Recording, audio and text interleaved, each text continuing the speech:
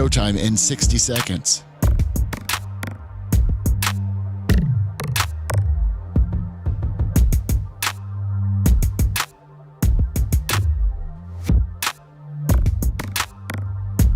"45 seconds.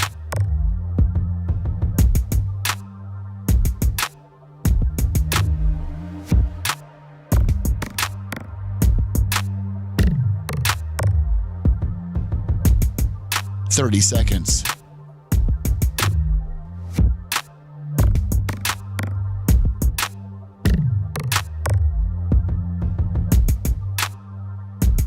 The show will start in 15 seconds, and this is your last audible warning.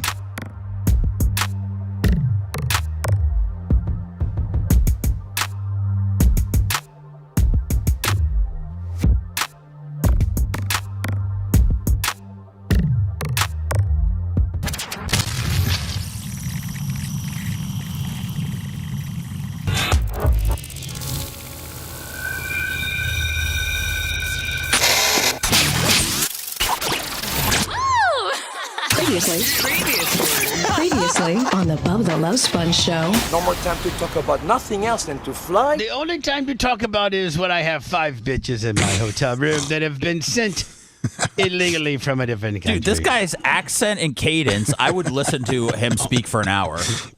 All books on tape, huh? Yeah, yeah. Yeah, Seth wants to get Jean-Claude Van Damme's books on tape. You're listening to the Bubba the Love Sponge show. Broadcast rights for the Bubba the Love Sponge show have been granted to this station by the Bubba Radio Network and is intended solely for the enjoyment of our listening audience. Any rebroadcast, retransmission, or other use of this production without the express written consent of the Bubba Radio Network is prohibited.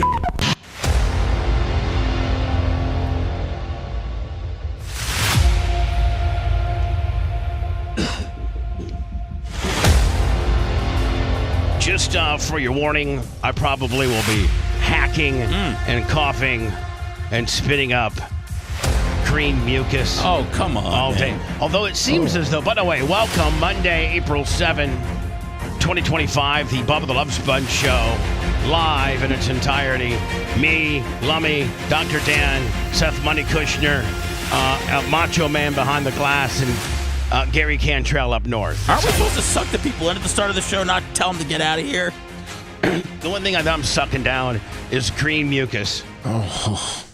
So Dan, have you? I mean, Dan, we got to put him down, right? I mean, he said this for 3 weeks. It's like an old dog. Put me down, bitches. Let's see how well things go for you. So, here's the deal, man. This upper respiratory thing. I mean, it is. It feels like COVID, but it's not, because I've tested myself now 3 total times. And I guess the upper respiratory infection that you get is only contagious for like 2 or 3 days, and then after that, you're just a hack job. But I wouldn't call you a hack job, but you hack a lot. I will tell you this. Man, it's like at night and in the morning, it's like almost like an old car where you got to get warmed up.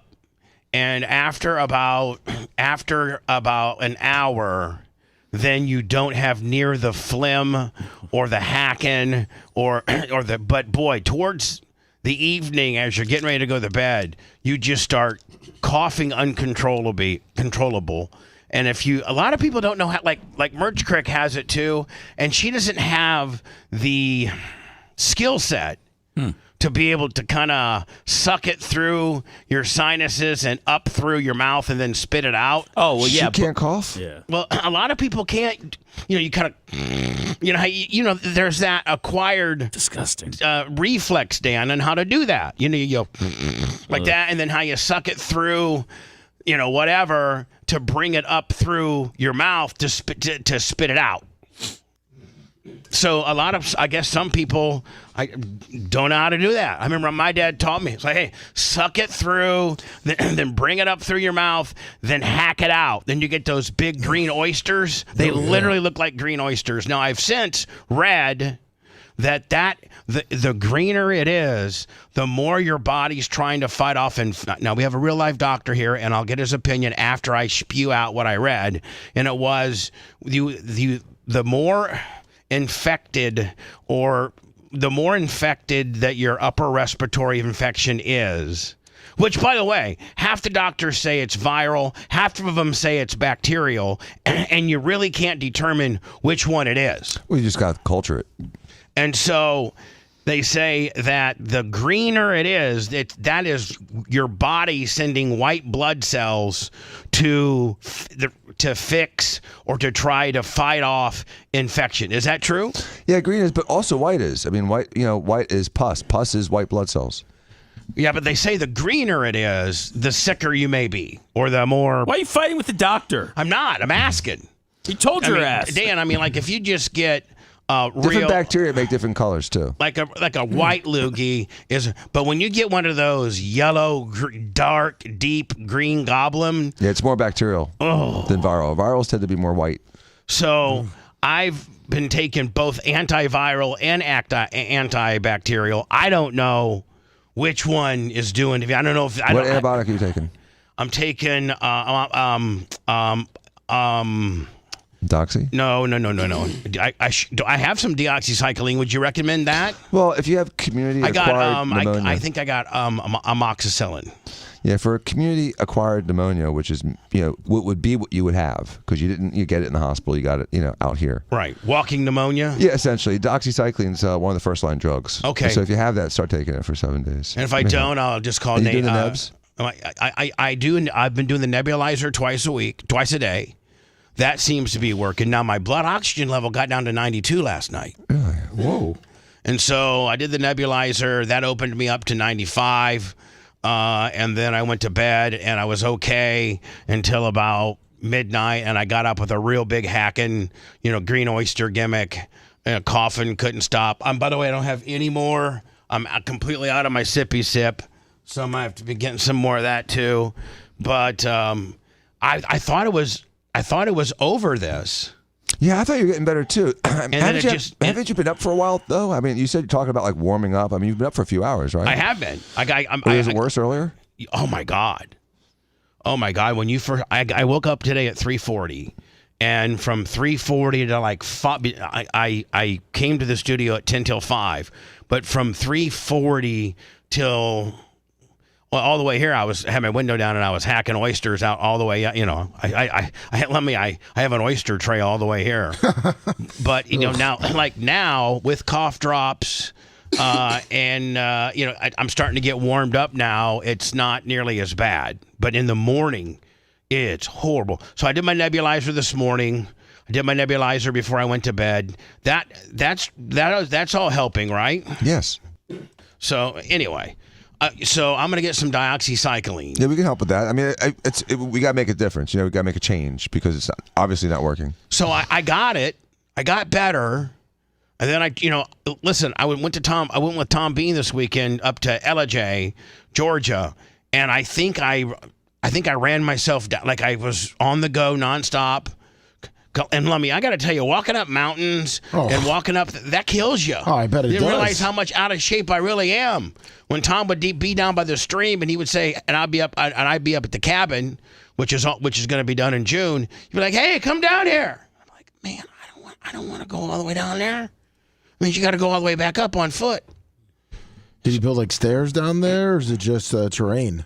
Terrain. Oof. He hasn't put the stairs in, but I will tell you, man. Oh my God, so beautiful. Oh my Lord, I took some pictures and stuff. It is so beautiful. How was the skag? Skag was good. Skag was good. It took me a kind of a little bit to learn how to be proficient on it because it's remote control. Yeah. So just like anything, like a guy that got a drone for the first time, he probably didn't fly it as good as he did on the 50th time. Oh, definitely. And I can't tell you how many people bought remote control airplanes that wrecked them the first few times they part of that, or first flight. Exactly. So, but we did bring the Skag back, Lummy, because the left track fell off, and they told me the Skag, the tree frog that I got, they've been using as a demo, and they did say they've been having some left. Again, they're still kind of in the R&D portion of this, and the left track had been falling off on a couple times that they had demoed it. Oh. So it's going back to Metalcraft, Wisconsin to get it fixed. And I'm going to talk to the guy, the engineer, tomorrow and give him some of my... I kind of took it up there to guinea pig it a little bit for him. You know what I'm saying? How do you ship something like that? I mean, it weighs thousands of pounds, right? It weighs 2,500 pounds. So what they'll do is they'll crate it. They'll put it in a big crate and then, send it on a truck, Get a forklift out and put it on one of those big FedEx trucks. Put it on those big, put it on those big FedEx trucks. So, Lummy, you're saying on our YouTube channel, we're 100, I'm sorry, we're 20, we're 25 away, no, 50. 50 away, 50 we're away. 50 away from 125,000 subs. Yes. That is awesome. It's going quick. Thank you so very much. It's all from the weekend, too, because we were at 123, I think, on Thursday. Now, listen to this. I write it down. You ready? Yes. I've been since kind of keeping a little tabulation. Okay. So on 3/3 at 5 a.m. So what day would 3/3 been? Thursday? March 3rd? No. April 3rd. I meant 4/3. I'm sorry, Seth. On April 3rd. It's like Wednesday. On April 3rd. No, it was Thursday. Yeah.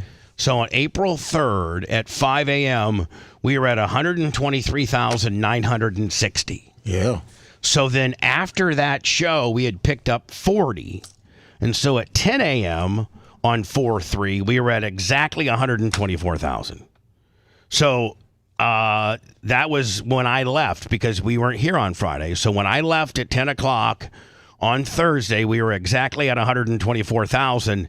And right now, Lummy, when I opened at 5 a.m. today, we were at 124,944. Nice. And so we picked up 6 just since we started the show. Yeah. So I got to think that we're going to hit 125,000 subscribers today on YouTube.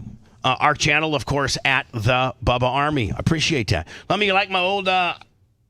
You like my shirt? Yeah, I like it. Rock and Roll Station did a lot of people in Tampa before 98 Rock signed on and kicked 95 YNF's ass. YNF 95 YNF was the absolute, rock station of all of Tampa Bay. Yes, it was. And they had Ron and all that kind of deal. 98 Rock came in, kind of put a little dent in their gimmick, and then they hired me, Lummy, and then the rest is history. Of course it is. So there you go. Again, go to our YouTube channel and subscribe and get notifications so that we could hit. It would really suck if we didn't get those 50 today. Right? Yeah, I think we might be pretty bummed. I'm going to be pretty bummed out. I think with the short we're putting out, I think it's going to help. What short we got coming out? Yeah, Sponge, or however you say it. His son. The Shador? Yeah. Oh yeah. So over the weekend, I'm scrolling through my phone, and I see that. Do we have the original? Because Yeah.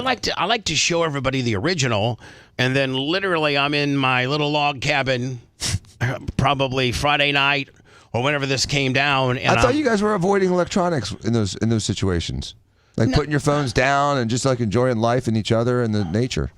No. Oh, really? You gotta always have your phone in your pocket in case an emergency. I thought you were like kind of like out of like. Well, range I did untether, but when I was laying in bed with my door open, listening to the crick, the stream, I'm scrolling through, Facebook, YouTube, Okay. TikTok, all that kind of stuff, before my pills kick in. And then, Lummy, usually I wake up with my phone, beside my mouth with some slobber, and I know I was scrolling last night. So I was scrolling. I forget which day it was, and Shador. It was Friday. It was Friday. Yeah. And let me know when you send it. Yeah, we're looking for it real quick. So Shador, some guy at Shador is like at maybe his pro day or he's having a press conference or something like that. Shador Sanders. It was at the scouting event. It was at the scouting event. Yeah. Okay, in Indianapolis at the combine. Yeah, the combine. So at the combine, they asked Shador Sanders, "Hey, what's your relationship been like with Tom Brady?" That's what they ask him. And Shador, says, "Oh man, I don't want to do my Shador impersonation, which would be, but he said, sound like Sponge. he just said something like, "Listen, although he didn't have very good time reference because this was exactly 5 years ago. It was June of 2020. Shador said a couple years ago, Tom reached out to me. I sent it to you. Okay, you did? Yep. All right. So then, hold on, let me see. Lummy. It's not the one with the video. It's a face. Yeah. It's this one right here? Yeah, because the one above it is actually is ours. No, that's actually like the full interview. So it's 13 minutes. All right, hold on here. All right, here it is. Let me put this over here. What in the hell is going on? Looks like you can't get into your own Facebook from what I saw real quick.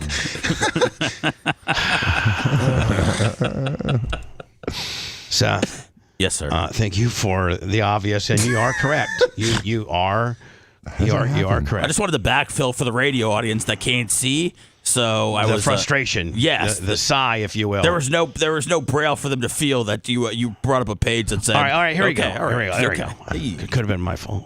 Hey. So I'm laying in bed Friday night in this cabin in Ellijay, Georgia. With the windows open. With the windows open, Nice. You can hear the stream. It's nice. Tom Bean's in the master bedroom below. I'm in the guest bedroom up top.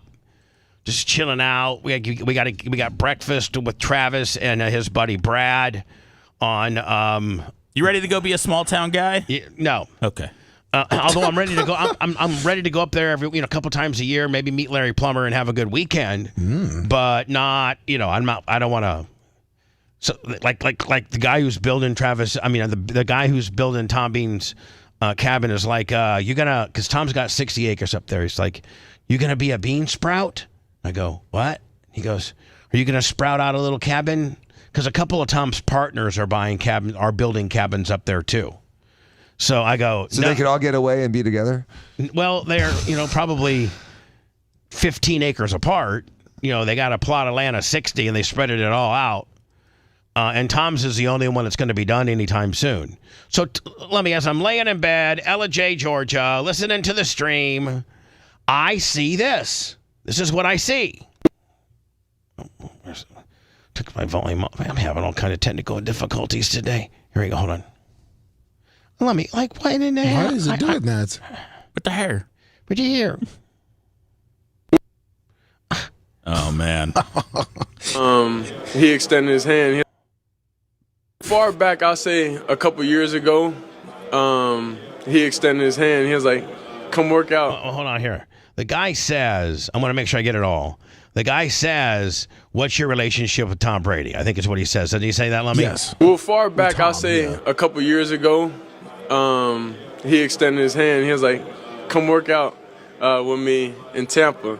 So we flew down there. Dad came, and we rode with him. He took me in his truck to this field, to his high school field.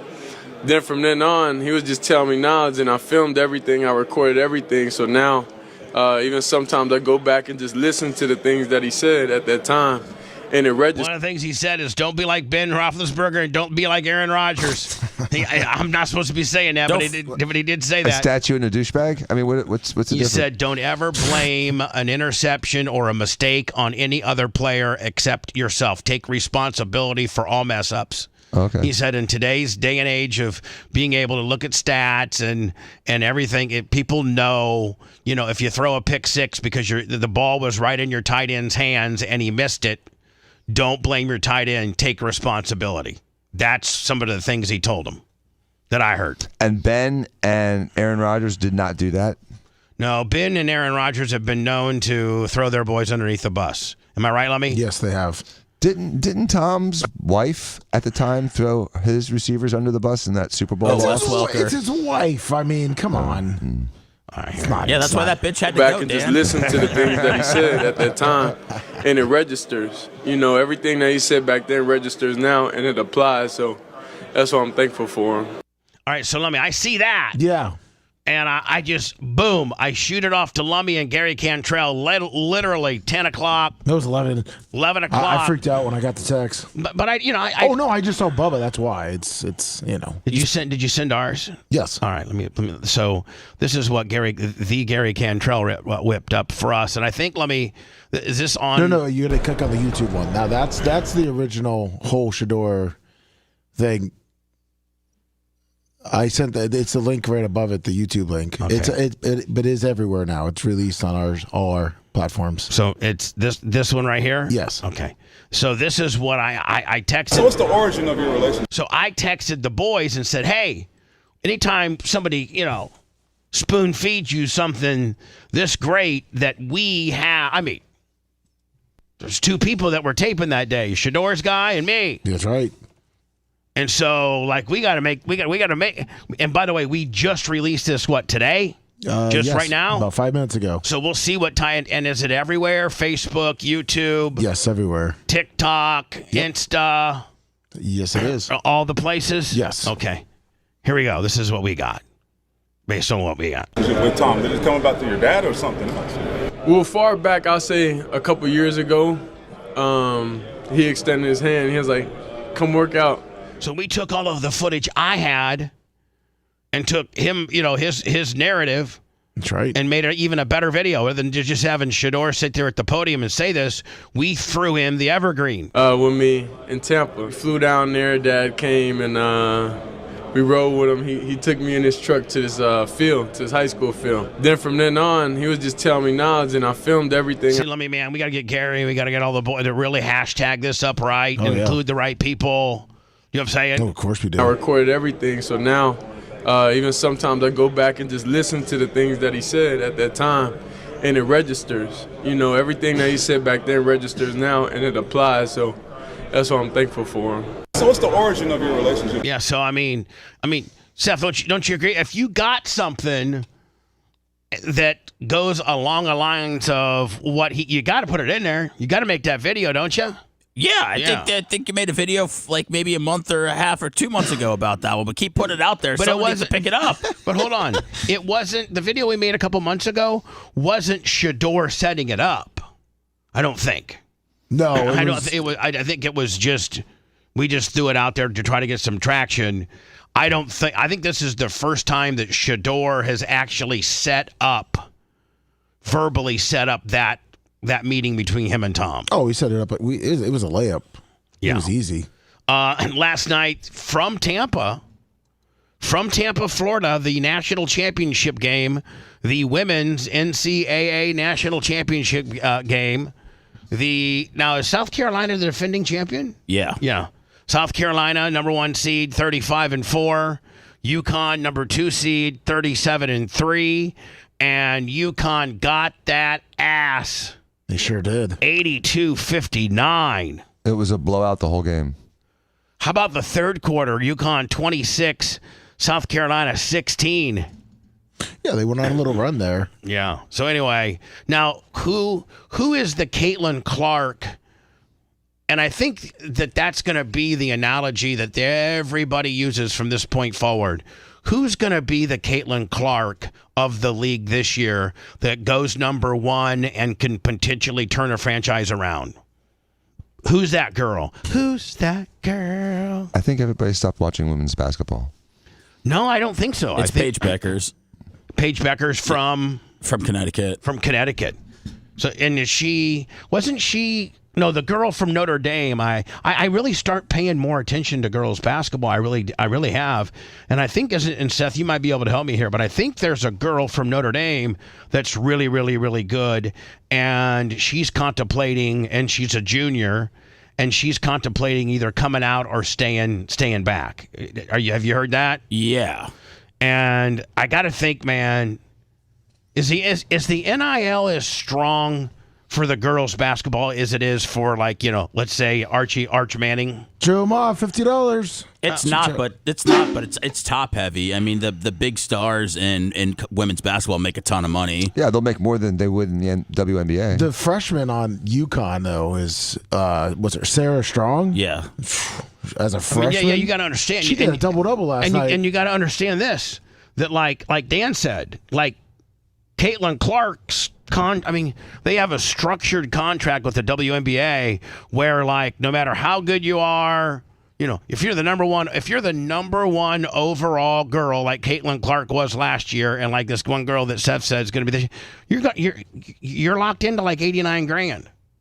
That's what you're locked into. Joke for a professional athlete. So why not stay there in college and pick up that $1 million plus. What, Seth? What's the highest NIL in girls basketball? Do you know? I think it's Juju Watkins, but I'll just go over what Paige Beckers has. She's going to be the number one pick. She's got Nike, Dunkin' Donuts, Go Army, Chegg, whatever that is, Nerf, Bose, and Crocs. That's just Gatorade, her?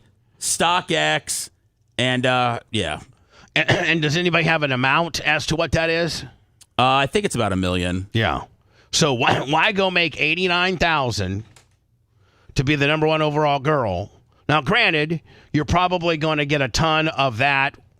Probably all of that follows you to the NBA. Well, women have to stay in college a certain. They can't go to the WNBA like as a freshman, so you have to stay a certain amount of time. I think you got to stay till you're a junior. Yeah, so it doesn't. I mean, honestly, it really doesn't make sense for anybody to go to the WNBA early at this point. No, it's saying $1.5 million for. All right, so she's for who? What's her name? FloJ? Oh, FloJ Johnson? Yeah, LSU, yeah. She's the highest. FloJ? Yeah, FloJ. So FloJ can make a 1.5 being FloJ, and she's got another year. Or she can go and get drafted by wherever for $89,500. Now, granted, all of her NIL money probably stays with her as she, makes the trek over to the WNBA. But she knows it definitely stays with her at college. She goes and picks up another $1.5 million, maybe a national championship. Well, but this Sarah Strong girl, she stays 4 or 5 years, Bubba. Hold on, she's a freshman, right? She's a freshman. And who does she play for? UConn. She had a double-double last night, and she's only 6'2". As a freshman? Yeah. Well, she broke the all-time record for most points scored in a tournament by a freshman. Yeah, she's a freshman. Yeah. Now, Seth, you're saying, I think in guys could leave after their freshman year. Yeah, one and done. Right. So most do. Girls have to stay till they're juniors. So is she a redshirt freshman, like a true freshman? She's a true freshman. True freshman. So does that mean she has to play 3 more years? She got to play her sophomore and her junior year before she can go out. But these girls especially aren't looking to leave the sisterhood after one year. Yeah. They're going to stay there as long as they can because they wanted to go, be part of a winning culture, especially with UConn. Nobody's looking to go to the WNBA really, unless they have to, unless they get to that point. There's nothing wrong with it, but I think that these 18 and 19-year-olds, they want to be part of that college experience. They want to be part of a college team. I don't see anybody trying to, get to the WNBA. It doesn't even really come up at all. Because the WNBA does not really financially a life-changing thing. If you're a guy and you go to the NBA, I mean, you're able to buy your mom a new house, you're able to buy yourself a new house, you're able to buy yourself probably any type of car you want. I mean, what's the number one overall guy in whether you're a freshman or you're a senior in the NBA making? Isn't he making the number one guy in the NBA? Yeah, draft. Oh, well, they are also slotted with how much they can make. Okay, but it's a lot more than $89,000. Yeah, your guy Cooper Flagg right there that you have up on the screen is going to be the number one pick this year. Right here? Yeah. I saw that he choked. He had a chance to win the ball game last night. He didn't Aaron Rodgers. It was unbelievable, dude. Hold on, I forgot. That's where you did your undergrad. Yeah, it was the most disappointing game I've seen since they lost to Louisville in the national championship in '83. Here's the deal. All the dude has to do is make his free throw. Yeah. He just has to make his free throw. Well, there was a lot that went into that meltdown, right? It was a lot. They scored like 2 free throws in the last 10 minutes. I mean, two field goals in the last 10 minutes. It was pathetic. They shut down. They made mistakes like little bitches. They were up by what? They were up by what? 14 at one point? I was going to say 6 with like a couple minutes to go, weren't they? They were up by so much, Bubba. They were dominating. In fact, the other team scored 9 points in the first half of the first half. Tom Bean said it best. They had a lot of time with Tom Bean, 16 hours in the car with Tom, 8 pulling a trailer. And so on the way back, like through Macon, we're doing channel 26, Sirius XM, classic rock rewind. Name that tune. Like who's better at music? What's classic rock at this point, Bubba? Classic rock's anything from like the 70s and the 80s. That's from like 50 years ago now. I know. But classic was always like 20 years ago. I know, buddy, I'm telling you. But I'm just telling you. Classic rock's like, for those about to rock, we salute you. You had the classic rocks like "Heat of the Moment" by Asia. Classic rock right now is Blink 182. No. So It's anyway, everything from like Led Zeppelin up until like the hair bands. So anyway, listen, we're playing that, and then we switch over and start listening to the Auburn-Florida game, and Tom Bean says, so I said, how about tonight's game? Houston-Duke. And Tom Bean goes, I'm telling you right now, Duke should run him out of the gym. Oh, they should, yeah. So this is exactly what he says, because Tom Bean keeps up with this stuff. He's like, Duke should run him out of the gym. Like, there's not, of the 4 teams, there's not any of the 4 teams that even have a half the talent that Duke has. He said, but they're kids, and they can get in their head, and they can mess up, and then a mess up will avalanche you, and next thing you know, you've choked. And he said, so... it's I wouldn't be surprised if Houston upset them, but if Duke played to their potential, there's not a team, they would kill everybody.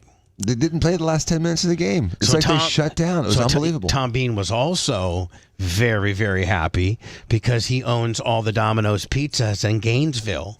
And he's like, listen, when, the Gators are playing, people order what? Pizza. If the Gators got eliminated on the Sweet 16, tonight's game was, they're not going to be selling any more pizzas because Gators ain't in the game. He said, it's like a 40 or 50% increase when the Gators are playing. Of course, yeah. So he was like, he was happy that Florida beat Auburn. That was a hell of a game. We were listening to it on the radio. That was a hell of a game. It was like 11 lead changes. It was a great game. Yeah, Florida pulled away at the end, but yeah, that was a really good game. That one dude, that Clayton Jr. dude. Oh, he's a stud. Oh my God. He takes over the game. What is he? What year is he? I think he's a senior. He may be a junior though. I'll look it up. And he goes early, does he not? Oh, and yeah. Dan Flagg had, that jump shot. He's made that jump shot 10,000 times in practice. He's made that drive to the baseline, 9 foot left side of the free throw line. If he was at the first hash, he's made that, and he had a clear view to the basket. The guy wasn't in it. He just dinked it.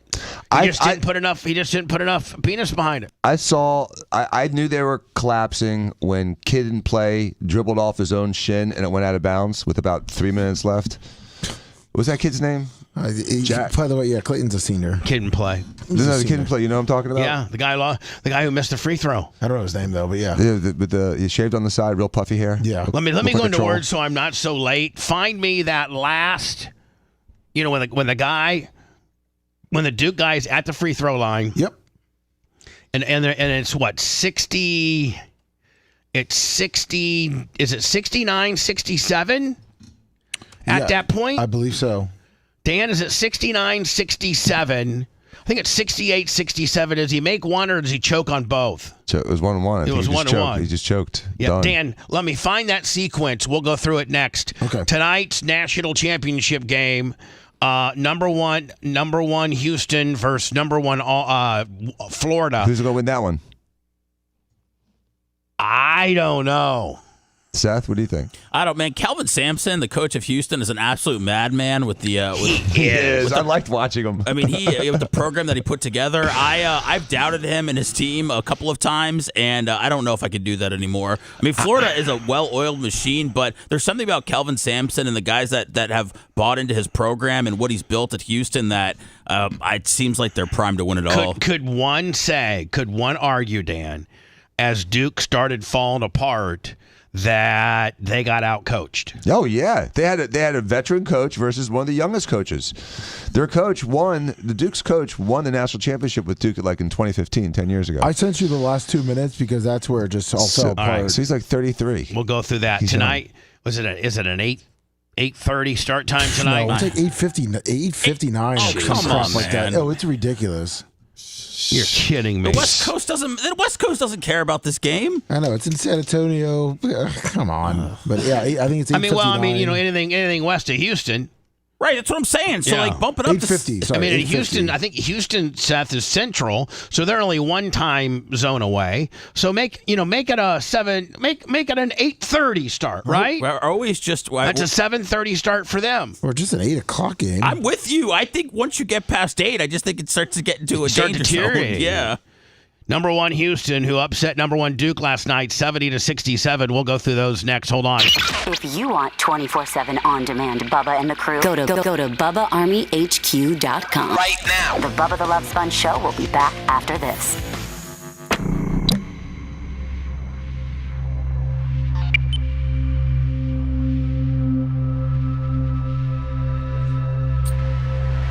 No, I know. I'm just in the hot mic.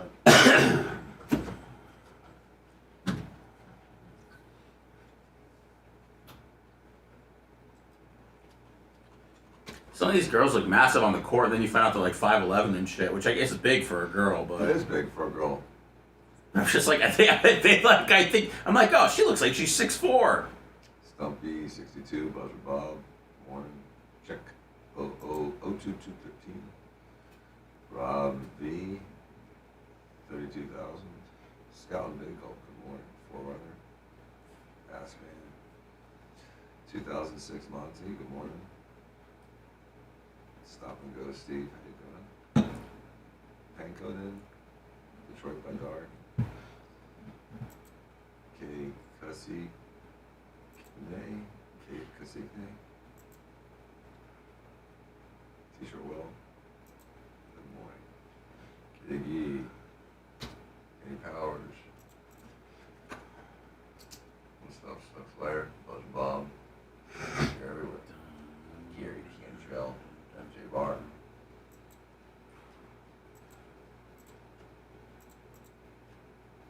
What's up, CC Hall? Good morning. Neil Montplaisir, Black Eye Cali.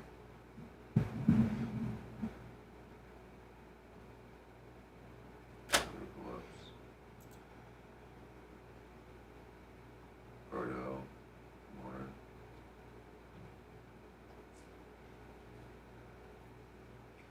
Hey, Dan, I look at my dioxycycline. If I'm low, can I get Nabba to call me in some? Absolutely. All right, but I think I'm okay. Yeah, but if you need some, just call.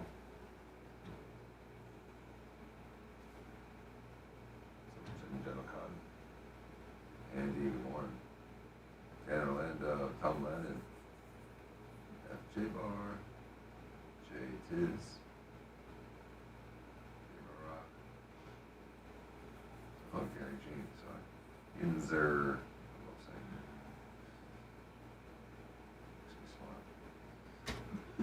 Hello, YouTube. How are ya? Everybody?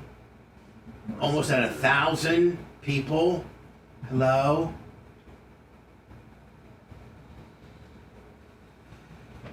I think Seth Kushner's still in. No, he left. Kush left. Kush What? got the fuck. I know he's there. What do you mean, where? I'm sorry. What? Not bad.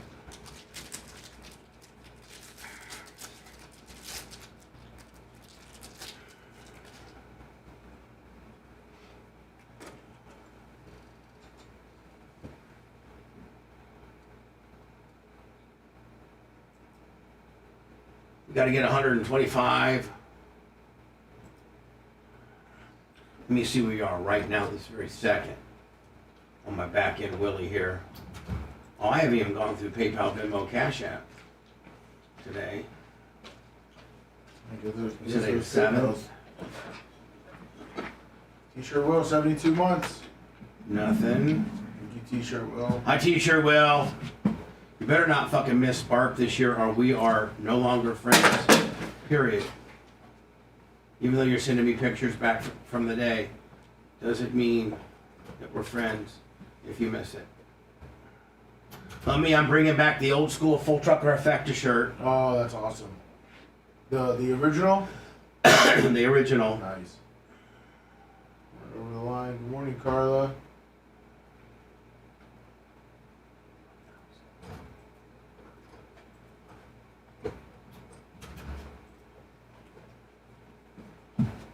Sure does, Grumpy old biker. 1,373.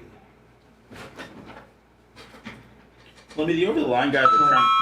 The other line guys are trying to get a hold of Stein. Do you think he would do their show? Yeah, I talked to him, and I talked to Stein. Simon he's been busy. I know he's busy. I figured he might do it. I just didn't want to be presumptuous. Did you see Seth where that one podcasting world they're having to cut back now and stuff because it's not doing so good? Who, serious? Was it out? No, it wasn't Outkick. It was I saw it that they're cutting shows and. I'll look it up. I didn't. Good morning. I didn't hear about anything. It was an important one. Oh, good. That'll work out. It wasn't Outkick. It might have been something else.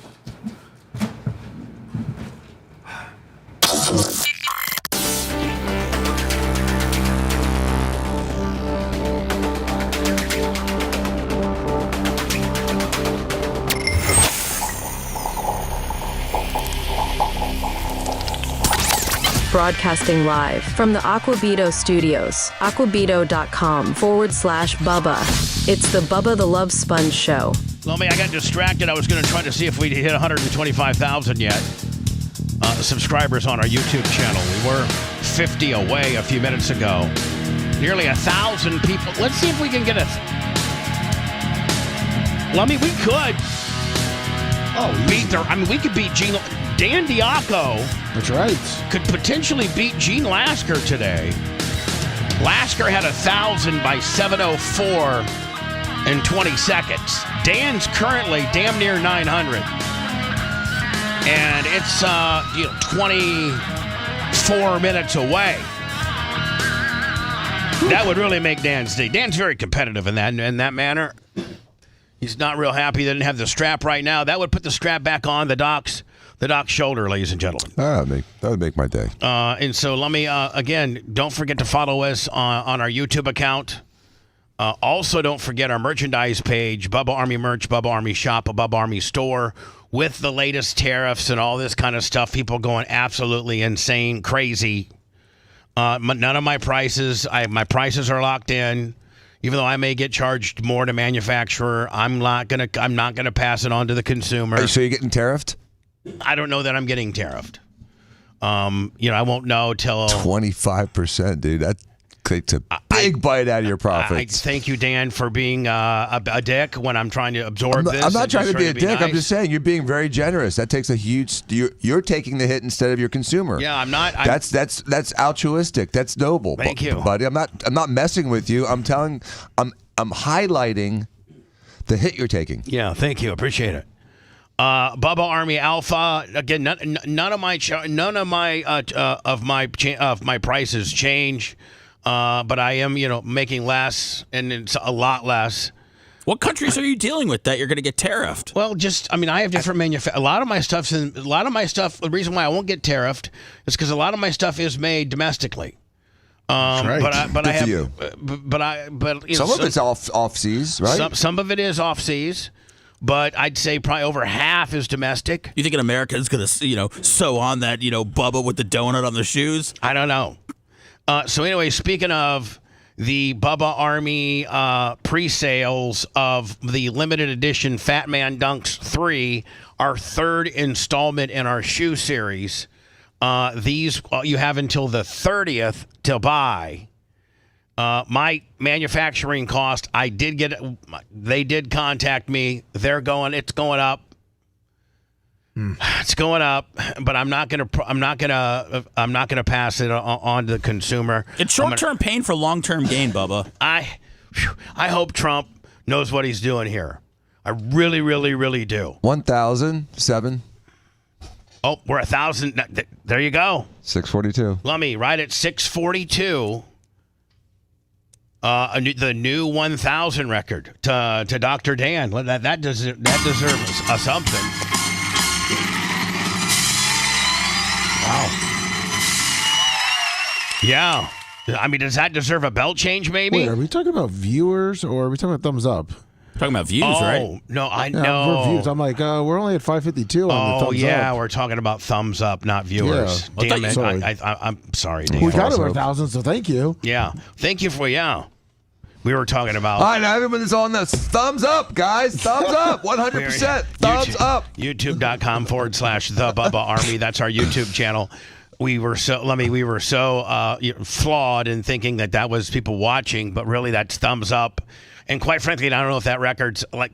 Well, but I mean, nobody thought Wayne Gretzky's goal record would ever be tied or beaten either. And Ovechkin, and the same. Here's what the most unbelievable thing about this: Ovechkin beating Wayne Gretzky's goal record 2 nights ago is it happened in the exact amount of games that Wayne did it.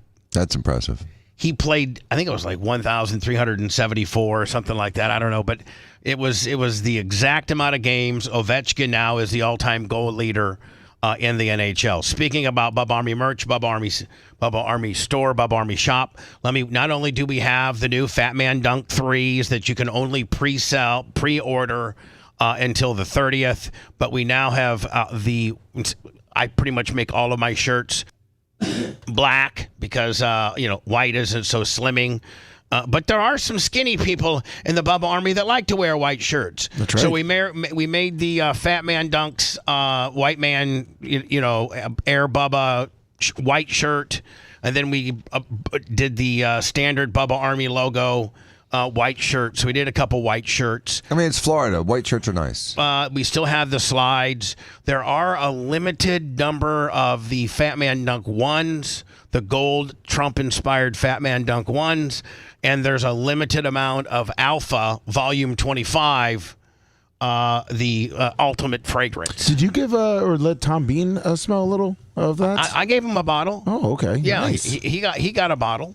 Speaking of Ovechkin, this is him, beating Wayne Gretzky's record.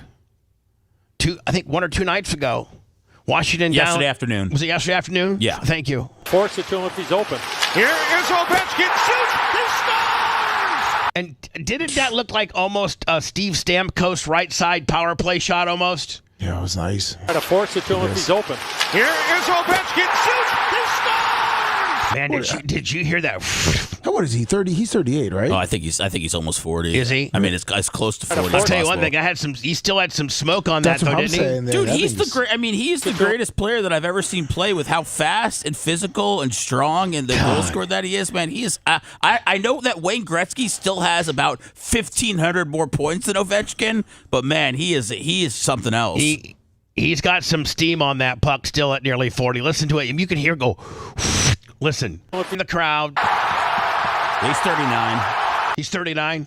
Yeah, so Wayne Gretzky, so the night before, the Caps were at home, and Ovechkin had scored, and the other team had pulled their goaltender, and Ovechkin said he didn't want to go in because he didn't want to break the record on an empty net. Right. So then they took it to, which he could have done at home, but then they took it to the Islanders yesterday, and then Wayne Gretzky was following Ovechkin because Gordie Howe followed Wayne Gretzky when Wayne Gretzky was making his record. That's pretty cool. So Wayne wanted to do the same thing for Ovi. That's pretty cool. Nice. Yeah.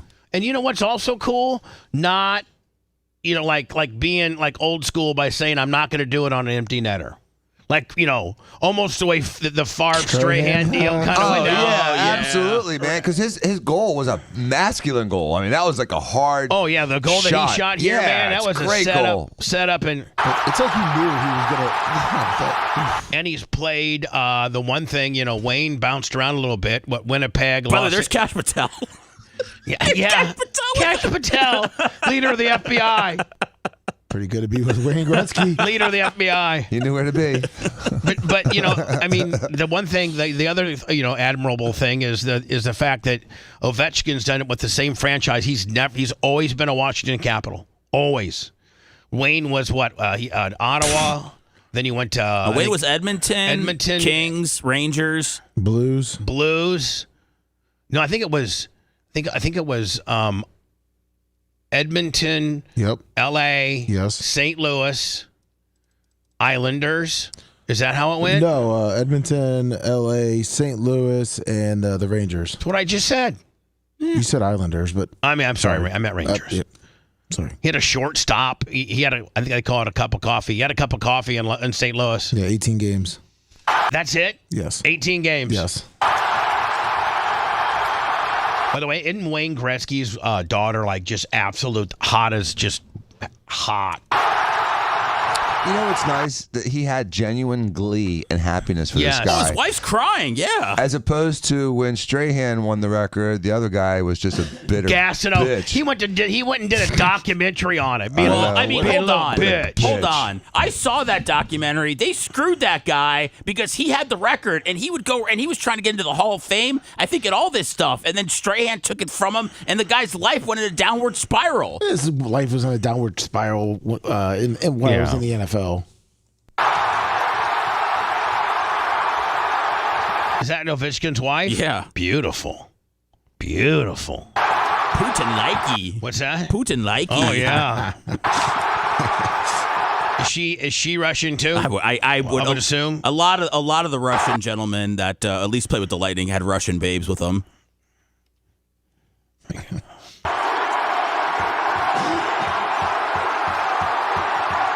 I mean, great job. Now, I think this is him before the goal. Yeah, he was mic'd up yesterday. And I think he was talking. I think this is Russian. I don't think he's talking English here, is he? Hold on. If you're going to stay in the middle, I'm not going to take a shot. If you're going to stay in the middle, I'm not going to take a shot. I'll pass it to you. One touch it to me right away. Oh, no. I guess he's... If you sit in the middle, I'm going to take a shot. Okay. Yeah, he's speaking English. I mean, you know. I don't think Carlson's up on his Russian. I was going to say. I think he says something, if you take it to the middle and get it over to me, I'm going to take a shot. Yeah. So pass it to you, then you pass it back to me right away because I'm going to have it all... I'm going to... Like when... And then we bomb the Ukraine. And then there'll be more bombs on Ukraine now. And look at he's just waiting. He's like when Stamkos would just go over there and wind it up. You know what I'm saying? Have it all wound up, knowing that they're going to feed you, and you're going to go ahead and get it on a. Is that a one timer or when you don't even stop the puck, like you just redirect the puck, right? They put it out there and you don't even stop it and then shoot it. You just basically catch it in, Skate didn't cut his arm off. Yeah, watch, hold on, right here. Now watch. Right there. Whew. I mean, and those skates are razor sharp. That would be a tough scene to have him bleeding out right after he broke the record. Dies on the court. Got his arm separated at the elbow. The net. They took the jersey. Ovi wanted the goalie stick that he scored on. I mean, they got for real? Yeah. They stripped the goalie completely nude. Well, he was a fellow countryman, so I know they had him taking pictures with Wayne Gretzky and Ovechkin after it because they probably took the net, the stick, the puck. All of Ovechkin's his entire uniform. He changed jerseys after he scored that goal. Maybe pants and skates too. Maybe I don't know. I don't know about pants, but the jersey definitely went. I'm sure the pants and skates will end up there too. Yeah, just like Reggie White. And probably the two most valuable, well, maybe three most valuable pieces in that whole ensemble, Seth, would be in this order. Probably stick, puck, net, maybe stick, puck, jersey, net. I think jersey. Yeah. I mean, like I think stick and puck might be up there. I don't. As far as what do you think would have the ultimate value? Yeah. Oh man. Probably an autographed jersey. That jersey. Yeah. That jersey. But if everything's not autographed, I'd say that the stick might be there. Yeah, but let's say throw an autograph on it. Stick, puck, jersey, they're all worth something, right? But they'll go to the Hall of Fame though, right?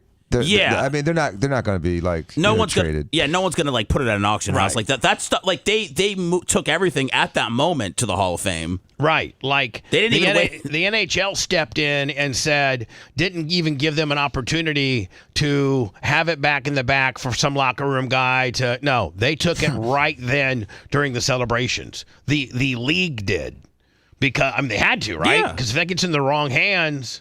Next thing you know, it's up for the Sobeys auction. I know. Wasn't because somebody stole Tom Brady's Super Bowl jersey, didn't they? Yeah. Here's the Rizzler.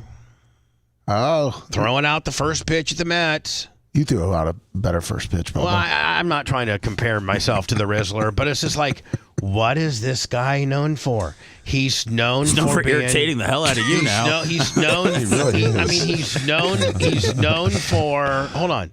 He's known for scratching his face, his fat little pie face, and having his finger like that. Like, there are so many talented kids that can play the piano and have all types of athletic ability and just all type of artistic ability and can paint. And he's 8. What's he supposed to?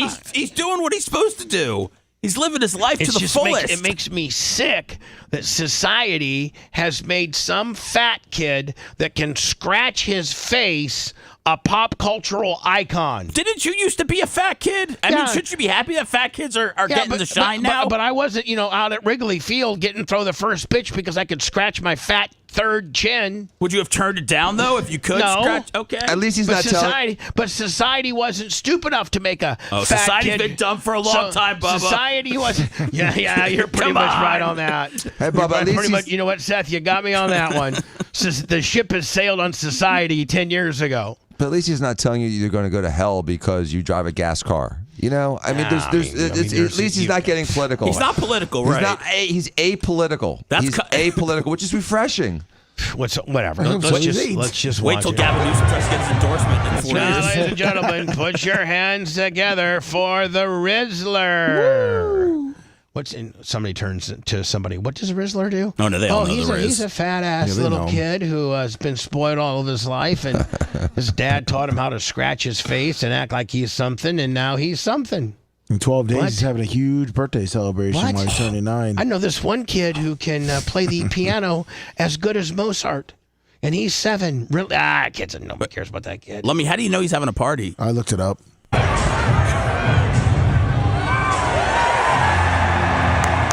Gets a pop. First off, an 8-year-old kid should be able to make it to the kitchen.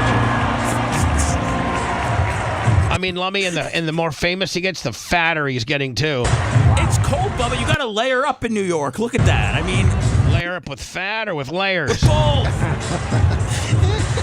Watch, and then here's the deal. So they're getting him on camera, and then he strikes his famous finger on the side of him, and my fat ass cheek deal. Look, hold on, ready? Look.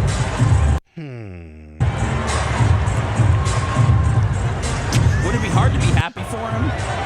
Well, I don't know. Let's go to Dan. Dan, don't you find this pop culturally disgusting that we have made that kid? That kid is a superstar. Don't you find that pop culturally insulting? I think it's a sad state of our society that we're championing this punk. It's silly. He probably has, his parents probably aren't even legally here, so he's probably an anchor baby. Rizzler? He's Italian. His parents. He's an anchor baby. He's Italian. No, he's not an anchor baby. I thought you would have embraced him, Dr. DeHen. Is he on a flight to El Salvador? I mean, should we put him on the plane? No, shave his head. Did you see where? Handcuff him. Throw him on the plane. I don't think I got a news story from y'all, but did you see where a federal judge has ruled that guy that we sent to El Salvador, even though he's part of MS-13, and that we have to return him now? Did you see that? Yeah, that's like saying you're peeing in the ocean. You need to get your pee back. It's the guy. They said they can't find him. Yeah, he's gone. He's gone. It's like peeing in the ocean. Said, I need your urine back. Sorry, he's gone. But didn't they send him away? This wasn't a clerical. They're calling it a clerical error. But wasn't he a bad guy? He was in jail before for being in a gang and got out. J.D. Vance said that he had some traffic violations. I think he was eating dogs too. But besides that, it's okay. I mean, Bubba, we had 11 million people come across the border illegally over the last 4 years, and we made one mistake. One mistake out of 11 million. I mean, come on. I'm going to go to words, and I got a bunch of other things to handle as well. But and by the way, Russell Brand now has he been arrested, or are they just starting the investigation stage of rape and sexual assault? No, if he got charged, I mean, don't they come and arrest you at that point? I don't know. I don't know if I don't know. He's got 3. I think he's got 3 counts of it. A charge is formal. Wasn't this from 99 and 2000? And the other thing is, and I'm not sticking up for Russell Brand per se, but it's like, did these girls report this? I don't think this was 25 years ago, Bubba. I thought I saw that it was, but I could be wrong. It's the offenses were between 99 and 2005. So like 20 plus years ago. So like, this is what I'm saying. Like, I'm not sticking up for him. I'm not saying that this didn't happen. I'm not saying that these women didn't go through some horrible things, including what they're accusing him to have done. But don't you think that, like, maybe when that sort of bad thing happens to you, you need to immediately report that? And when you go 20 to 25 years, and then you report it. God, anybody can say anything about anybody at any time at that point now. You better have some pretty convincing evidence. Do you have a rape kit? Do you have texts saying, hey, how'd you like that rape last night? Oh, goodness. They didn't have texts 25 years ago. That's what I'm saying, Dan. Like, I mean, like, what do you got to arrest this guy? Just a wild accusation. And Bubba, I mean, if your wrestling coach touched you and you waited 25 years to talk about it, why? Why did you wait 25 years? Just because maybe he's running for mayor? Well, I mean, it's like we're gonna break that down a little bit. You know, we haven't really got into what time does the market open, Lummy? 9. I mean, there's a pre-market, but the pre-market was down too. Pre-market opens at 7, I believe. Pre-market should be open up right now. Yeah. Hey, Bubba, listen. Go ahead. So I was going to say, the reason why this came up is because there was a documentary that Channel 4 did that talked about all of these allegations against Russell Brand in 2023. So it looks like it was kind of like the R. Kelly deal, where they went back and started looking into his stuff. Still, as an investigative body, you know, what information or data do you have? I guess maybe the documentary. Now, where's the document? Is the documentary available, Seth? Do we know? And where's it at? Do we know? I don't know. They put it out in London on Channel 4, so I mean, I'm sure it's out there somewhere. And Bubba, you know, there's no statute of limitations on murder. But don't you think there should be maybe a statute of limitations on rape accusations at 20 years? I think there really should be a statute of limitations on almost everything except murder. Well, I think that there should be, and there pretty much is, but they've changed some of the laws to allow this. And so here's the deal: if you're going to allege these sort of things, there's no rape kit. I don't think that they reported it to the authorities back then. It's just a really. Could you put together a day in your life from 7 years ago, let alone 20 years ago? I can't put together a day in my life last week. Yeah, I can't either. I can barely tell you what happened yesterday. Yeah, but you would know, I think, if you got raped in 1999. Oh, if I raped a girl yesterday, I'd remember. But yeah, and even if I had raped a girl 20 years ago, I would know, and I would say I didn't rape her. You know what I'm saying? Yeah. And why didn't she, which by the way, there's no excuse for a guy to behave in that manner. No means no. Don't drug them. Don't force yourself on them. If they don't want to do what you want to do, then just let them go. Just no means no. But my Lord, if somebody has wronged you as a woman and done that that's one of the most horrible things that can happen to a woman.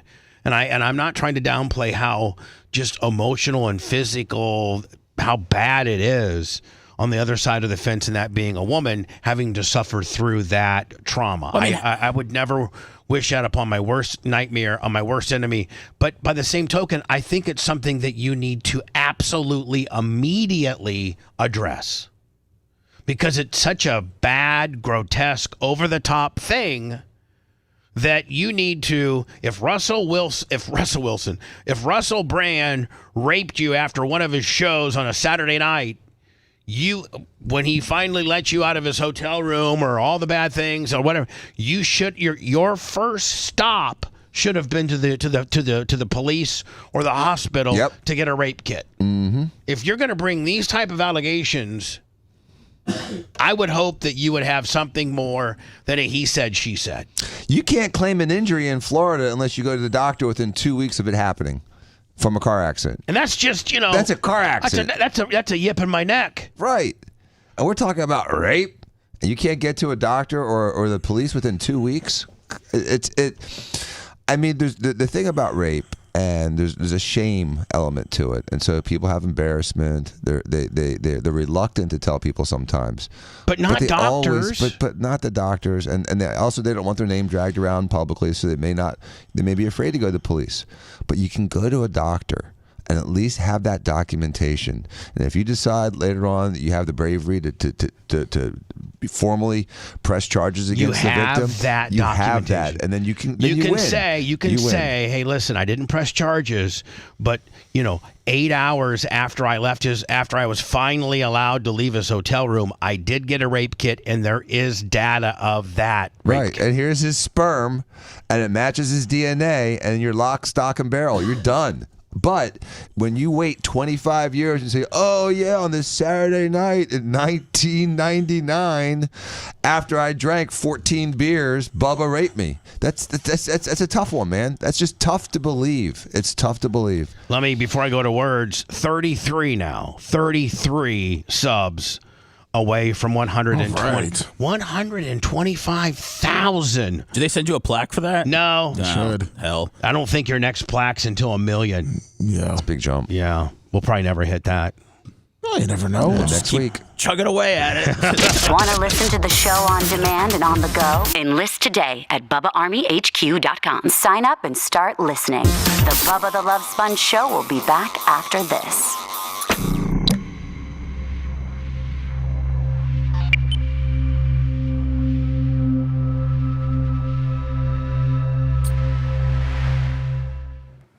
Does anybody know how the service merchandise stocks are doing? Oh, they're up. Are they up? Yeah, they're coming back. Oh, yeah. That jewelry. Because that jewelry always get tariffed. We know it's from Taiwan. Oh, 100%.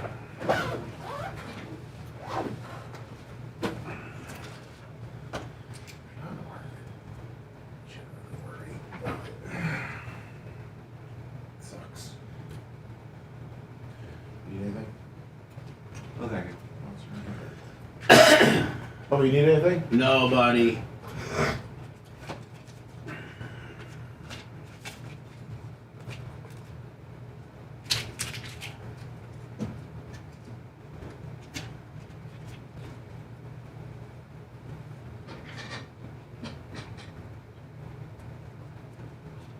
What'd you do this weekend? Who you talking to? You. Danny had his football game. First tackle football game. Oh, hold on. Real tackle? Yeah. Oh, fucking now I want to go watch that. He's playing safety. Where's he at? It's called the Tampa Titans. No, are they, what facility? They move around. Depends on where they play. Like, I think next week's in Lutz. This week's in Lutz. And sometimes they play Robinson.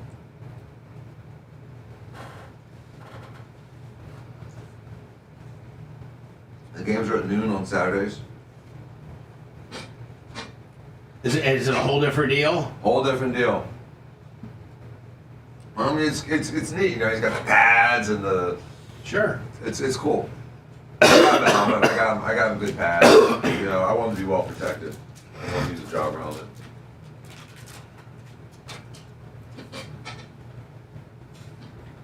Right. And that was without a question the highlight of my weekend. It stopped a big touchdown too. Drilled the guy out of bounds. Good.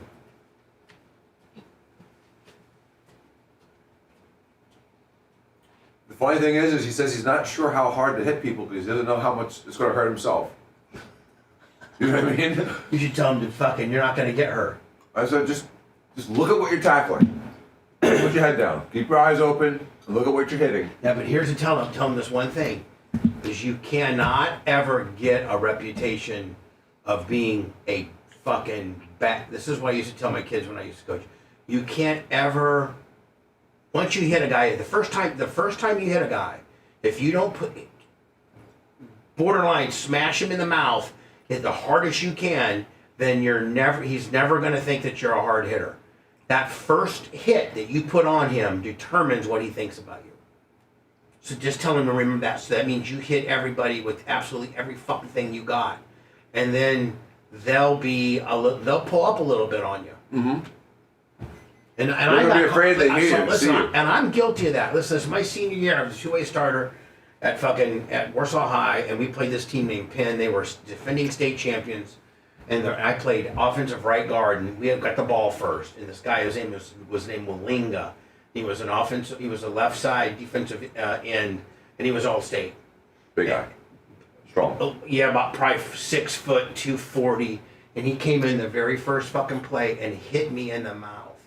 Didn't give a fuck. He didn't get a penalty. They didn't see it? Because they didn't see it, but he literally hit me in the fucking mouth, and he was in my head the entire game. Right. The entire fucking game. So on the defensive side of the ball, because I played both ways, I tried that with the center, and it was a little bit of because he tried to fuck with me, because they were taught that. Their team was taught that. Really? So he tries to fucking smash it. So when we go on defense, I'm like, fuck that. I'm going to hit this motherfucker like the way, and we kind of stalemated, But at least he didn't have dominance over you. Right, but the other guy had dominance. Yeah. Absolutely. So I told my guys in flag football, I said, bang the first time. That way they'll be afraid to catch a pass on you. Yeah, take that penalty if you have to. Yeah, I told him that. I agree with that 100%. I might be volunteering for Robinson High School. Oh, really? Awesome. Yeah. What? Yeah, I talked to my guy who's the new head coach over there. I might, which is right by your house. Mm-hmm. It's like 2 miles. Maybe.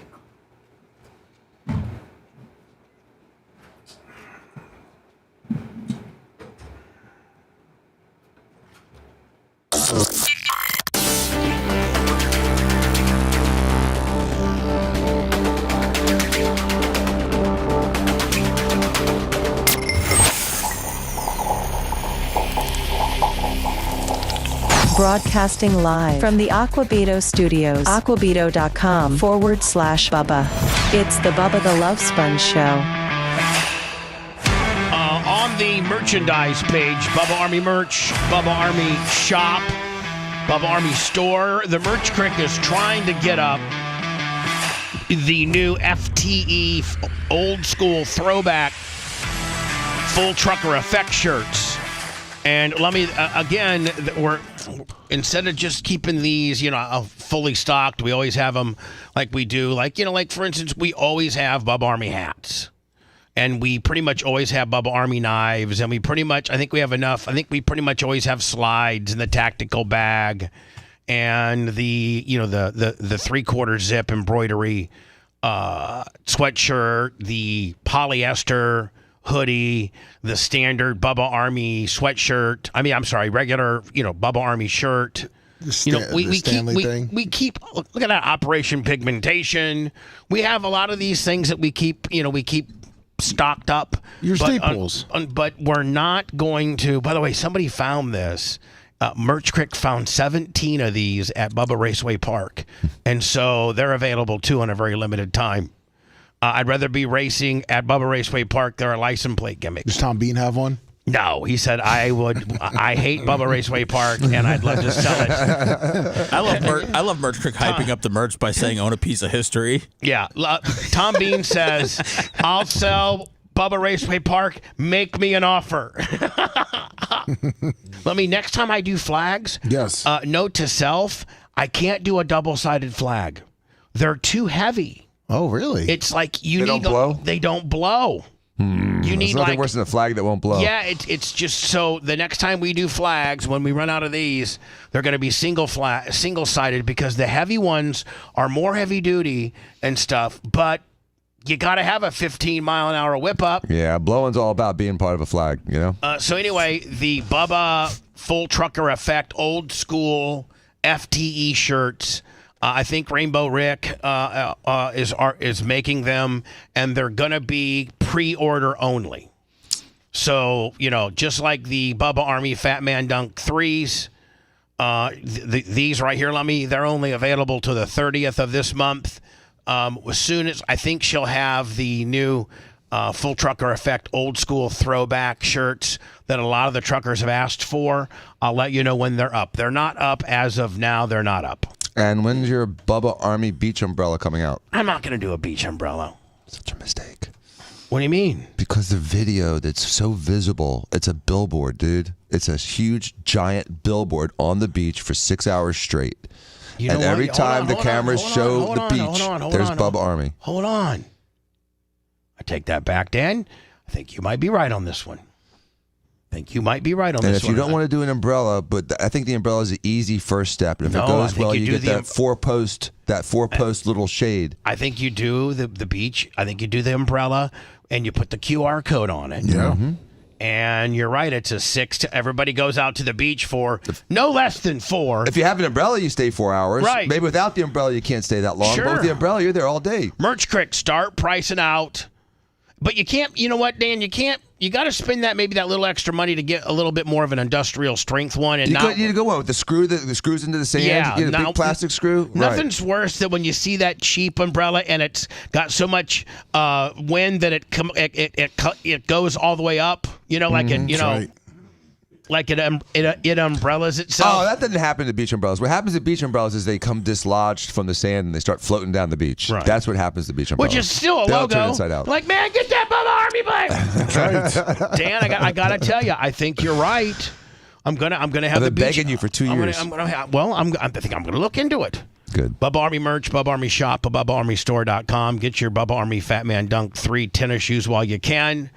And also some of the white shirts that we're making now, and the Full Trucker Effect throwbacks should be up later today. Merchandise is a big part of our business. Hello, you're on the air. Go ahead. What's up, Bubba? Good morning. What's up, sir? Tell me what we continue to give me, like every 30 minutes or so, how close we are to 125,000 subs on YouTube. Sounds good. Okay? I know we were 37 away a few minutes ago. Like to hit that plateau by the end of the day today. Thank you. Yes, sir. Go ahead. Hey, I just wanted to say on this Russell Brand thing, I listen to his videos on YouTube all the time. This is right out of the playbook of the Dems, the bad guys, whatever you want to call them.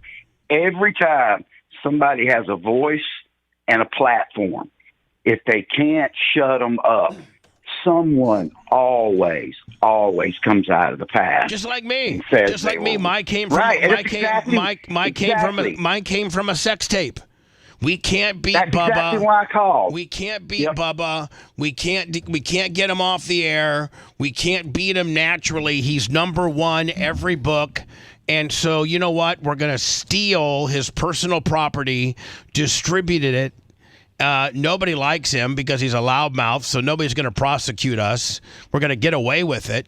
And he will no longer be on a big, sexy FM radio station in Tampa, and we never have to worry about him again, because when he is on a big, sexy FM radio station in Tampa, he wins. He's the most legendary, radio personality in the history of Tampa.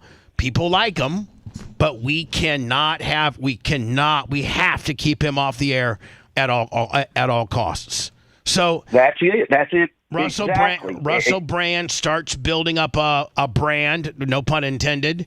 I think he's huge on Rumble. I think he's huge on some other platforms. He is very outspoken. He's unbelievably smart.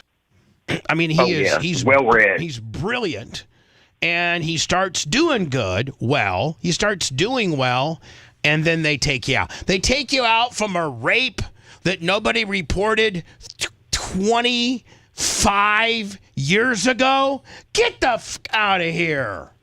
Well, Bubba, think about it. You're 58 years old. You're a female, supposedly. You're at the quarter laundry. You don't make any money. And somebody approaches you because they found you in a yearbook and you used to know this guy. If they offer you enough money, of course you're going to say you were raped. Well, you're not important. But You're here's not the deal. a voice. I would hope that the accusers of a lot Russell of women who are Brand, down on their luck do claim rape. I will say that. Yeah. That's a proven stat. So is that true? No. Okay. Seth, you almost had us. You almost had us like you had some real facts over there. Very convincing. No, but here's the deal, sir. I would think that the British authorities and the Channel 4 documentary that they did on Russell Brand had more than just a couple girls at the laundromat testimony. I would think that they probably had a lot more than that, but it still befuddles me how something that happened 25. I mean,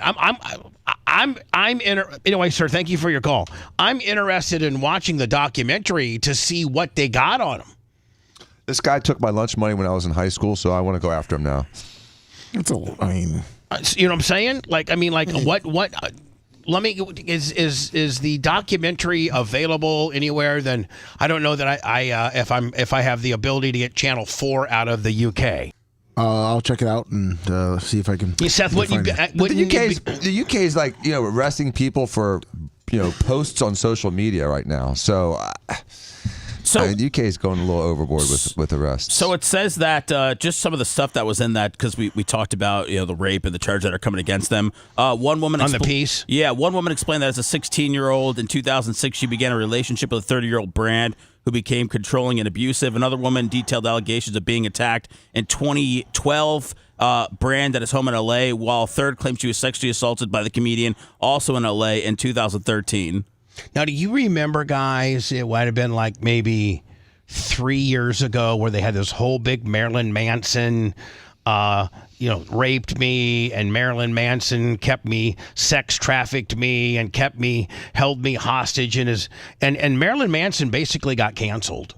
Marilyn Manson got canceled. He had all these gigs that had him slated to play, and he got canceled.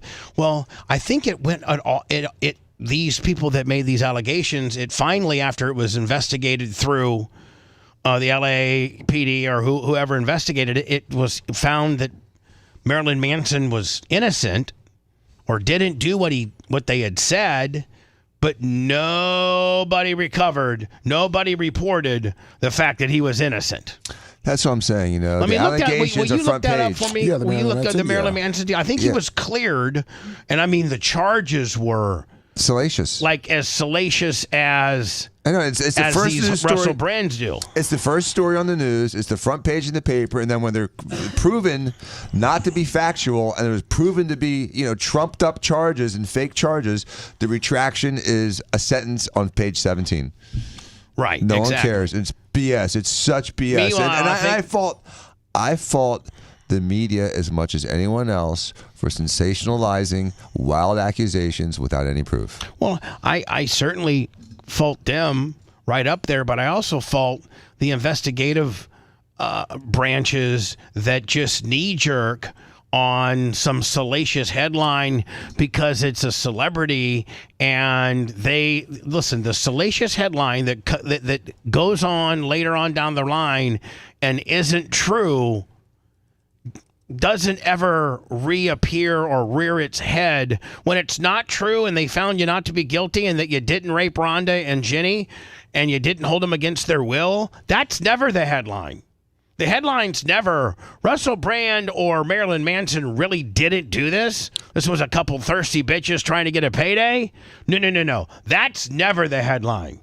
But the headline of couple thirsty bitches from 25 years ago have these allegations of rape and sexual trafficking and yippee-yo, those make and by the way, with no trial, really a very, very small scale investigation. It's just at this point they're just looking into it. That makes front page headlines. I sent you the Marilyn Manson timeline. All right, why don't you tell them to me? Oh, I'm looking up trying to find the original article now. I'm sorry. Plus, you can watch Russell Brand's documentary. All right. I'm sorry. I like for sometimes, like when I give you an assignment, that you just blurt it out. Okay. I'm sorry. You know what I'm saying? Yeah. But I think that you get a little bit nervous on that. Well, I was trying to find the Russell Brand thing too. All right, here we go. Marilyn Manson has always been a controversial figure in music. Critics of the 90s accused his lewd brand of rock music, of promoting Satanism, degrading women, and inciting violence, even blaming him for the Columbine High School massacre. His career, ridiculous. Yeah, which is ridiculous. He did get blamed for that.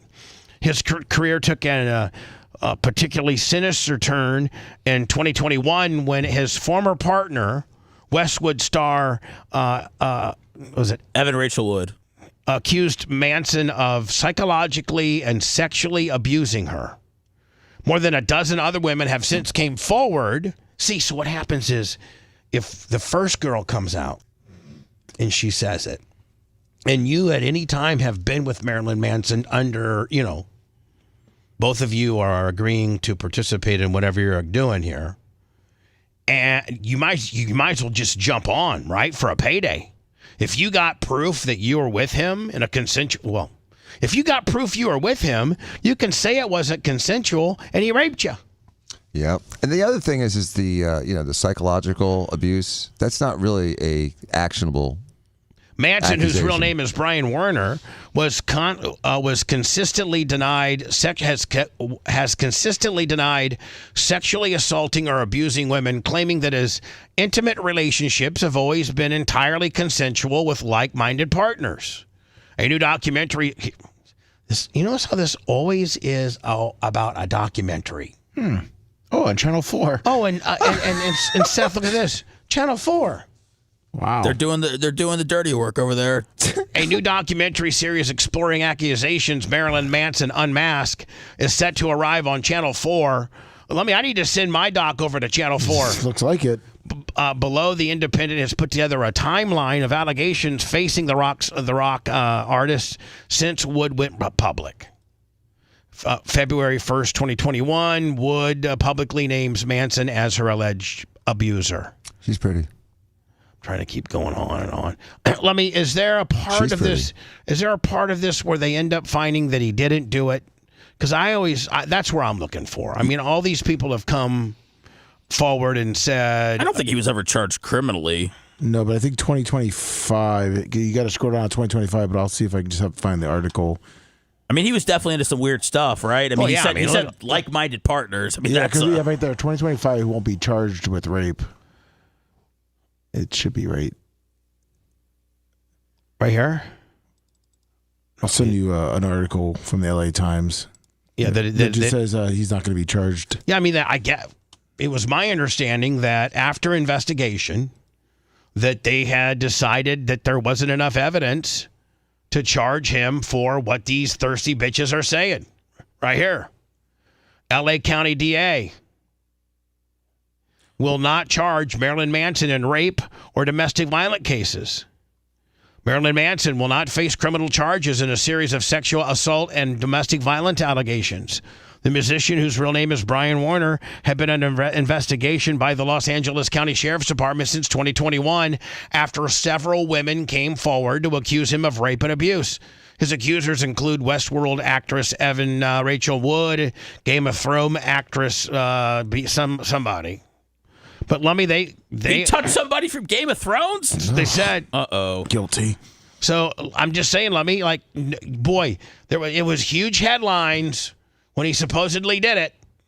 Yeah. But not such big headlines when he was cleared. Going back to the gentleman who called earlier that said, they'll find anybody and then convince you to, say that a guy raped you, any nobody who's down on their luck woman. Does it change anything that this is a very famous actress, Evan Rachel Wood, that accused him of these things? I think that adds validity to her thing, in my opinion. You know what I'm saying? I think that adds a little bit of validity to it. That it's not a money thing, potentially? Yeah, but I think that adds a little validity to it. I do agree with you. But, you remember the horrible divorce proceedings with that girl. The Pirate Caribbean. Yeah. Oh, Amber Heard. Johnny Depp. And Amber Heard. And, pooping in the bed and all those things. I mean, she was, alleging essentially sexual abuse. Pooping and in rape. the bed? What's wrong with that? Oh. I'm getting older, man, and sometimes a fart turns into a shart. I think some of these people we wrongfully deify. Yeah, I hope Merch Crick doesn't file charges with TPD that I sharted. So Dan, at what point? So listen to this. This is 9 points, dude. 2 minutes. Duke's up by 9 points. 2 minutes, 12 seconds left. Game over. In any other world, this game is over. Right?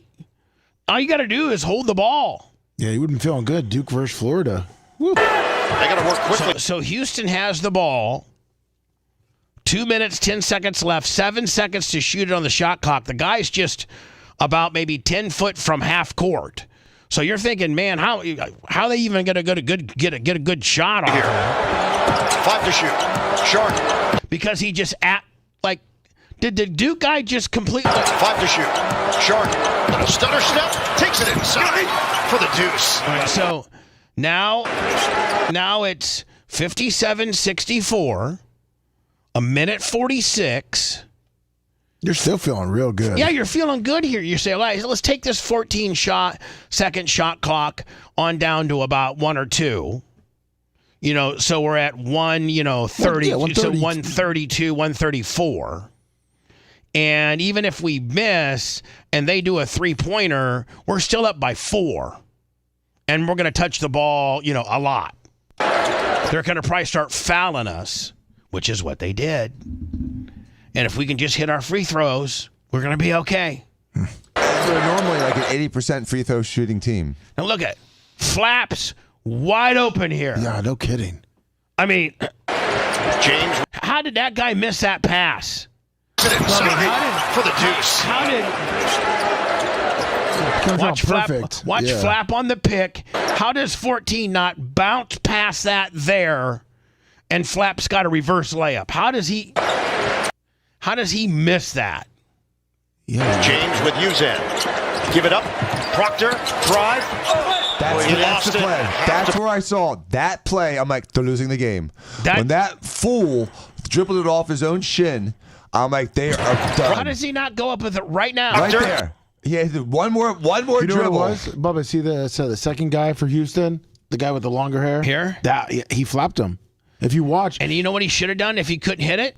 Just grab the ball and just do a little right here. Because if you watch, I think Houston's guy kind of says something. James gets with where he gets scared. Give it up. He's coming, so he's feeling good. And then right when that guy almost gets about to jump, he gets flapped. Yep. And now it's done. And it's done. Dan, that was done. the game. That was the whole game. Because they right go there. back and hit a 3, don't they? Mm-hmm. Well, he lost it. Or 2 bounces out. All right, so minute 30. Duke's still up by 7. Yeah, give up a 3. You're up by 4. Duke's still up by 7. Minute 30 left. Not much time. Minute 30 left. They're up by 7. Sharp is met and clubbed. But again, that foul. Now hold on. So they hit a 2. Did he hit both free throws? I believe so. Yes. Okay. So now Duke's up by 5 with a minute 27 left. James tries to bounce it to Flag. There's contact and a foul called. 2 out of 2 for Flag. 66-59. So Flag hit both, right? Yeah, he's an 85% free throw shooter. But he hit both. Yep. So Flag goes to the free throw line, hits both, stops the clock, minute 24 left. Duke up by 7. Back to 7. Back to 7, buck 24 left. Houston's got to push the ball up. Duke, you're right. They got to go quick here. Yeah. Screen, Roberts, switch. Sharp has the big. Fake drive. Now, where was the foul on this? Yeah. It was clean. See. Has the big. Fake drive. See, man, to me that means, to me it looks like that Houston's guy's like, okay, I'm going to miss my layup, so I'm just going to fall down. I don't know where the foul is. Sharp has the big. The body. 9? No, it's because his body, if you watch the body, he kind of flew to the side. So. Fake drive. It doesn't go, but a whistle. Tampa, Florida. What are they saying in Tampa, Florida? Is this guy from Tampa, Florida? Yeah. Oh, the guy shooting the bucket? Yeah. The guy shooting the free throw? I'm pretty sure, yeah. And and he knocks down a pair. All right, so the guy from Houston, from Tampa, Florida, knocks down 2, still up by 5, buck 14 left. So if you run all 30 seconds of the clock off, what's that put you at, Dan? If you eat about the entire 45 seconds left. 45 seconds 44. left. He has scored the last 6 points for the Cougars. I would grab it. Oh, he reached it over. Now that's a technical foul, isn't it? Right. I mean, that's a technical It's foul. supposed to be. Reach technicals. Yeah, that's a technical. Yeah, okay, so they call tech. They call tech. Because you can't reach over the line and Cannot. smack the ball out of the guy trying to inbound it. And listen, one of a lot of coaches will teach their players to show the ball to the guy, but don't. Now, see, you can't put the ball over the line. If you put the ball over the line, the guy can smack it. Yeah. But if the ball is behind the line and you show the guy the ball and you smack it, it's a tee, just like this guy. So a lot of coaches will teach you to show here's this defender, they're on a full court press, and when you just naturally see the ball you just instinctually smack at it. Yeah. So great coaching and great great execution on behalf of Duke here. It's a technical foul, which means you get a shot and the ball, right? Yep. So Sion James trying to inbound it. We are under a minute to play now. So Duke hit the free throw. Yes. Duke has the ball. They're up by 6. With the ball under a minute. See, Dan, like if somebody took a screenshot right now, called me up, I don't have very much money, maybe $300-400 saved, said, "Hey, listen, Bubba, you know that $500 you got saved? Yeah. I bet you $500 Houston wins this game." I'd be like, "You're on." I would have bet 10,000. Yeah, you take that easily. 6 points, 58 seconds left. If you take it down to 14, what's that put you at? 30. What's 58 minus 14? Talk about 36. No. Dan, what's 58 minus 14? It's 44. 44 seconds left. Regardless, even if you don't score, you're still up by 6. Now. Shot clock is down to 10. James on a switch now has Uzan. You do not want to foul now. Knippel, drive. Knippel, denied by Tugler. He hesitated. But Lobby, he hesitated like the other guy, just like you said. Yeah. He was scared. These guys were scared like little high school kids. Knippel. He's driving. Drive. Knippel, denied by Tugler. Now, was that clean, Lummy, or was there a foul there? Nah, I would call it. Drive. Knippel. Yeah, it's clean. Denied. A little body, but I mean, you're letting him play for the last 2 minutes. Knippel falls. Uzan. He flops. You do not want to foul now. Knippel. Drive. Knippel, denied by Tugler.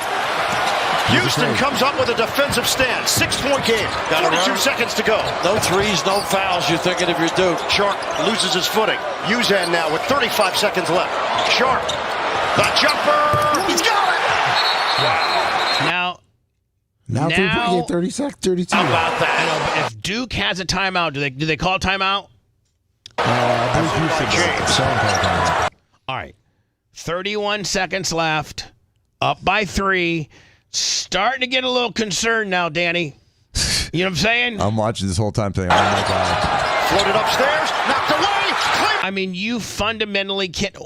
You can't have that happen. You can't have where you turn the ball over on the inbounds. No, it's sad. You have most college teams have 5 or 6 different variations to get the ball in under full court press conditions. Oh, yeah. A lot of times they'll all line up on the free throw line, Lummy, and they'll scatter. Yep. There's, but to me, so hold on. How about that? Sent by James. So the problem we have here is it doesn't look like they have a real clear cut. Well, they see that one guy over to your right, the guy that he calls kid and play. If you rewind a little bit, which I'm surprised because that's the play. So they got that one play where they said kid and play on the a streak. Where's right kid? here, Right here. Right on the screen, He's running on the out of streak, so you bounds. give him a lob over. So this guy choked because if he just would have Brett Favre did it half court, right? Yeah, you give him like a little lob. If he would have given him a Brett Favre half court Willie, try to draw the foul too. Well, the guy would have at least got the foul, but maybe the layup. Yeah. Right. Yes. I mean, he's got Yeah, he's looking for it too. Look, he's about to start turning around. And this guy gets scared. This guy right here pretty much cost him the entire game. He's not even looking at him. Floated upstairs, knocked away, claimed by Sharp. Wilson goes back. He fires. No good. Slammed down. It's Tucker. All right, so like now you're sweating. You're up by 1. You really, and you know what they're going to do. Houston's going to foul. Yeah. If you're a coach, you got to foul because you can't give them the shot clock's not in play anymore, and they're just going to run. They're going to just pass it back and forth until you foul them. So you got to foul them quickly. He cuts it to 1.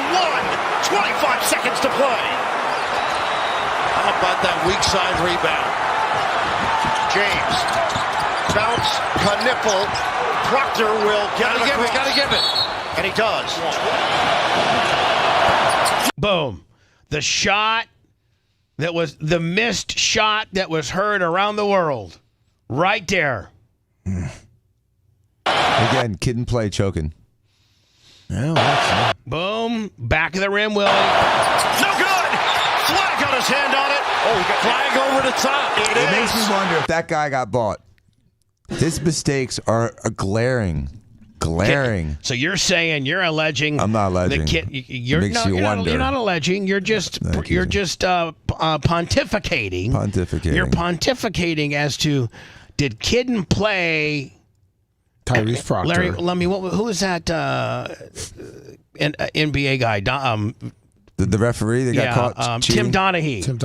Yep. Did the Kid and Play guy pull a Tim Donaghy? And now it's going to be 1-1. There's controversy that this call too shouldn't have been called. What? On Duke. Yes, I agree with that one too. There's a foul on Flag at the very end when he was getting essentially gang raped by the other team. No good. That's not really over the back. You're realistically. No good. Well, it's not over the back if you have your hand on the ball first and the guy's not making an attempt for the ball. Correct. That's not over the back. Yes. You touched the ball first. Yeah, so where's the foul? It's not over the. I mean, that's a bullshiz call right there. Yep, and there's another one too. Flag got his hand on it. Flag over the top. It is. And now it's going to be 1-1 for Houston with 19.6. Man, I know you're a Duke. You did all your undergrad at Duke, and you're a Duke alumni, but I'm a little biased. But still, it's disgusting. If you're Duke, you're sick. I mean, you're absolutely sick to your stomach this morning. You blew this game. To play. Tie game. It's good.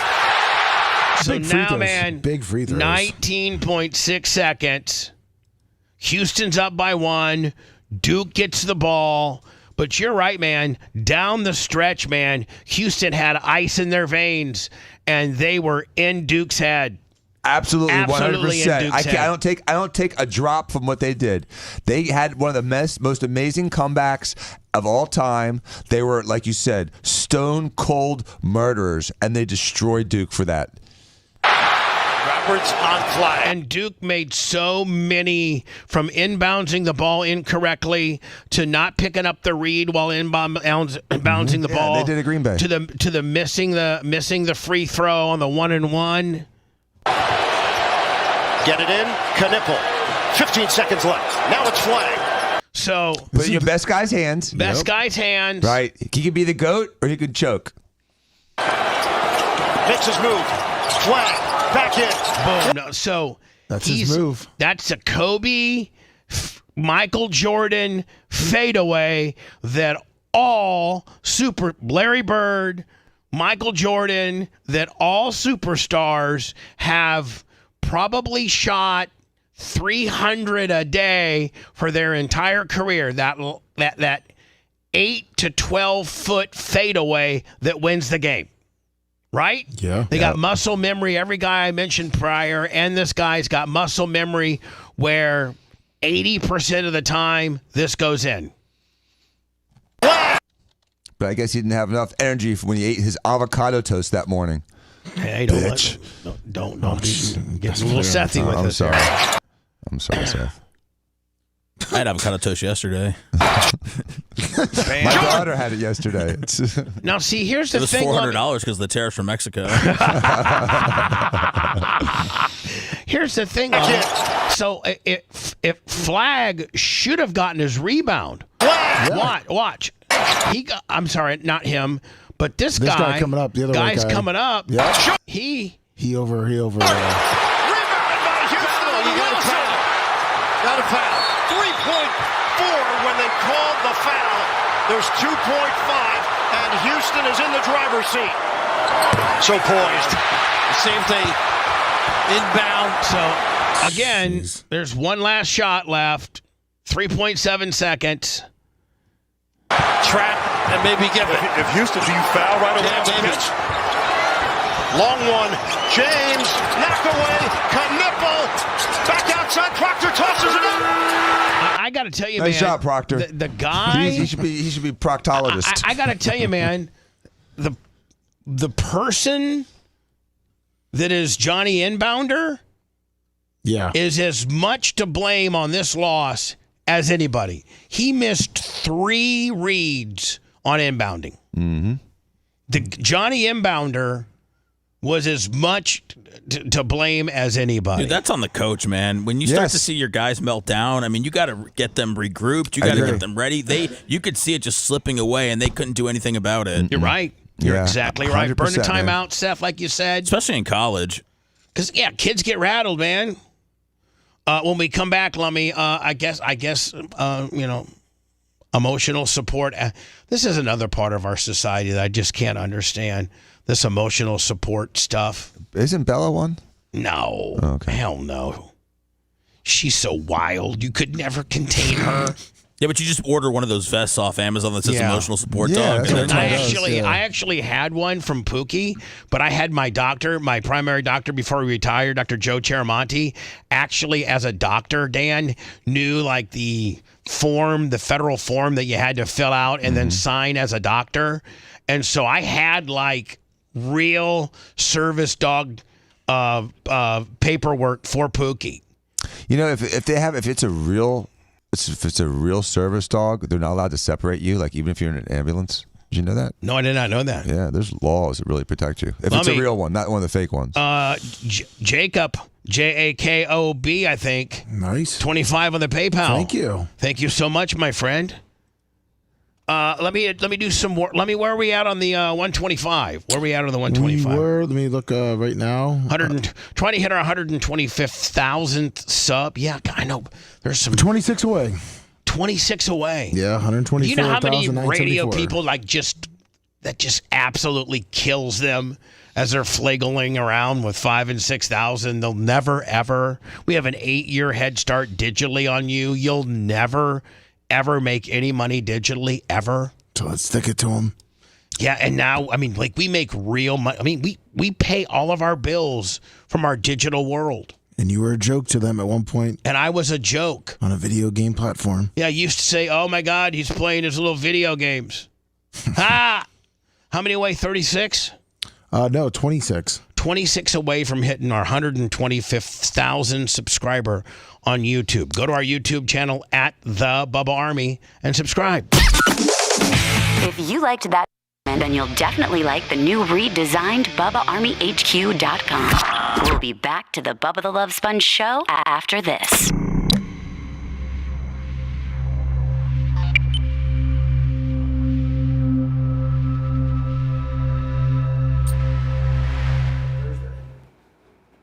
And I hear this Coke guy. Man, Gary, I don't remember this podcast at all that you put up. On the thing, I'm walking by like the aisle to go to Publix, or the cash register. Here, let me. I thought you were talking about wrestling. It goes big fan. I'm like, wow. That's nice. My God.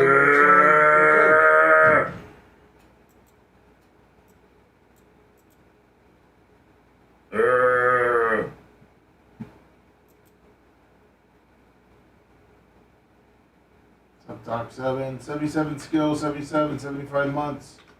Soupy John, 73 months. KJJPY, 46 months. Thank you. I honestly think that lady has a great idea, and With the tampons? I mean, the sweat thing that ruins hats. I mean, the sweatband on your forehead, Willie. Yeah.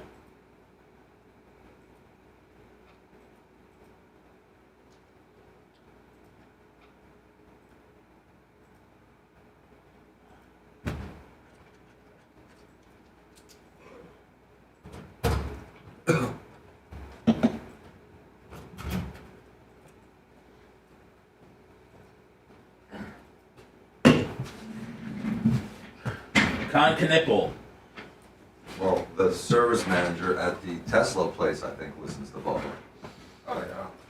Well, there's this black guy that literally you wouldn't tell it. You know, was stocking the Coke shelves, and he's like, I'm a huge fan. Listen to everything. That's great. You're asking how I know this Tesla service manager. That's why I just Not a problem. Big fucking problem. Is your Tesla? It's not the truck though. It's the fucking tires. Well, it shakes violently at 90 miles an hour. And it's Florida, so flow of traffic's 85, 87 all the time. You know, you're on I-4 and all of a sudden you're doing 80 and cars are flying by it. And it violently shakes it at 90. And I looked it up, and apparently they put foam inside the tires to quiet them, and it can delaminate.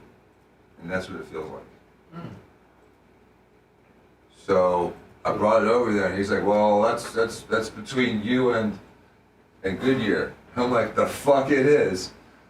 You guys can't sell me a shit tire that fails spontaneously at 3,000 miles and tell me it's my fucking problem. Go fuck yourself." And then you're going to make me wait 2 weeks. You said you're going to wait 2 weeks. I'm like, "No, this is not what we're going to do. This is not what we're going to do." I said, "I'm coming in this afternoon. You're going to take a look at the car." And he's like, "Well, I'll get my service manager." "Okay, we'll do that. This is the service guy first." So then the service manager comes, and I tell him the whole spiel. And he's shaking his head, and you know, he's kind of nodding, kind of playing along with it. I had him laughing. And thank you, dirt merchant. And again, I said, "Listen, I'm not waiting 2 weeks. I'll be here back Monday afternoon. You're gonna take these fucking tires off, and you're gonna tell me if they failed or not. And if they failed, you're gonna replace them." He goes, "Well, you can come here Monday afternoon. I'll take off the tires, and we'll see what we found, and we'll have a conversation." I'm like, "Okay." Game on, motherfucker.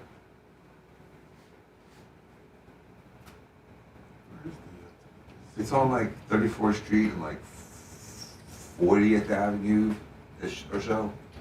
46th Avenue maybe. By the way, Dan, about 3 of those guys on Duke are going to be all drafted in the top 10 this year. Oh, I know. I know. They have the most talent of any team, but they just choked. But you know, it's like that's the thing when you get the guys that are one and done, man. Yeah. So Flag's a freshman or sophomore, and he's still going to jump? Oh yeah, he could have been top pick out of high school. Yeah, he's a freshman. Yeah, I mean, they're playing a man's sport. I didn't bet on it. I'm not shaming someone because I bet on the game. He's still fucking failing a little bit. Yeah, and then Knipple or Knott, whatever, and then Proctor? What's that? Is Proctor going anywhere? No. No, I don't think so. He'll probably stay. And then the 7'2" kid. The big, what's his? Mata. Yeah. Duke's gonna be good. Oh, they'll always be good. They just had a super freshman class this year. I mean, anytime you get Cooper Flagg, I mean, Florida's got a. Is he a freshman? Yeah. See, Florida's gonna be good for a while too because they got a good freshman class.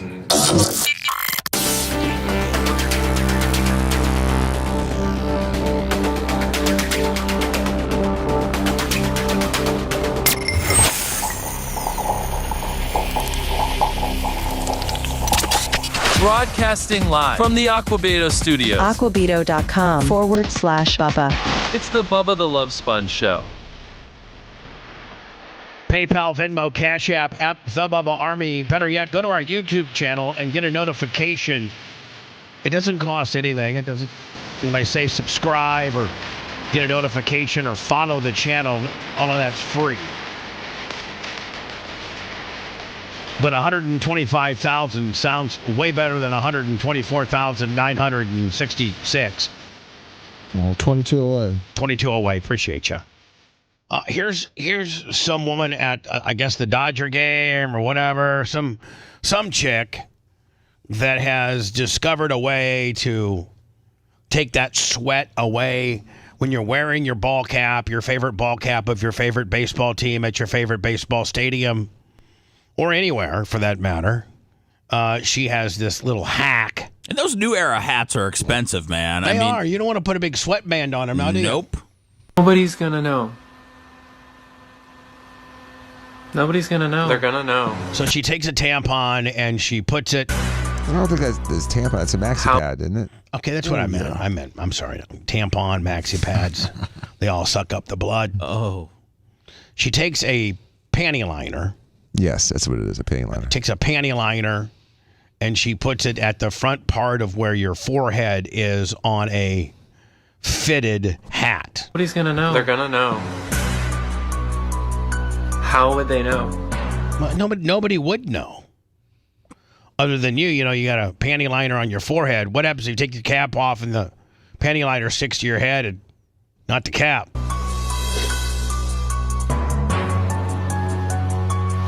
How would they know? That's kind of perfect, I think. How would they know? I would do it. Seth's now going to buy a box of panty liners. Aren't they scented? Oh, I hope not. Let's get the unscented ones. Oh, that's bad. Your hat smells like a panty liner. Now, let me ask you a question. If you're a woman, and I'm not trying to use a body excrement or anything like that, but we're talking about a woman who has her period. Right. Do some women control it with just a panty liner, or do a lot of women use a tampon and then use a panty liner as like the backup? They do all of it, Bubba. There's some people just stuff toilet paper in there. I've seen all of it. Just a wad of toilet paper? Yep. Isn't a tampon far more efficient than that? You would think, but some people don't like tampons. Why? Well, especially young girls sometimes don't, because it's you're inserting something. So sometimes they just stay with the Does it panty liners. hurt? I don't. A young girl it that's can. not It's also dry. Okay. Well, you live in a household full of two women, so I'll take your word for it. That some People women work out the tampons. jam some toilet paper and then put a panty liner on. Dan's probably not involved in the monthly blood conversations. Come on. Yeah, but he also has his business is probably 85% women too. Mm-hmm. Yeah, but he's not, he's around a lot of treating women. their monthly periods when they come in. He sees it all, He sees it. Yeah. You see it all, Dan? I deal with it all. But we actually tell people Do you have to a try to surgery for avoid. that? We tell people to try to avoid their period during surgery because it's just easier. Oh, really? Mm-hmm. So will you They bleed less, sometimes, too. like a woman that's on birth control and she knows when her menstrual cycle is going to... We try to avoid it, yeah. They literally know it by the day. Usually. The day it's going to start with their pills. And so you'll say, hey, let's schedule your procedure around your period. Yep. Yeah. Okay. And if they don't have it, if they're not on the pill, they have the app. A lot of girls are pretty well in tune as to when they're ovulating and when they're menstruating. It's way better than it was even 15 years ago. Well, they have that one birth control that you just don't even have your period anymore. Yeah, but then you can have problems with that long term. You will? No, sometimes you get sometimes. The cyclical nature of hormones is good for your system. Well, not only having that, but just one hormone without isn't the cycle is bad. Isn't it really, as far as a female health, isn't it good to shed that lining once up? Doesn't that keep you healthy? Yes. Is to shed that lining once a month and have that period. Your whole body, Bubba, turns over every year or so. Pretty much every part of your body is turned over within 6 months. Is that one of the to a reasons why year. women live longer than men, is the fact that they're kind of resetting their blood system every 30 days? No, because they don't have testosterone and they don't die of heart disease. Oh, does testosterone cause heart problems? Yes. Oh, okay. Because I did it's not. advanced atherosclerosis. So and also, they're not getting in accidents as much as men. Right. But the real reason is, and they're also more active than men because all too often grandma gets up, makes dinner, does the dishes, stays active, and grandpa goes and sits on the recliner and watches TV or reads the newspaper and is not nearly as active as grandma. In old age, I kind of agree with you there, Bubba. I think women do better in old age than men. I've been told that before. One of the reasons why women tend to live a little longer than men is that women are just naturally in their day-to-day, and this is old school stuff. This isn't probably in today's generation, but back in the old days, you'd have dinner. Grandma or mom would fix it all, which caused a certain amount of activity.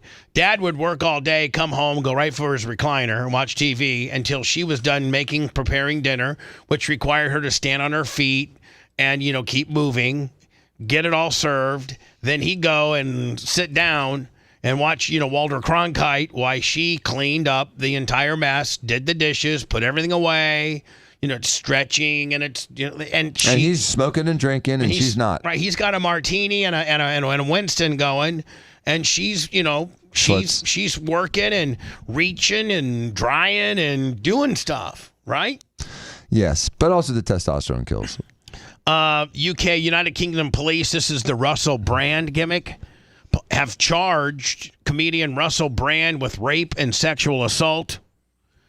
So crimes that allegedly happened in America. Two of these accusers allegedly happened in America, and Britain's arresting him for that. That's weird. UK police have charged British comedian and actor Russell Brand with rape and other sexual offenses against 4 women. Brand, who's 50, was charged with 1 count of rape, 1 count of indecent assault, 1 count of oral rape, and 2 counts of sexual assault, said the London Metropolitan Police in a statement on Friday. The Met Police added that Brand will appear in the Westminster Magistrates Court in London early next month, and did not specify Brand's current whereabouts, but described him as living in southern England, a Met spokesperson told CNN in a written exchange, and blah, blah, blah.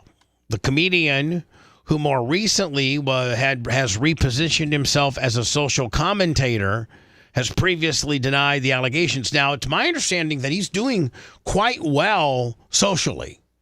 I think he's got a huge Rumble channel. Yes. It's my understanding that he's doing really well. He is. Police began investigating Brand in September of 2 years ago after receiving allegations following a joint investigation led by 3 British media outlets, the Sunday Times, the Times, and Channel 4's dispatches. Which means that these reporters are going out trying to drum up some stories against him. Right. Because he's been speaking out very, very strongly against the British as well as the world governments. According to the Metropolitan Police, it's alleged, not proven, it's alleged that 1 woman was raped in 1999, one was incidentally assaulted in London's Westminster area in 2001, and a woman was orally raped and sexually assaulted in 2004, also in the Westminster area of London. Wow. A woman was sexually assaulted between 2004 and 2005, also in the Westminster area.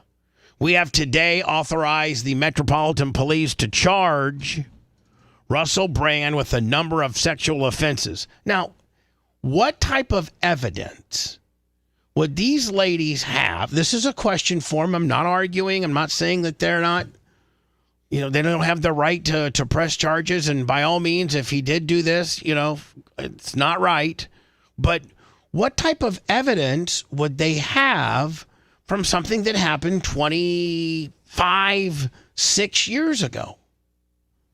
I mean, they didn't go to the hospital and get a rape kit. Do they have, what do they got? Is it just some girl that says, hey, he, mouth raped me? We have today, we carefully reviewed, okay, here we go. We carefully reviewed the evidence after police investigated 2 allegations made by following the broadcast of Channel 4 of the Channel 4 documentary in September of 23. We have concluded that Russell Brand should be charged with the offenses including rape, sexual assault, and indecent assault. Well, boy, I'd like to see this documentary and the evidence that they have against Russell Brand to be able to throw, a 25-year gimmick on you, right? Yeah. Are you worried that after your documentary comes out, there's going to be women coming forward saying you mouth raped them? No. No. Good. Well, he was, but they're taking that part out now, Dan. That's what the whole is.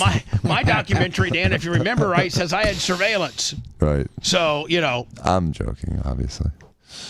When I was young and single, before I had my wife and family, I was a fool. I was a fool, man. I was a fool before I lived in the light of the Lord. I was a drug addict, a sex addict, an imbecile. But I never was a rapist.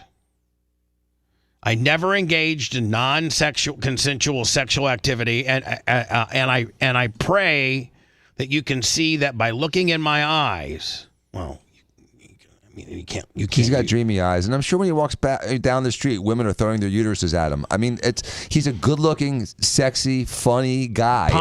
Popular. I mean, he's a great guy. I like him a lot. I like his show. I like his commentary. I like his view on things. I like his opinion on world politics. I like his current show a lot nowadays. Yes, and his message is twofold. He kind of almost avoids giving his own opinion and lets you form your opinion. He tries to give information so you can make a conclusion, but his real underlying message is we're all in this together, and we need to embrace each other to get through the hard times. And that's a message that I think is lost by all this other stuff going on, because I really believe that his theme is a positive theme. Even though he's criticizing the man and criticizing governments, he's talking about us all getting along and having a common goal of life and happiness. Can you see potentially where now he's by the way on YouTube, which we are now trying to hit 125,000, which is huge for. And your likes are 1,000. A radio dude. That he has 6 million subscribers on YouTube. I don't know what he has on Rumble, but probably double.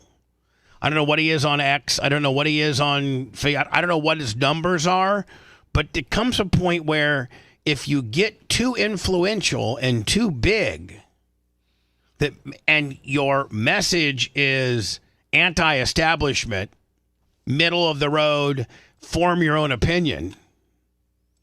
Not one way or not even, hey, I'm Johnny Red Boy over here, or I'm Johnny Blue Boy over here, but let me, one of common sense, you upset the political apple cart and they, I wouldn't say trump up, but they don't want you to have that much power. They don't want you to be able to, on YouTube, be able to persuade or touch 6 million people with your opinion, unless it's the opinion of what they want you to have.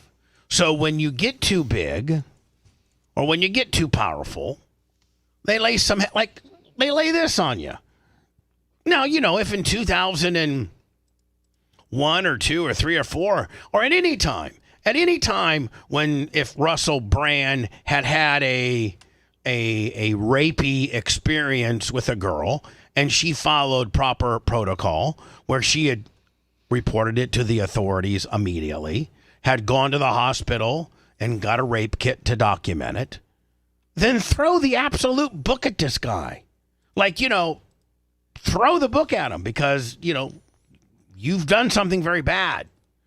But it really, really makes me wonder that the larger you get, Lummy, he didn't start getting problems until he started getting a following. That's right. Once he started to get a following, listen, 5-6 years ago, when Russell Brand was not a major content juggernaut, if you will, and had a large social media platforms, one of which that could influence millions of people one way or the other, then you didn't hear anything about Russell Brand. You didn't hear about that 1999 girl that supposedly he orally raped. But you start getting 6 million subscribers on YouTube, 6, 7, 8, 9, 10, 12 million on Rumble. I don't know what his X following is. They may have kicked him off that.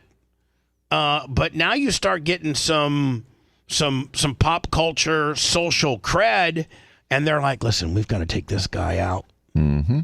And let's do it with the again and the old rape allegations. Yeah, it worked. That's how Obama got elected. His opponent in the Senate, he accused him of rape, unfounded accusations of infidelity with his wife and possible rape, and he destroyed him in the Senate election. And he tried to do it to McCain. It's a technique. It's disgusting. And like you said, Bubba, when the retractions come out, it's on page 17 in like 10-point hold font. on. I just earlier today said and ran through the allegations that were levied against Marilyn Manson.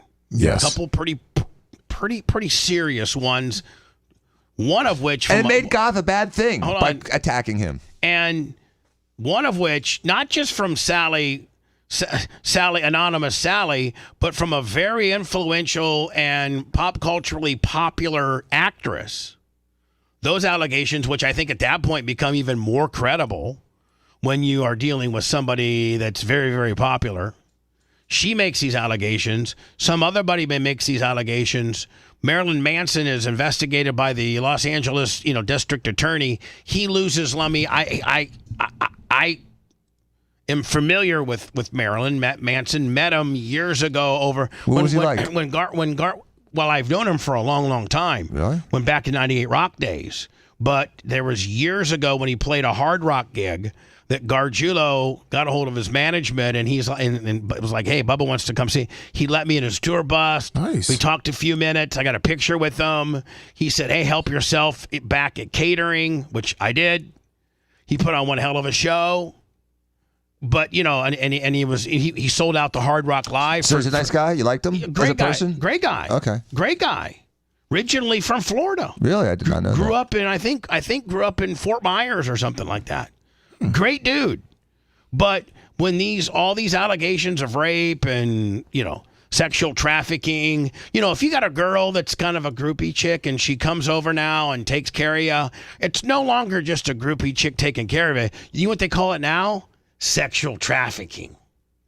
You sexually trafficked her. Now, sexual trafficking is a thing, obviously. It is. Sure is. But it's, in my opinion, it's people that are collecting these younger gals, these immigrants, these illegal immigrants and what have you, and not letting them have any freedom and spreading them amongst, rich or affluent individuals, and these girls are not free to come and go. That's a far cry from flying around the world with a girl in your private jet. Yeah, that's a far cry. That's a different game. That's a far cry from Marilyn Manson played the Hard Rock Live in Orlando, and afterwards a groupie girl wanted to hook up with him in his tour bus. That's a far cry. Now, they today may call that sexual trafficking. If you go to Atlanta. But it's not. But they always want to throw that sexual trafficking deal. Now, we do have instances of that, but there's also a lot of instances of there still are chicks that want to be groupies, right? Yeah. I mean, there still are chicks. Now they want to call it sexual trafficking. But, again, Marilyn Manson has these unbelievable things levied against him. His record label drops him. For 2.5 years. He got dropped by his label? Yep. 2.5 years. He loses every gig. And Seth, you know these bands like these. That's how they pay the doing it's not gigs. Record sales. Well, the thing is, not only do the band, a guy like Marilyn Manson probably employs. I mean, how many people when you go out on the road? I mean, he's responsible for 20, a lot of people's income, dozens probably. If you're on the road, that's all. It's the band. It's the group. It's the guys that help set up. It's the crew. It's the drivers. It's the caterers. It's your makeup. It's a lot of people, Bubba. Just like it's probably 50 people. Right. And, you lose all that, all these. I mean, you could probably find an article about all the venues that canceled Marilyn Manson when all of these allegations came out. Hold on. Let's not forget. I read an article that the L.A. County prosecuting attorney dropped and said there's not a sufficient evidence for us to proceed with charges against Marilyn Manson. But when those charges came down, he lost everything. Lost every gig, lost every appearance. and then had to, now, Dan, it's double. There's no recourse. Hold on, it's double-sided too, and you got to lawyer up. Right. Nobody, and no one pays, and when they drop the charges, the state doesn't pay for your lawyer. No. It doesn't reimburse you for your lost income. Nope. You're just screwed. Well, they're like, listen, I just paid, my defense attorney $1.5 million. That's great. The good news is we're not going to press any charges. The bad news is, see you later, buddy. Mm-hmm. His label dropped him. He lost 3 TV deals. And it looks like CAA, his representative, dropped him too. Yeah. Creative Artists Association. How old do you think Manson is, if you just had to guess? Marilyn Manson? Yeah. I'd say 55. Really? 48? I think, yeah. Is he 48? 56. Wow. Let me, what is he? He's 56. I was right. I said 55. Well, by the way, so let me. So Dan, you lost your record deal. Mm-hmm. You lost all of your. You lost your 3 or 4 potential TV/movie deals, documentary, whatever, and you lost every gig that you had on the books. Mm-hmm. What are you gonna say, Lummy? Oh, I signed you up for Channel 4, so I sent you the link so you can watch the documentary. Oh, you did? Yeah. Do I gotta pay for it? No. Oh, I'm not. Didn't Dan But I got Bongino you all get in signed trouble? up. Didn't Dan Bongino get in trouble too? Accusations. I don't know. He's the assistant. I think he's the assistant FBI director now. I understand that, but didn't they I think try it to all go went after away. him too, like last year? I thought they did. They investigated Manson for 4 years. Yeah. Yeah. Jeez. And for 4 years, man, he could not get a gig. Poor dude. Lummy, is the stock bad? He had one gig, Bubba. It was working on a Kanye West album.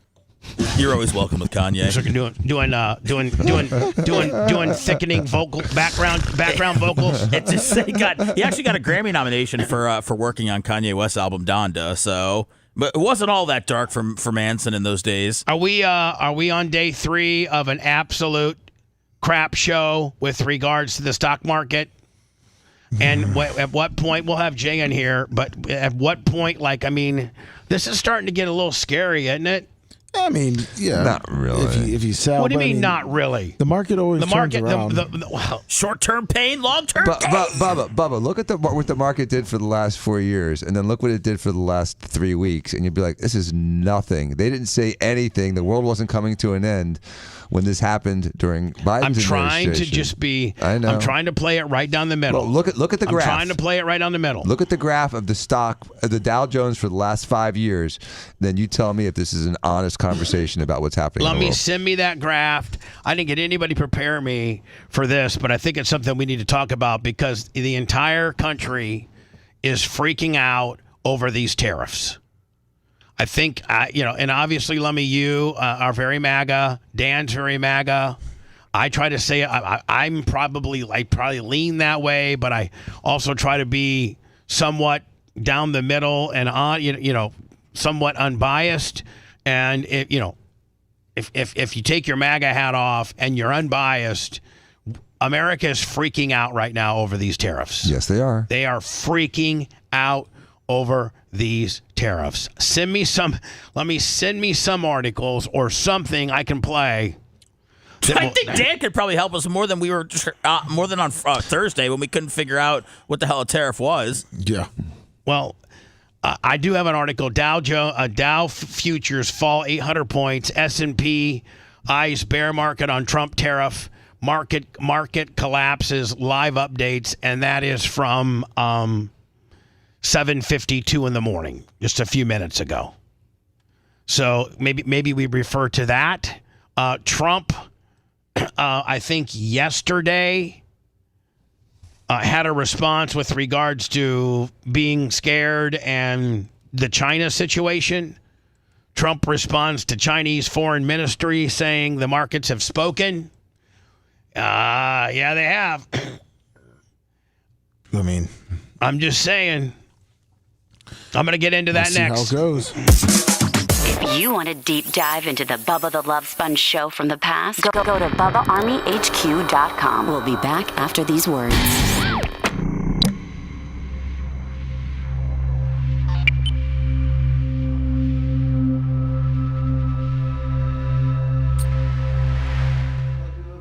People that are freaking out are the ones that put money that they don't have to lose.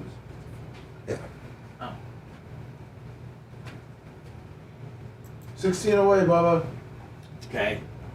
Hey, Bubba, I was just notified that Steven's coming for Jay. Jay had something he had to do. That looks something like that, okay?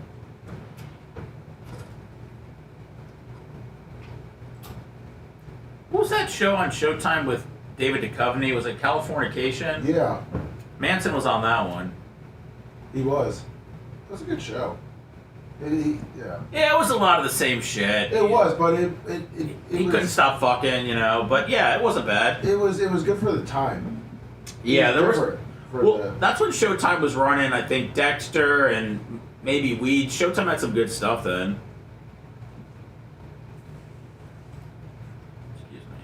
I sent you the chart that Dr. Dan wanted me to send about the Dow Jones for 5 years. Yeah, but you know what I mean? Like, except like Kenny Powers was different at the time.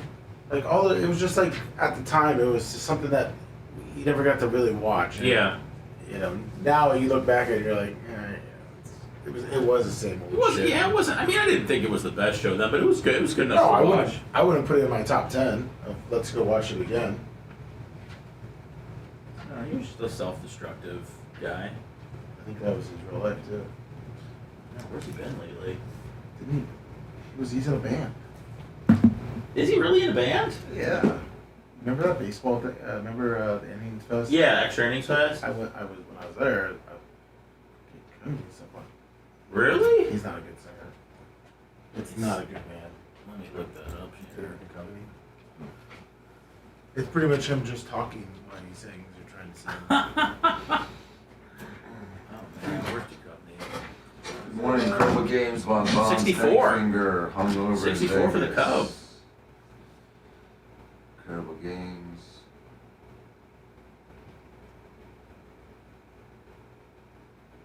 Miker, 75. Kevin Patrick. Doc. Cause tonight is the night. Oh man. Team Positive. Full Syndology. Super John. Big Juice. Bluebirds.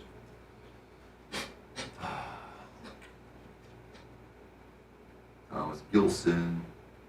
What's up, Dark Match, Steve?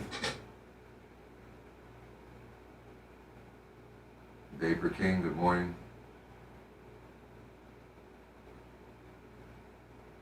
Zen, I agree. Emily. Old Dog, I agree, thank you. Fat Pig, thank you.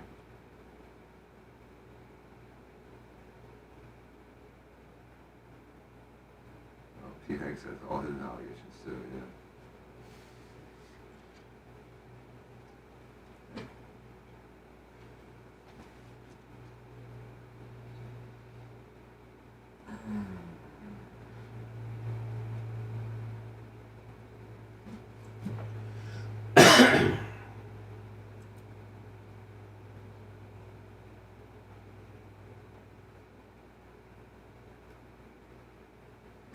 Jay, Jeff Frierson, fuck you. I love saying it. Good morning. Thuggers, Ruggers.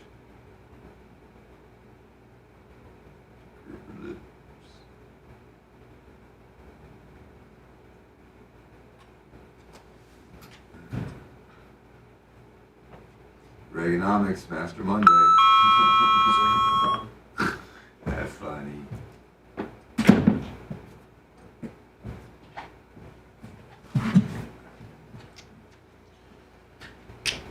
According to this, that was up 17,000 in the last 5 years.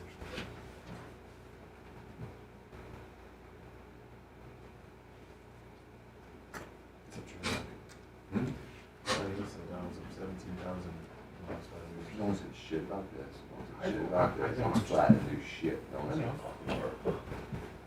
Chip stocks, I'm sorry, the AI stocks, scary. This is the market. Homie, you sent me something? Yeah, I sent you what the Dow is doing in the last 5 years. 5 years? That's what Dr. Dan said. You wanted to see the chart.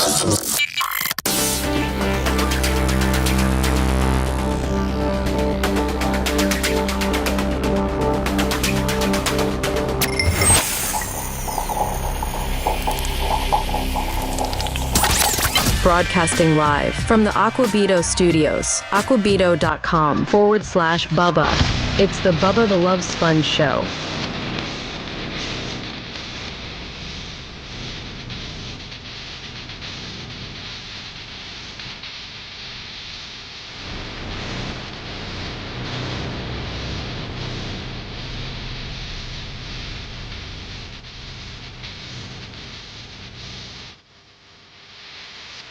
Looks like Steve Diaco might be coming in today. Little Stevie D. Dow futures fall 800 points. S&P, Trump tariffs, market collapse. Everybody's freaked out. Everybody was super freaked out last week. Thursday, Friday, as the market lost nearly 10% of its value. I forget how many trillions of dollars. And I think it was $5 trillion, they said. U.S. stock futures hit again. And but here's the thing as well. If you look at it this way, this is what's happening right now. The Dow posted back-to-back losses of more than 1,500 points for the first time ever, including a 2,231-point shellacking on Friday. The S&P 500 dropped 6 points on Friday, its worst performance since the outbreak of the pandemic in March of 2020. The benchmark lost 10% in 2 days. The NASDAQ composite entered a bear market Friday, down 22% from its record after losses on Thursday and Friday of nearly 6 apiece. So that's, various people are saying to do various things.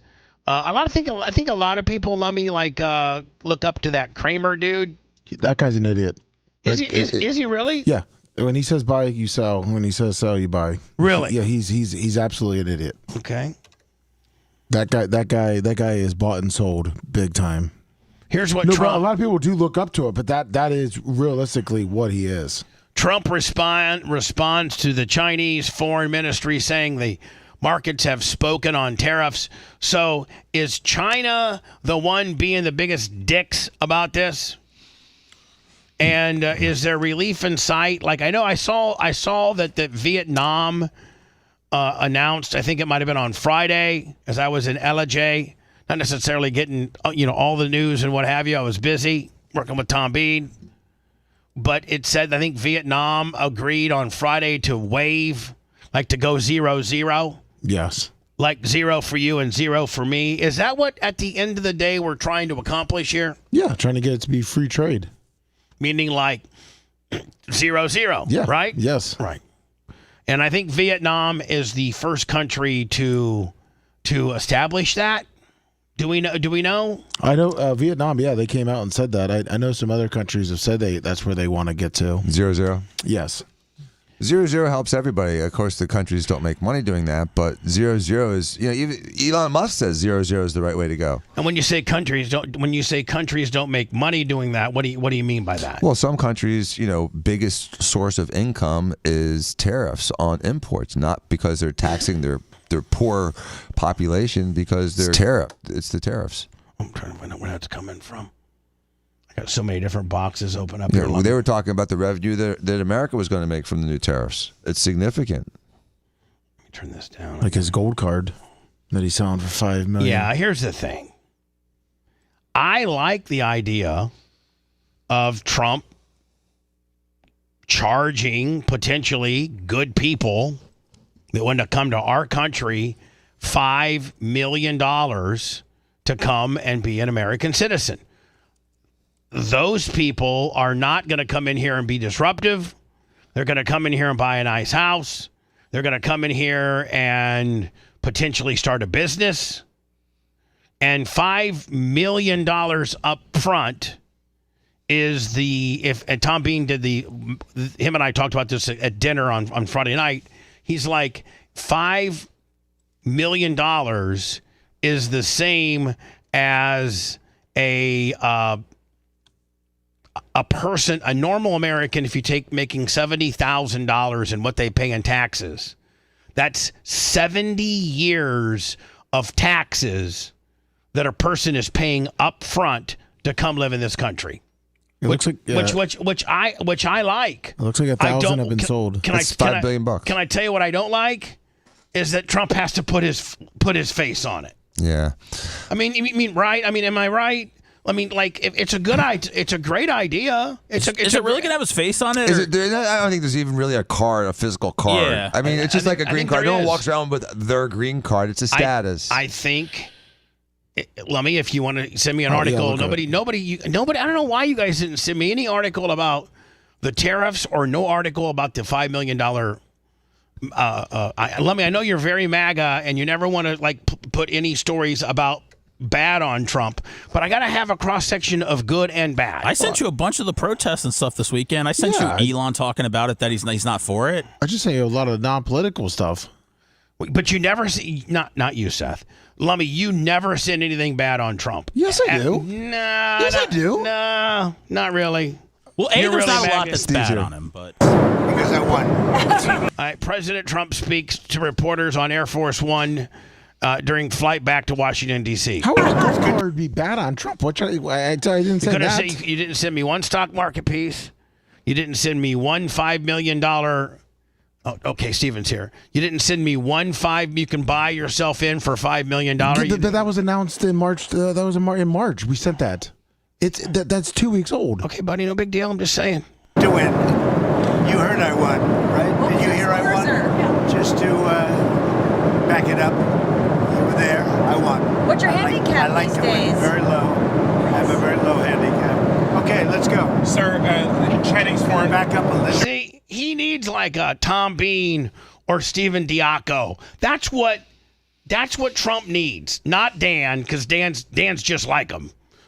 so, but he needs like a Tom. More of that. More. I mean, Steve, would you not agree? Dan's very Donald Trump-like. He is very much for sure. But if Donald had a Tom Bean or a Steve Diaco that could measure him a little bit and be like, hey, listen, Don, let's do the $5 million gold card, but let's just put the Statue of Liberty and the American flag on it because you're only here for 3.5 more years, buddy.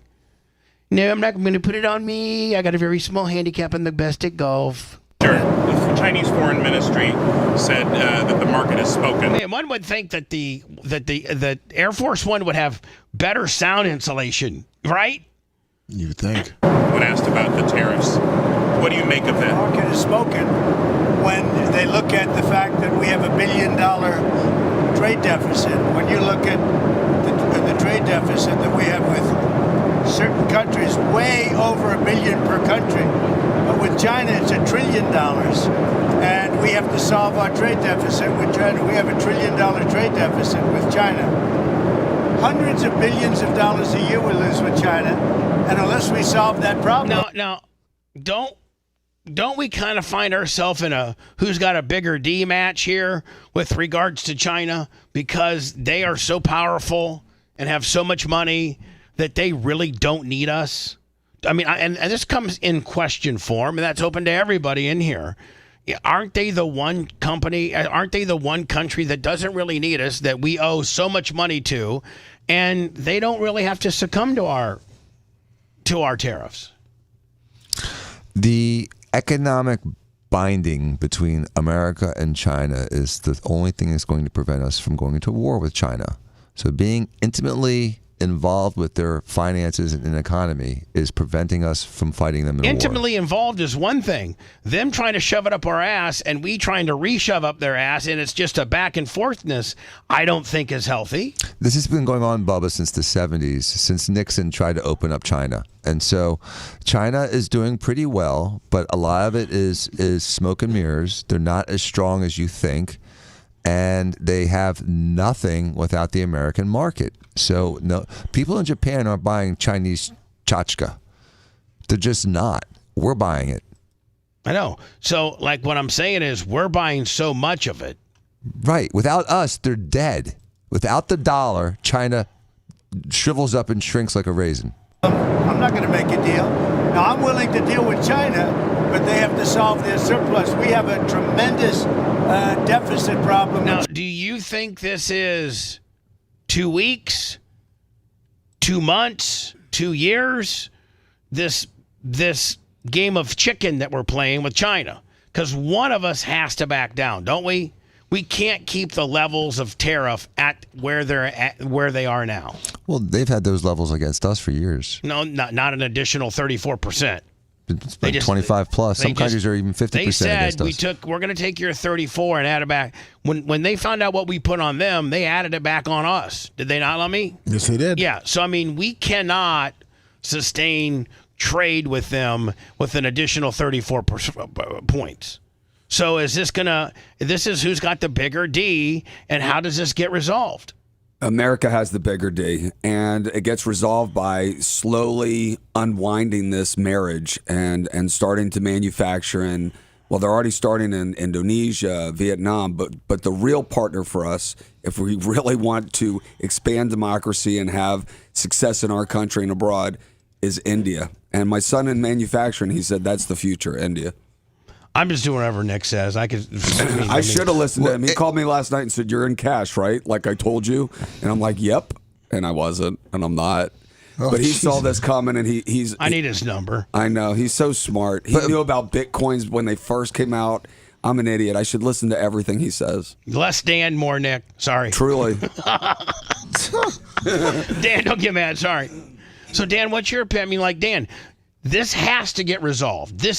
We can't keep this current climate.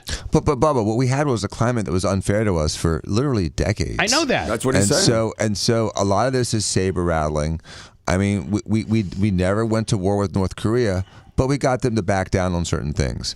When these trade wars are again saber rattling. People are changing policies, and Trump is backing down. And what he's doing is he's doing exactly what Teddy Roosevelt did when he was president. Teddy Roosevelt said, "Speak softly and carry a big stick." His big stick was the Navy.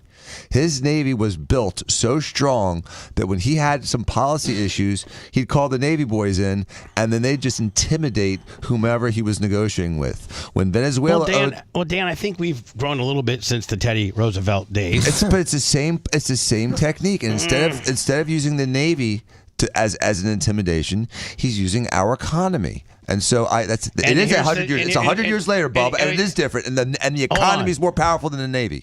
But here's the deal: the average American doesn't have the patience, or better yet, the knowledge that you do. And most people are knee-jerk. They watch what's happening on their TikTok feed. They watch what's happening on their Fox feed. They watch what's happening on their CNN feed. They see that we're now in our third day of unbelievable disruption in the stock market. And, Trump, I think that a lot of people are freaking out right now. And yes, it's probably a 2-month fix instead of a 2-week fix. But America, in today's ADHD world, we can't wait. You can't let Americans won't wait 2 months for nothing. Yeah, but Bob, period. But they haven't seen the price increase yet either. So there's nothing's happened.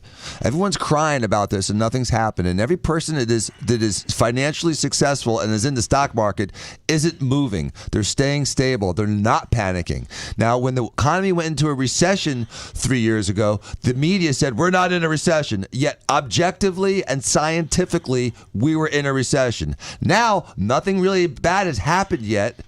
But the media is saying that the world is falling. Well, the sky is falling, and so you could be a ruse and believe it, or you can do your research, understand how this works. Most people don't. Well, I'm telling the world, open your eyes, guys. Well, Dan, this is not a disaster. The world doesn't listen to Dan Diaco. Some people do, and the ones that are smart do. They have a surplus of at least $1 trillion a year. I think it's like $1.1 trillion.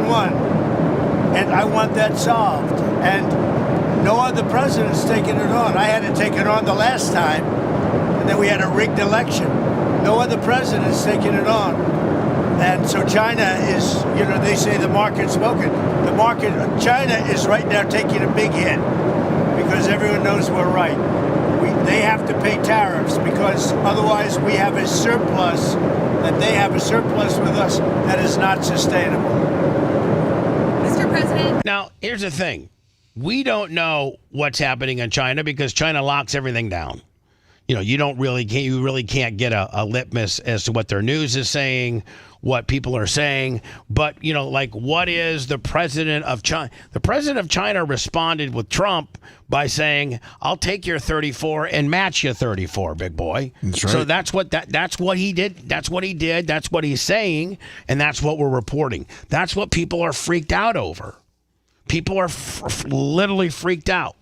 And then they're not freaked out when they see that these factories in America are not closing and new factories are being built in America instead of being built in Mexico or other countries where there's it's cheaper to do the work. And I think the people that really look at the economy and see that big businesses are now coming to America instead of trying to build elsewhere, they'll see that this is how it works, and this helps us, the Americans, but Dan, in the long term. We live in the what do you got for me right now world, and the manufacturing companies that will potentially come here, that takes time, more so than the news cycle, to build and to get implemented. And people are just freaking out because they are not patient. And they see that their 401k is down 10, 15, 20%. How's your fuel prices? How's your gas prices, Bubba? They're down. They're about the same. No, they're not. They're down. Objectively, they're down. Fuel is down. All right. Barrels of oil are down. Fix that problem. We'll fix this problem. And again, you're talking about trying to curb unemployment by stopping illegal migration because that dilutes the job market. You're talking about building American business, which again helps employment instead of taking jobs across the seas and in other countries. We're talking about building and sustaining America for America. Do you think I'm happy that there's going to be a 25% tariff on Ferraris? Wow, I don't care. I'll buy an American car next time. And that subtlety. You'll buy whatever car Steve says you can buy. Let's just be honest. It's just you roll up and you're like you're all that. You have to get all approval. All six-figure approvals have to go through the man to your left. Hey, Dan, I told you not to get vaxxed, and you didn't listen to me. Dan, Bubba. are you looking for a 2019 Ford Fusion with 93,000 miles? Yes, I am, because I want to see if my truck will drive over it. I want to drive my truck over it. Let me go into words. Hello, who's this? Hey, this is Bubba Range BN2X. How you doing? Hey, buddy, good. Hey, good. One of the things, though, you got to remember is that tariffs, though, are paid by the importer of record. So, in other words, like the Dollar Trees and Dollar Generals, they buy all this stuff. They pay the tariff. And what do you think they do? They're going to increase the prices. I get it sounds good to be bringing manufacturing back to the U.S., but the problem that you're dealing with... The problem you're dealing with is this. Here's the problem you're dealing with. You're not bringing manufacturing back to America when Vietnam says, listen, we'll give you 0 tariffs. We're now going to take what we were making in China and make it in Vietnam. We're not going to make it over here. We're just switching, countries a little bit. Well, no, that's what he's saying. Is he wants to allow other companies to buy our stuff. It still comes down to cost of goods sold. And I'll give you an example. Mexico labor rate per hour is fully fringed is between $6 and $10 an hour. In the U.S., it's basically 30. And your overheads are absolutely half, if not more, in Mexico, and then another third of that in China. So it's a little bit unrealistic to think that you're just going to build the stuff here and people outside the world are going to want to buy it. They're not, because they're going to get it cheaper on the global market. But the problem is you're going to contract this economy here in the U.S. It's a dangerous, dangerous situation we're in. I appreciate your call, my friend. They're trying to have it go to more machines anyhow.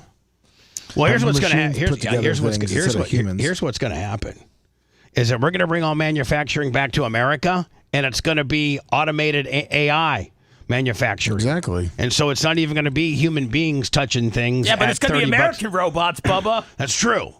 Yeah, you need people to build those robots and maintain them. And guess who one of the biggest robot automation builders there is? Musk. Metalcraft, the home of the home of Skag Mowers. There you go. In Mayville, Wisconsin. My buddy Skag. Randy. They're robots. They're Really? one of their biggest subsections of business, Dan, is full-blown automation.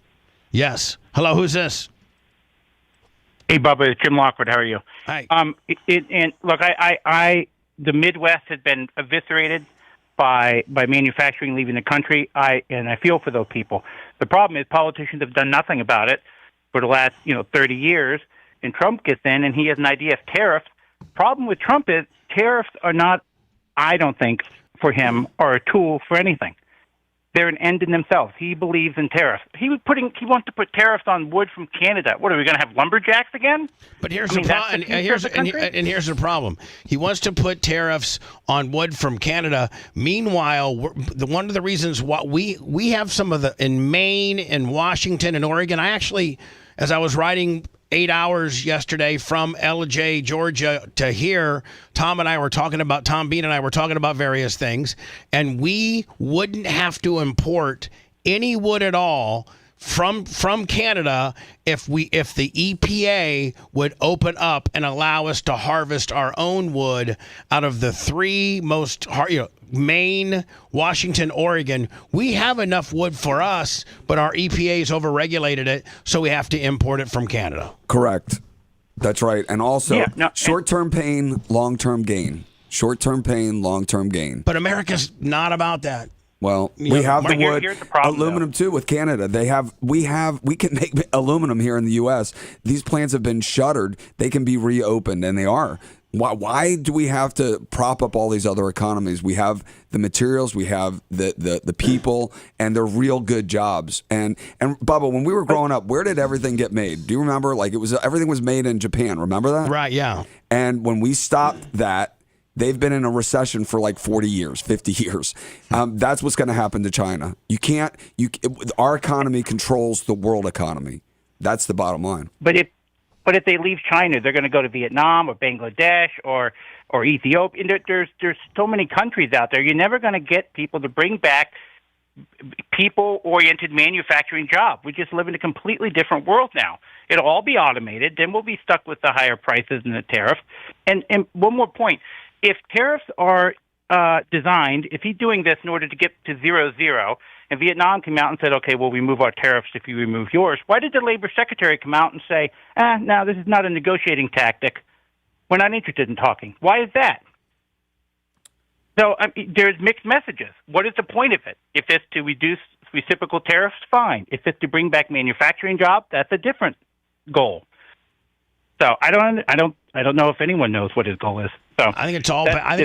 Appreciate you. Well, we got a lot of lumberjacks listening, according to chat. Yeah, no doubt. They want work.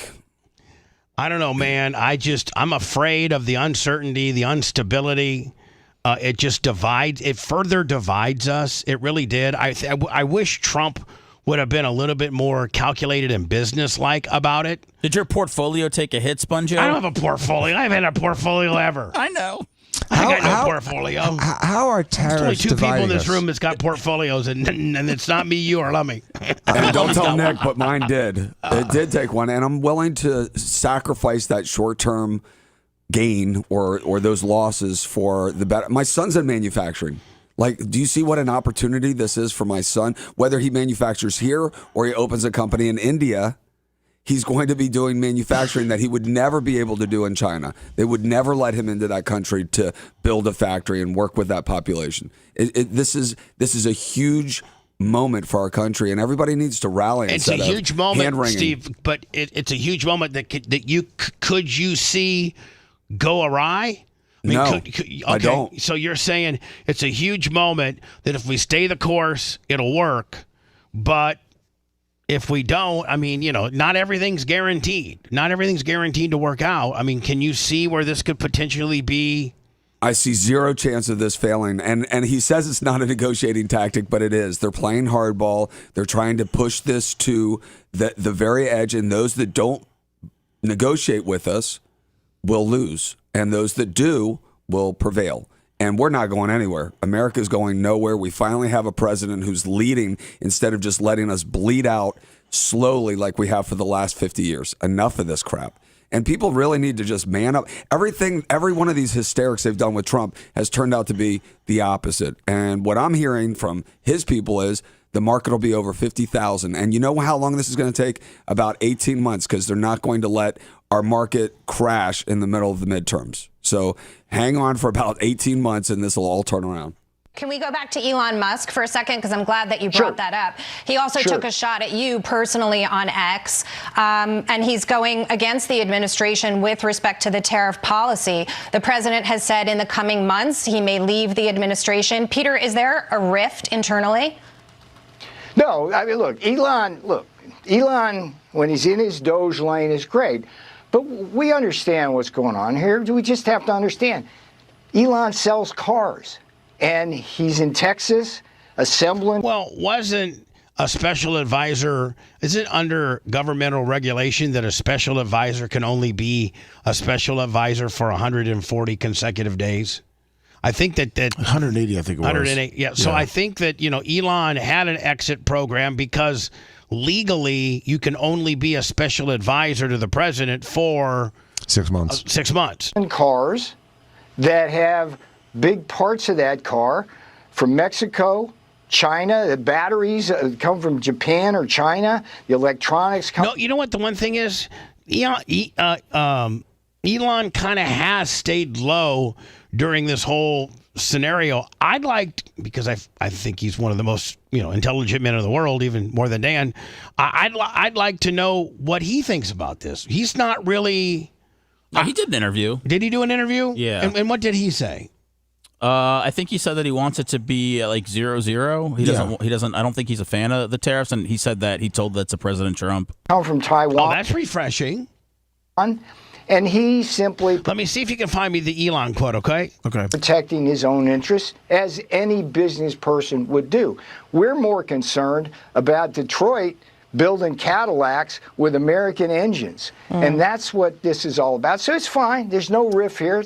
Look, Elon. Can we go back to Elon? Let me see if you can find that for me, okay? I think I just did. No, I'll send it to you. All right, get it to me and I'll play it next, all right? All right. You're listening to the Bubba the Love Sponge Show. If you want 24/7 on-demand Bubba and the crew, go to BubbaArmyHQ.com. The Bubba the Love Sponge Show will be back after this.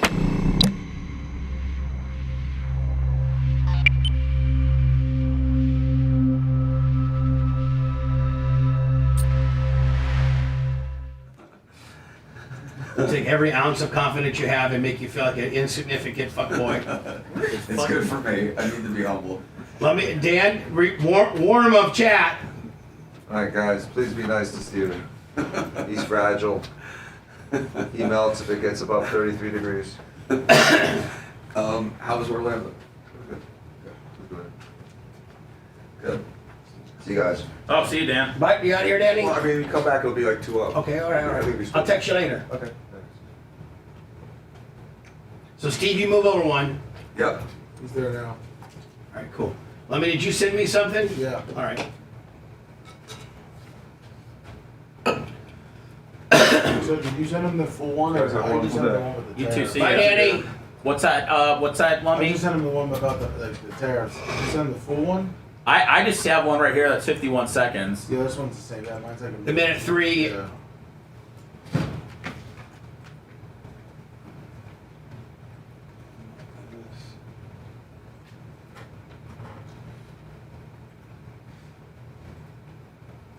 Let me just hit right here. That. Yeah. Yes.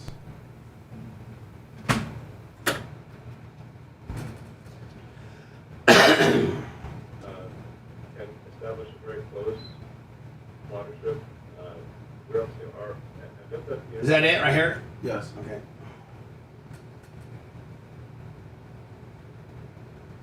There's a tweet that says Jelly Roll makes music for people who still don't know what a tariff is.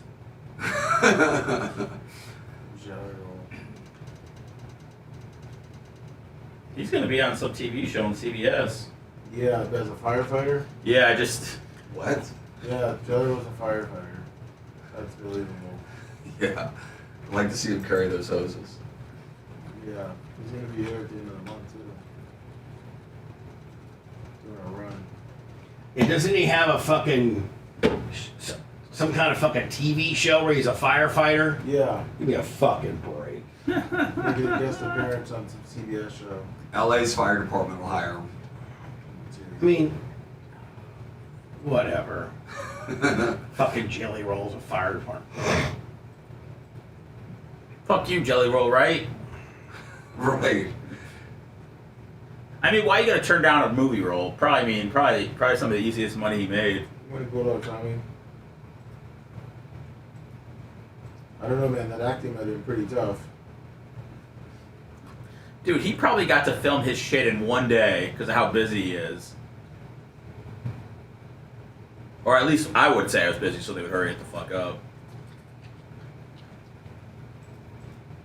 He was. He opened for the Final Four. Their like concert thing. Yeah.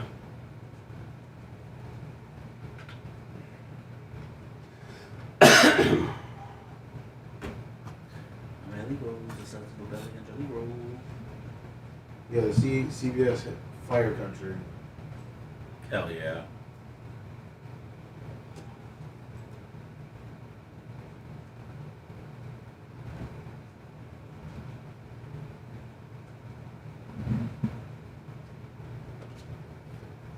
Well, I mean, were there a lot of lesbian women at the event that you went to? Inside the convention center, yes. The basketball thing, no. There was a lot of great people looking for free basketballs. Okay, I think I got what you're saying. Taking 6 or 7 of them while kids waited for Oh, them. man. Yeah.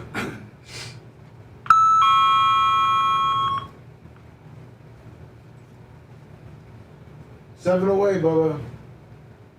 125.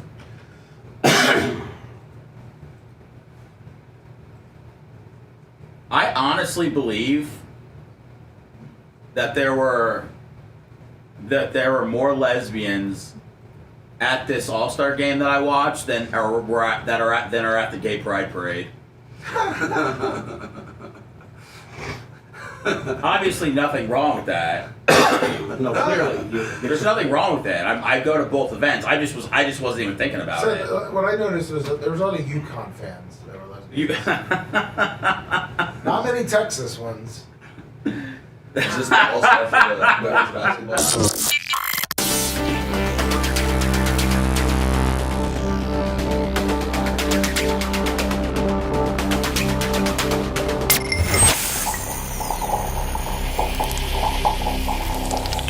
Broadcasting live from the Aquabito Studios. Aquabito.com/Bubba. It's the Bubba the Love Sponge Show.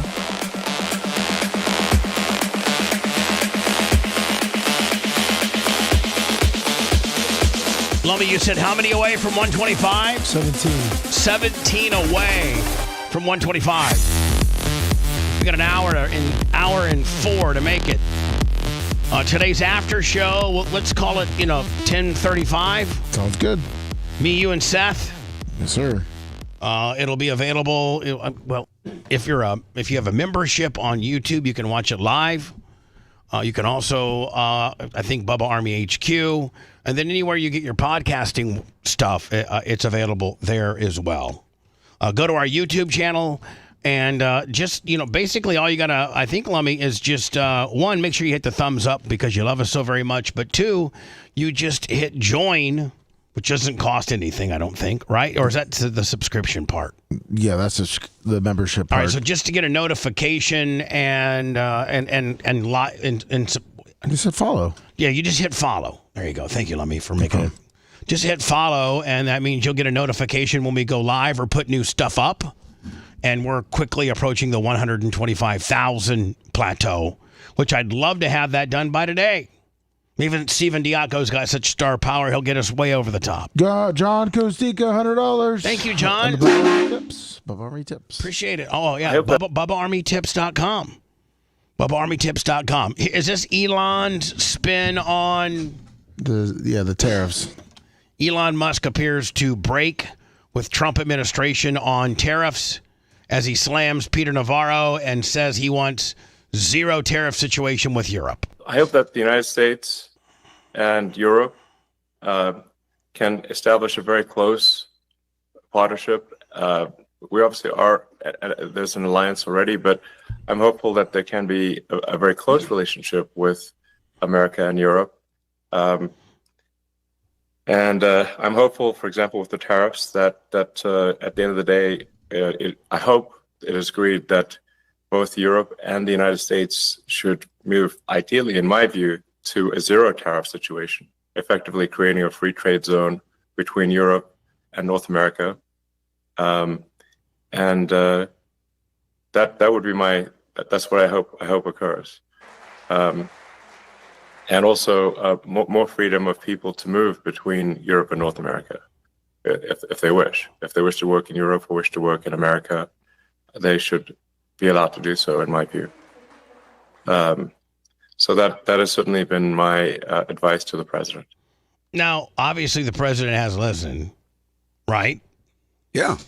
And do you think that might have caused a little falling out? No, not at all. I mean, if you listen to the president, first of all, Europe already has tariffs on us. So what he's saying is now reciprocal. If you go to zero, we'll go to zero. So what he's saying is the same thing Elon is saying. How do you get to that? Well, you have to stand up to them. You have to stop taking it and say enough. And so that's what we're doing. It's so funny. Like, all these countries are tariffing us, and God forbid we say, well, you know what? If you're going to tariff our goods, we're going to tariff yours. And that's what's going to get us at the table to sit down and negotiate. Those that do are going to have booming economies. Those that don't are going to be like Japan. Well, let's talk about, in specific, though, China, which seems to be that's the one that we do the most business with. That's the one that's being the most not cool, if you will. That's the one that said, oh, you want to throw a 34 on me? Well, we'll throw a 34 on you. When I think they already got a 64 on us. So, Steve, does that put us in the 90s? There's huge tariffs for our products going into that country. But that's the point. I mean, we've built up our greatest adversary.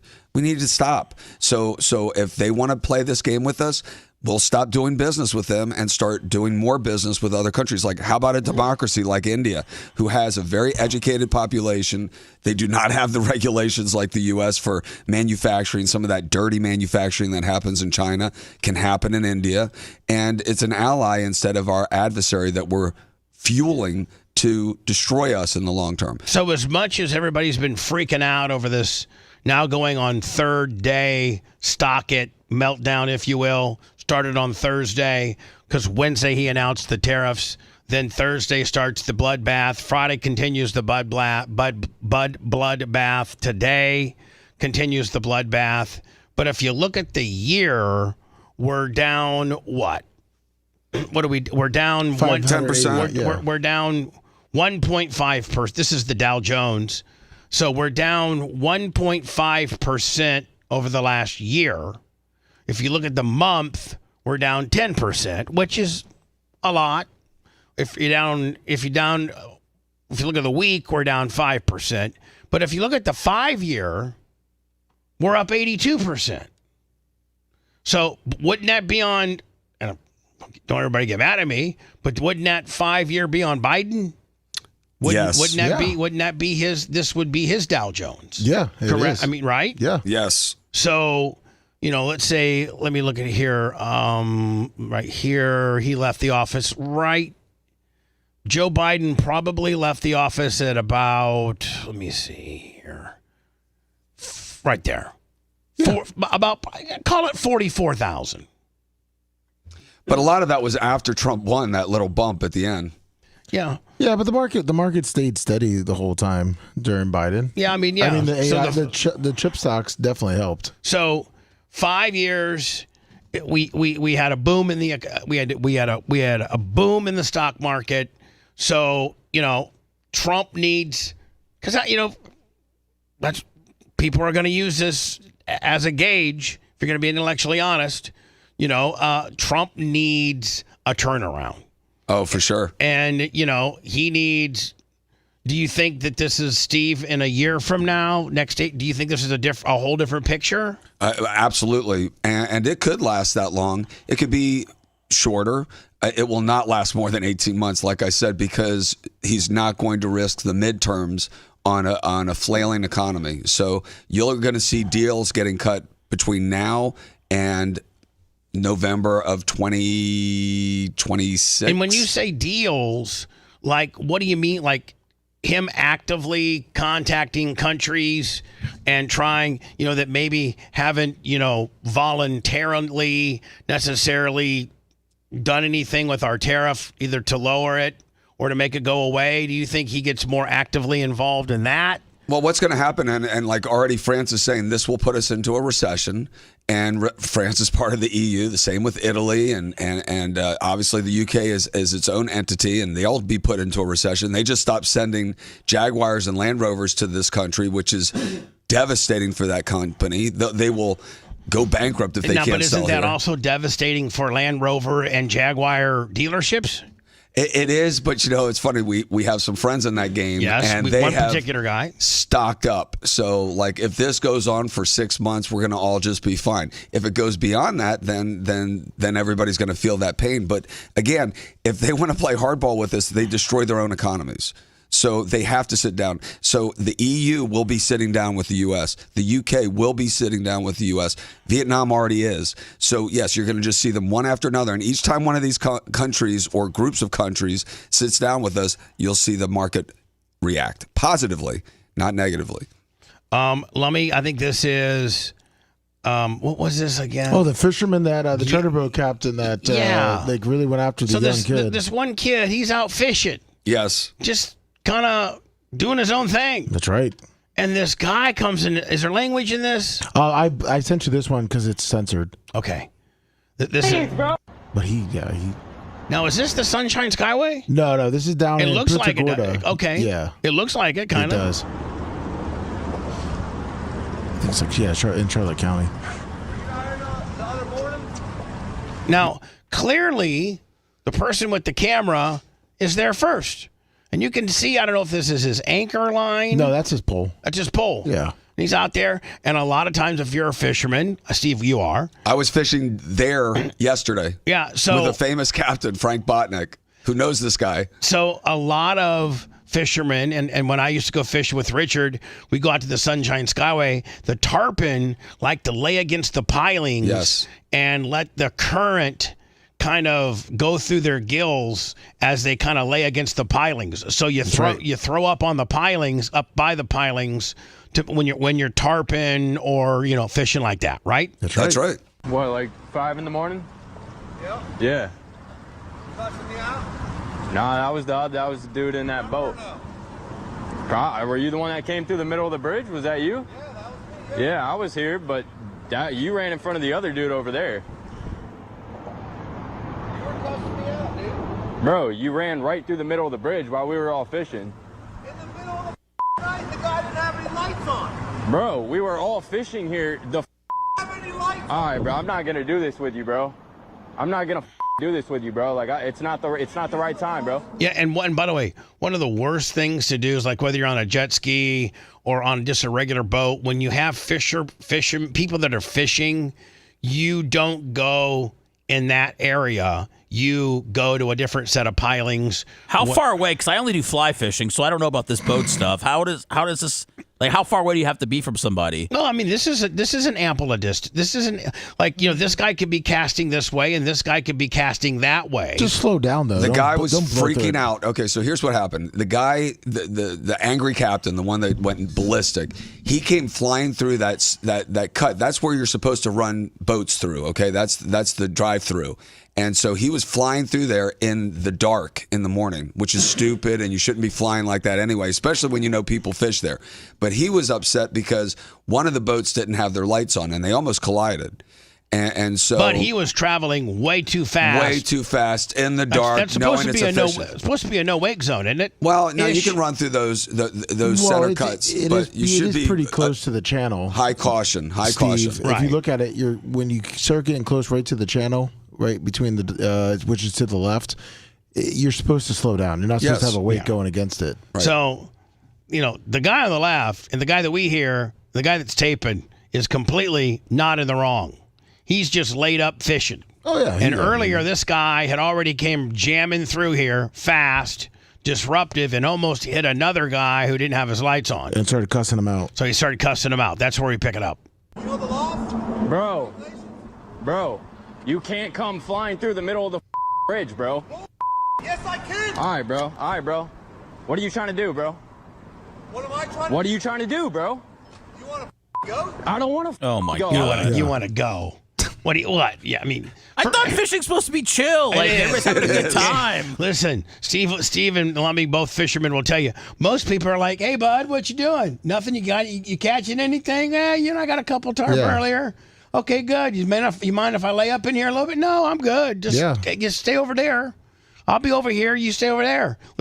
And that's just so we don't get our lines crossed. Exactly. I mean, that's not, because I'm my territory versus your territory. We're just trying to stay out of each other's way. Like, is that the only place to catch a marlin? Is right there by that bridge? Not a marlin, but you catch a marlin there. It's pretty good. There's a lot of species of fish that hang out by the pilings. Okay. Because the pilings have barnacles on them. A lot of sea life are up by the it's not uncommon to see boats up on the pilings, and most people are super cool to each other. They really are. I mean, they are super cool. I want you to get the out of here. Big tough guy? Tough guy? You pulled up on me, mother. Yeah, I did. Yeah. So he's lucky that Fabrizi's not. Because Fabrizi would put his $700,000 yellowfin that's got 6 Mercury 400s, and he would get right behind a guy, and he would tilt the motors so they're barely out of the water, and he would floor it and come. That would have been funny. Listen, I've seen Fabrizi do that. I've seen some Fabrizi have somebody lipping off to him, so he kind of strategically puts his boat so the back end of his boat's about 20 feet from you, and then he takes his motor so they're barely touching the water, and then he gives you a rooster. Like, he literally drowned you. He literally will drown you. and there's nothing, and he's got 6 big ass Fabrizi over the top. Dan's a lot like Richard. You know what I'm saying? Yes. They're very much the same. Yep. Lummy, is this it again? Yeah, it fast forwarded to me. And I think you were at like a minute. You ran right through the middle of the bridge while we were all. Like right here. You to get the out of here. Big tough guy? Tough guy? You pulled up on me, mother. Yeah, I did. Yeah. About it. Nah, fishing, you like, bro, get out of here. Like, what? What are you trying to do? Act like a tough guy in front of your buddies? No, I'm not. Dude, all these no, I'm tough. Bro, all right, bro. You know what? Get going, bro. This would be like if Richard and Dan got into an argument. We're all war veterans. We're all raised. Well, thank you for your service, bro. And you're gonna talk. Thank you for your service, bro. But that doesn't give you the right. I think the cameraman's being very polite. Yeah. All right, bro. All right, whatever. The bro is. I appreciate you for your service, bro. But you don't got to run through the middle of the bridge, bro. If your guy doesn't have a light, that's not my guy, bro. That's just another dude, bro. You have to have lights on. My lights were on, bro. My lights were on. Jesus. Guess what the happens? You die, nothing happens to me. Right, okay, bro. Keep thinking that. No, that's the truth, dude. All right, bro. Keep thinking that. Put your lights on. Bro, my lights were on. I wasn't. Lummy, is this like fishing rage? Well, you're not supposed to. Like then he rage? Yeah, then he boards the boat. I mean, that's just. He does? Okay, Yeah. That's not my dude, I didn't know that. That's why he got arrested. Yeah, he's in big trouble. Bro, you almost. He's been arrested like 8 times the before. The other dude was you out. I almost hit him because he didn't have his lights on. Bro, you shouldn't come. And to the allegedly, bridge. You know people fish here. he reeked of booze too, according to the kid. Well, his attitude speaks of being speaks volumes of being drunk. Yeah, Bro. 6 a.m. Jeez. I'm sorry, man. I mean, he's more of a drunk than you Oh, he are. sure You're is. very more reasonable at 6 than he is. Of course. Man, I don't know if that's what you want to hear, bro. Let me be like, hey, bro, I'm so sorry. I didn't even try to mean to go through here very Not bad. fast. Take I'm my sorry. big fish and my You poles. catching anything? Yeah. I got a couple of Miller Lights if you'd like to have a couple. That's right. buddy. Hey, man, it's all good along. But bro, More than you can possibly fathom. This is where Fabrizi would take his boat. Instead of boarding it, he would just turn it all the way around so the back end was facing it, and then he'd tip his motors, Lummy, so they were barely in the water, and then just absolutely, and it's unfathomable. You have to lay down on your boat not to get killed. Me too, bro. I'm out here all the time, bro. I'm 300 days a year on the water. All right, Every bro. day, I'm the best charter captain you'll ever meet in your mother. Oh, he's drunk. Bro. Bust me out. Chill, bro. Chill, bro. Please, bro. Please, okay, please, bro. Please, bro. He's on there now. The dude's on the boat. The bad guy's on the boat. Yeah. Please, bro. Bro, I'm a kid, bro. Please. Apologize. Oh, I'm sorry, bro. I'm sorry. Man, they oughta. I'm a kid. Hold on. But this is ridiculous, Yeah, man. the kid's scared. The kid's scared, man. He's not, and he didn't do one thing wrong. Not one thing wrong did this dude do. Bro. You're gonna cuss me the All right, bro. No, bro, please. I hope this guy's locked up. Is he locked up, Lummy? They charged him with burglary Please, bro. and assault. Okay, please. Non-forced entry. I'm sorry, bro. That was not me, bro. Yes, it was, I know I was here, but my buddy was on the boat. Sir, I'm a kid, bro. Please, bro. I don't care. You don't cuss me Yes, the out. All You right. talk shit to me, mother. Yes, sir. You don't do it.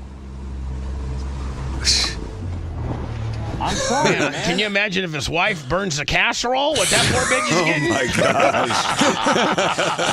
I wasn't like cussing you out, Yes, though, bro. you were, dude. I was driving. No, he wasn't. The dude, the kid was being like, the kid was just explaining what happened. Right. And the boat that came through here, that you came through and almost hit, was not his boat, but it was somebody else's boat who didn't have their lights on. It's not his fault. Right. There was. And look at those little kid legs. I mean, he's a little boy. Yeah. Okay. Not call me a No, bro, that was did, my friend on the. Okay, I'm sorry, bro. That was your friend on the boat. I'm sorry, bro. I'll look at it and cut Yes, sir. both up. Yes, sir. Do it again and watch what Jeez, man. Man, cutting promos. It's embarrassing. What It a is. dick. He really is. Yes, sir. I would love to know, Lummy, get that captain on the air. And so you are the biggest. I'm sorry, bro. Like, I appreciate. And this poor kid shouldn't have to be like, he's got this kid apologizing and I'm sorry, and then kid's gonna think he's gonna get his. The kid didn't do anything Once you do wrong. a Pirates of the Caribbean gimmick on the kid, I mean, Yeah, I think you're true. once he's on your boat. Yeah. I mean, I'm gonna bro sorry him all the way back to the dock. Bro, sorry. I'm sorry, bro. I'm sorry, I mean, Seth's offering him basketball cards, asking him see if he wants his '86 Bill Buckner. I mean, anything. But right? that guy is he needs to try something out other than alcohol, man. That alcohol's not working out for Yeah, this dude. that guy's Bro, when they arrested him, it's his 13th arrest. Hold 13. on, That's that dude, you know what the ridiculous. dude needs? You say, listen, dude, you need to try weed. Listen, bro. Man, listen, weed. you never see two high dudes fight. Two high dudes, like for instance, the Philadelphia Eagles have their own drunk tank down there and a judge that prosecutes you because drunk people act like the way this dude does. But high people would be like, hey, dude, man, sorry that one guy was going a little too fast. You know, he didn't have his lights on, dude. Oh, I know, dude. So sorry about that, man. You catching anything? Nah, dude, not really. Like, you know, high people don't fight. They just want to be your friend. It looks like this guy hasn't learned much from having been arrested 12 times before this one. That's 12. correct. I mean, can you imagine that? 12. Have any of you guys ever been arrested? I mean, Yeah, I have. Bubba has. Steve, More you're than part of my once? defense. Well, I know that, but that was horse. You know what? Yeah. That's complete garbage. I've only been legit arrested. I've only been arrested for the hog deal. Which is a joke. That's when I turn myself in. Not guilty. But no, I've never been. I've never even been detained or in handcuffs or nothing. Yeah, I got arrested as a juvenile, and you don't do did? it twice. Oh yeah. What happened? It's so embarrassing. St. Pete? Yep. Hold on. And did Elaine have to get you out of the tank? Who? I mean, your mom. No, Arlene didn't. Arlene. My dad did. And, Hold on. You're lucky your dad did because Arlene would have knuckled you. Well, Dad like cocked up, like he was ready to go, and I was like, "Do it," because I knew I'd be out of trouble if he popped me in the face, but he didn't, and then I got in trouble. So what happened? It's so. By the way, of embarrassing. the three, let's just be honest. I've been told by reliable sources of the three, you kind of were the troublemaker. Well, Like I mean, sources. I know Other that, two brothers. I know that as you guys have gotten older, you've kind of taken the role of the kind of advisory, calming. You're one of your number one things now that you're an empty nester and you and your lovely wife have a beautiful home and your kids are very successful. You've kind of switched your attention to parenting Dan, and so am I not right? I mean, you kind of are Dan's thunder jacket, if you will. But I was told as kids, you kind of were the hoodlum. Little bit. Yeah. I was a little scrappy, but this one is so dumb. In broad daylight, okay, we're driving around in my car, and we're dressed in black in daylight. And now, who's you, Jeff Cheragante? No, it was guys that were not my normal circle. Click. You're right. And so they were looking to steal stuff from cars. I was driving. And again, so stupid, Hold on, not only so stupid, but not like that wasn't your values at all. Like your parents didn't raise you like that. No. And so we were at Albertsons, I think, and just going through the parking lot, and the guys jumped out of the car and grabbed car mats, out of a convertible Mercedes because the top was down. And so they pull the mats out, they throw them in my car. Which they're worth nothing to anybody that doesn't have a Mercedes. This is the problem, Bubba. So we get out, we're driving out. They watched the whole thing. The cops saw the whole thing. 6 cop cars surrounded my car, guns drawn. I crap my pants. And the next thing we know, we're all getting cuffed and bagged into the cars and taken down to the station. It turns out those car mats were made of camel hair and were worth like back then. This is in the 80s, probably $500 car mats. You just couldn't take the $5 rubber willies. You had to get to 500 Camel Jones, which, at this point, you're not even really in the car mat stealing business. Nope. You guys are just being mischievous. Stupid. Right. So they hem us up. We get in there, and I'm like, and so now because of the value of it, I think it might have been like felony level. Right. And so, how old are you at this point? I'm 16. Okay. And 16. And this is in St. Pete. St. Petersburg. Yep, Pinellas County. And I know you're tough and all, but you're probably on the verge of being a sniveling little bitch because you're freaked out. Nothing like this has ever happened to you. Right. And that's my whole point of this fisherman. Like, after one time of being arrested, I knew this would never happen again. Right. Ever. And so, I was freaked out. So your one phone call, you didn't call Arlene, you called Disco Joe. Yes. Yes, I did, which I thought would be, a safer play. But one would think. Pissed. And he cocked up like he was going to hit me right in the face. I'll never forget it. And I'm like, do it. And he didn't. And God, I wish he had taken that shot. And you were a dick because you told your dad to go ahead and put you one right across the grate. Yes. I was just full of Now, did Arlene ever find out about it? Oh, yes. Oh, my gosh. And so I didn't get to go to the shore that summer. I had to work with Dad at his medical office. So I lost my car. That was the big thing for you 3 boys to go to the shore because that was your entire summer. You bet your cousins. Yes. You were working down at Manco's. Yes. You guys were seeing girls on the Broadway every night. Surfing, everything. Yes. Right. Yes. And you had to stay the entire summer working at Daddy Joe's medical office. Yep. With no car. Right. So you basically rode to work with him and rode home and did nothing all summer long. Pretty much. It was brutal. And, obviously I was a straight A student. I was a, wrestling champion. I was just like on this path of, it's so funny because for law school and for, being accepted into the bar, you have to like report all these things. So we go back to, my records, and there was a letter in there that I'd written to the judge talking about how I wanted to go to law school someday and that I didn't want this to ruin my life. And they withheld adjudication and a little hand slap and never got in trouble again. And the rest is history. Did you have to lawyer up on the deal? Oh, yes. Tom Watley. I'll never forget. Who? Tom Watley. Jody Watley? Really? Yep. And he was my first lawyer, and I'll never forget him taking care of me. And that's where I really fell in love with the law because he navigated it. He told me everything was going to be all right, and it was. His wife, who they later divorced, was my first boss at Salem Saxon Nielsen, and I'm still close with the family. They're incredible people. Wow. Yep. Let me It's scary when you got guns drawn, man. Hey, with the camel, put down the camel hair floor mats, guys, and get on the ground. Oh, wait, we hit 125,000. We did. Nice. Fantastic. If you love that segment, then check out BubbaArmyHQ.com and do a deep dive on past shows. The Bubba the Love Sponge Show will be right back.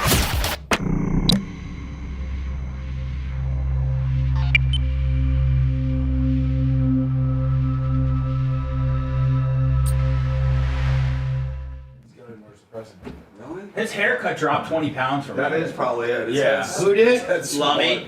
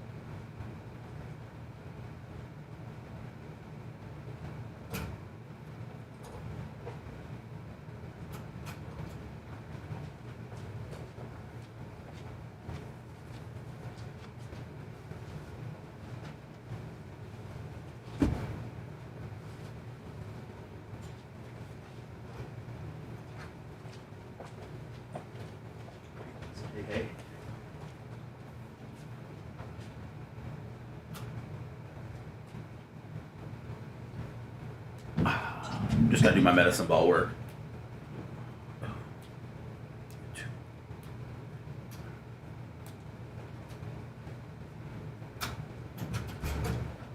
Dan's been parking his Cybertruck closer to the back. I wonder if he fears. Fears. Oh, interesting.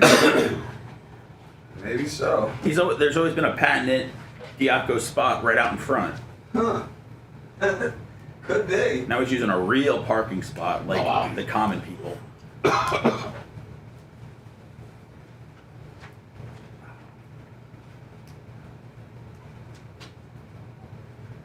I think that's nuts. So they're beating up cars. I mean, like, and then an American company. Like, Yeah, it's a lot of time on your hands if you've got. Did you see that guy that got caught by the guy and he was just like completely like, I'm sorry, like just like, I'm sorry, bro. No, he got caught fucking up somebody's Tesla. Yes, and the guy confronted him and called it because you're getting in real trouble now. It was just like a Tesla out on the street. It wasn't. Yeah, and he keyed it. Yeah. What a fucking idiot. Yeah. Is that a medicine ball? Yeah. Did you want it? No, but I was just talking with this kid who was at the Crunch, and these guys were throwing a medicine ball, and the guy missed it, and what's the representation got in there? Shut up, really? Nailed, yes. I wonder how heavy it was. I don't know, but it sounds unpleasant. I've never heard about this is hard as a hard. I would not want that in the head.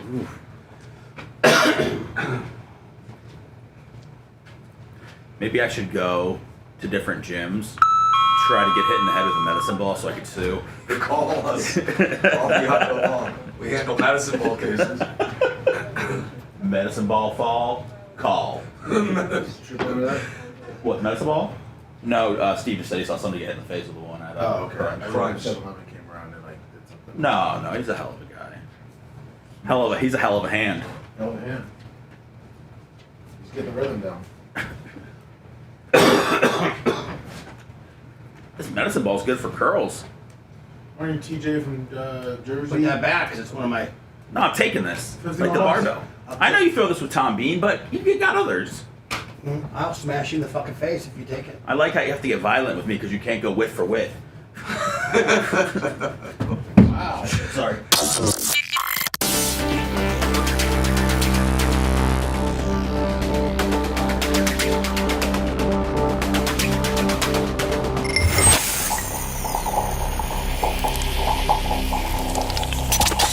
Broadcasting live from the Aquabeto studios. Aquabeto.com/Bubba. It's the Bubba the Love Sponge Show. Man, look at that.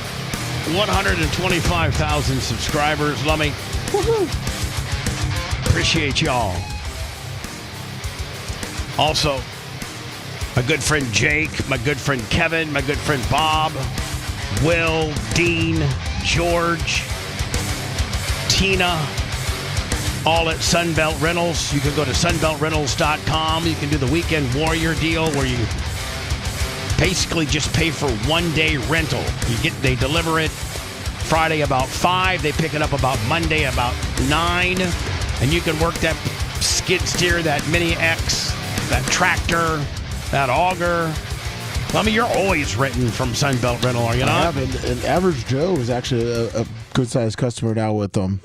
He's starting to pick up with it. We need to tell Average Joe to tell Sunbelt, hey, I'm Bubba Army. Oh, that's what he did. And tell them that I found I discovered Sunbelt through Bubba. Oh, he did. And Sunbelt, talking to Kevin.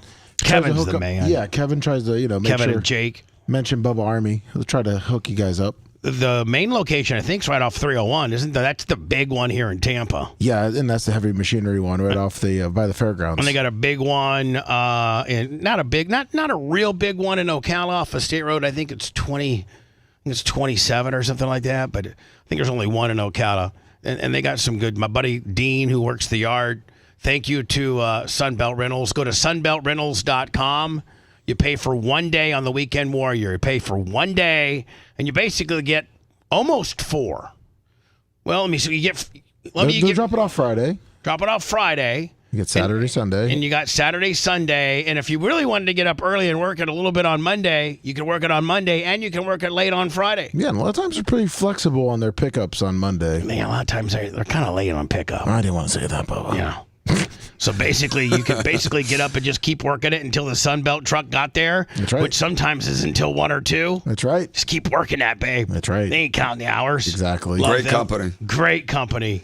Love them. Sunbeltrentals.com. Love you guys. Thank you so much. What do you got here? What do we got? Puffy invited me. Oh, this is the rapper. No, he's an actor. I'm sorry, he's an actor. Terrence, is that his name? Yeah, Terrence Howard. Yeah, he's a good actor. And Hustle and Flow. That's right. And he also, but he's talking about, the Fluffy deal. I'm sorry, the Puffy deal. Fluffy. Actually, I got a guy in Ocala who's a friend of mine. His name's Fluffy Lummy, and he loaned me his front end loader. Oh, nice. And I was just thinking about my boy Fluffy. Lummy, do we got some weather coming in? We got rain. It's like 50%. Yeah, 50%. We got last rain. front forever. Yeah, it's the last front forever. Tomorrow, maybe tonight. Actually, in the middle of the night tonight. I gotta look at Ocala and see. You gotta go up to the track. Well, I don't gotta get to. Oh, we're good for the rest of the week. Yeah. Today and tomorrow, a little bit of rain, and then boom, we're good. Mm-hmm. Looks like it's going to be a little cool. It's gonna be nice. Yeah. High of 80s. Be beautiful. Now let me look at. Here's what I understand. Next Wednesday, low 59, high of 90. How do you get that big of a swing? The cold front comes in overnight. Then the sun comes up. And aren't we in the middle? Oh, let me. Did you know that the spring break shirts are done? Sweet.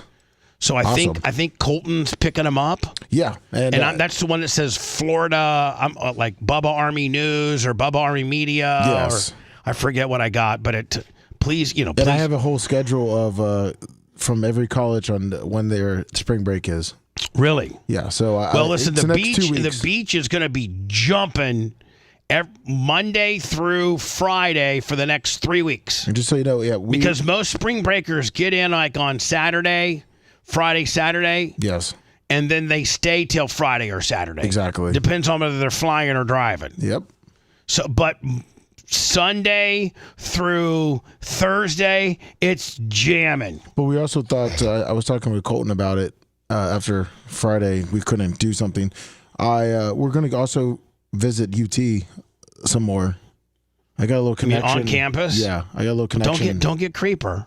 No, I mean it's the same way as the beach. It just getting opinions of the students. Right, and you got full blown press shirts. That's right. Well, I got a connection with the security people there that will let us on campus for no and problem. we need to put on. And listen, this is all content for Gary Cantrell just to go crazy with. That's right. All right. Yes. All right. So this is the actor. He talks about P. Diddy trying to, have butt sex with him. And then I guess P. Diddy's people kind of alluded to that as well. How much of this do you think, Steve, when the actual trial happens, will they take all these type of people and put them out on the witness stand? I mean, not all of them, but I mean, like it's going to be a show. I mean, that trial is going to be the most, if they even allow it. It's federal, right? I don't think. Cassie's testifying, the one who he kicked the hell out of in the hotel. Good. And Steve, federal, it's just renderings, right? Like, so no, it'll just be a bunch of reporters outside the federal courthouse that kind of gave you a synopsis of what happened that day with a bunch of artist renderings. Yep. Right? Yep. Why is it every part of our society is kind of lightened up with regards to media access, and why is the federal court system still so old school where you cannot report or have reporters or anything? Why is that? I don't know, but I don't like it. It's just like those, how the FBI can just write notes and oh yeah, and I think you mean pencil whip something, right? Like they did us. They don't record anything, but it's just their notes you have to go by. And, I'll tell you this, man. The garbage. next time that you and I go talk to the feds, I'm going to say, listen, here's the deal. Me and Steve can sit here and talk all we want, but we're going to be recording it. And we'll sit here all day and answer every one of your questions. But we're going to take copious notes, and we're not going to talk like we're in the break room here, off the record, little friendly deal. It's all going to be in a professional setting with a video camera. Please. By the way, that was the next time I had law enforcement messing with me. Yeah, was when those cats came rolling into the house, and they were so unfair. Ugh. They took my Gross. testimony and pencil whipped it into a report when I wasn't even being questioned. They were talking to me in the break room, right. And they used what I said in the break room as a full-blown, what's it called, 230? Something like that. As a full-blown 230 report. And I'm like, what? Right. I never said that. Exactly. It's gross. You know who did really good against the feds? Who? Brian Matroni. Yeah, he's got a great mind. He really does. They tried every which way to get him to say what, and he told me, he said, man, he was indictment. It was an indictment. They were threatening him with that. That's right. And they were like, jury? you lied. And he's like, no, I didn't. And he was able to show it and prove it. But they were really trying. And that's the other thing. They is tried like, so hard to get people to lie on us. Really. It's just right. sad. Just sad. Sad. I forgive them all. But hold on. Brian Matroni stayed like a straight pimp, did he not? He did. Same with Melissa Personius. That was another one that just would not. She was pregnant, and they said, you're going to jail. And she's like, well, do what you got to do, but I'm not lying on these guys. Hey, a friend of mine is a racer dude who's very affluent, mind you. Mm-hmm. Very. Is dating Melissa Personius' daughter. I just met that guy. Yeah. They came to the client appreciation event we had at Jeff? Union. We'll just mention his first name, Jeff? Yes. That guy. He's rugged. He's loaded. Is he good? He's got have you ever seen those Pilatus PC-12s? Yeah. He's got one of those. Wow. Yeah. Whoa. Yeah. Right. We'll talk privately with that. Tell Melissa, man, old girl needs to hold on to that one. Okay. He is the man. That's cool. Very cool. Well, I'm happy for her. Puffy invited me for weeks, asking me to come and teach him how to, wanted me to be his acting coach for a while. Go there, and he's sitting around just looking. I'm like, okay, what's the material you want to work on? He's just looking at me. Then next thing you know, okay, hey, will you help me? I want to hear your music. So I come over there and I play the music, and he's sitting there just looking at me, like waiting. Okay. So then my assistant was like, he wants to hang out with you next week. And I was like, for what? He's like, I think he's trying to fuck. That's what my assistant said. And I was like, oh, my gosh. Okay. Now I get it. So now no more communication. Now you know to be hands off with somebody. A number of producers. And I dumped it out because I think I missed it, but he said, I think he's trying to f you. Wow. Coming to make the approach, and you threaten to punch them in the mouth, or threaten to knock their head off for talking to you or looking at you like you're a woman. When you approach a real man about his masculinity, you're going to get a real reaction back. So that's why a lot of actors have been struggling too. I listened to a little bit more of it, and like Justin Bieber, and you start seeing these different people that had a lot of interactions with P. Diddy. Do you think Bieber testifies? Isn't he one of for the feds? He might be one of the big high-profile willies. Or if you're Justin Bieber, do you just maybe lie and say, listen, nothing happened. I don't want anything to do with it. Well, Steve, you maybe not want to be part of that ruckus. No way, because if he's going to talk and he knows something, it's probably not going to be putting him in a very good light. Even if he's a victim. If you want to talk about some dude, you can lie and not get in trouble by just saying, I don't got nothing to say because nothing happened. Yep. Right? Exactly.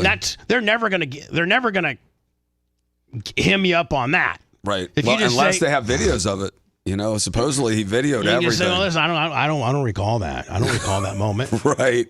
Do you think, Lummy, that they've got four victims? That the 4 victims are going to testify against Cassie? I'm seeing conflicting stuff on Cassie. If a report came out yesterday that she was, and now I'm seeing something that she wasn't. But we'll figure that out. But yeah, they said that they have 4 that are going to be testifying. I don't think Bieber's going to testify. I don't think if I'm Justin Bieber and I'm his handlers, I'm like, listen, just say you don't remember it. Nothing happened. You guys were just hanging out. Because that just puts you in a whole nother shiz storm, does it not? It does. It does. And Cassie has to testify. That video, I was really not really buying into all this stuff, and I thought they were just targeting him until I saw that video of him just, beat her up. I think that video was what opened up this whole thing. For sure. I think that they had settled, and somehow...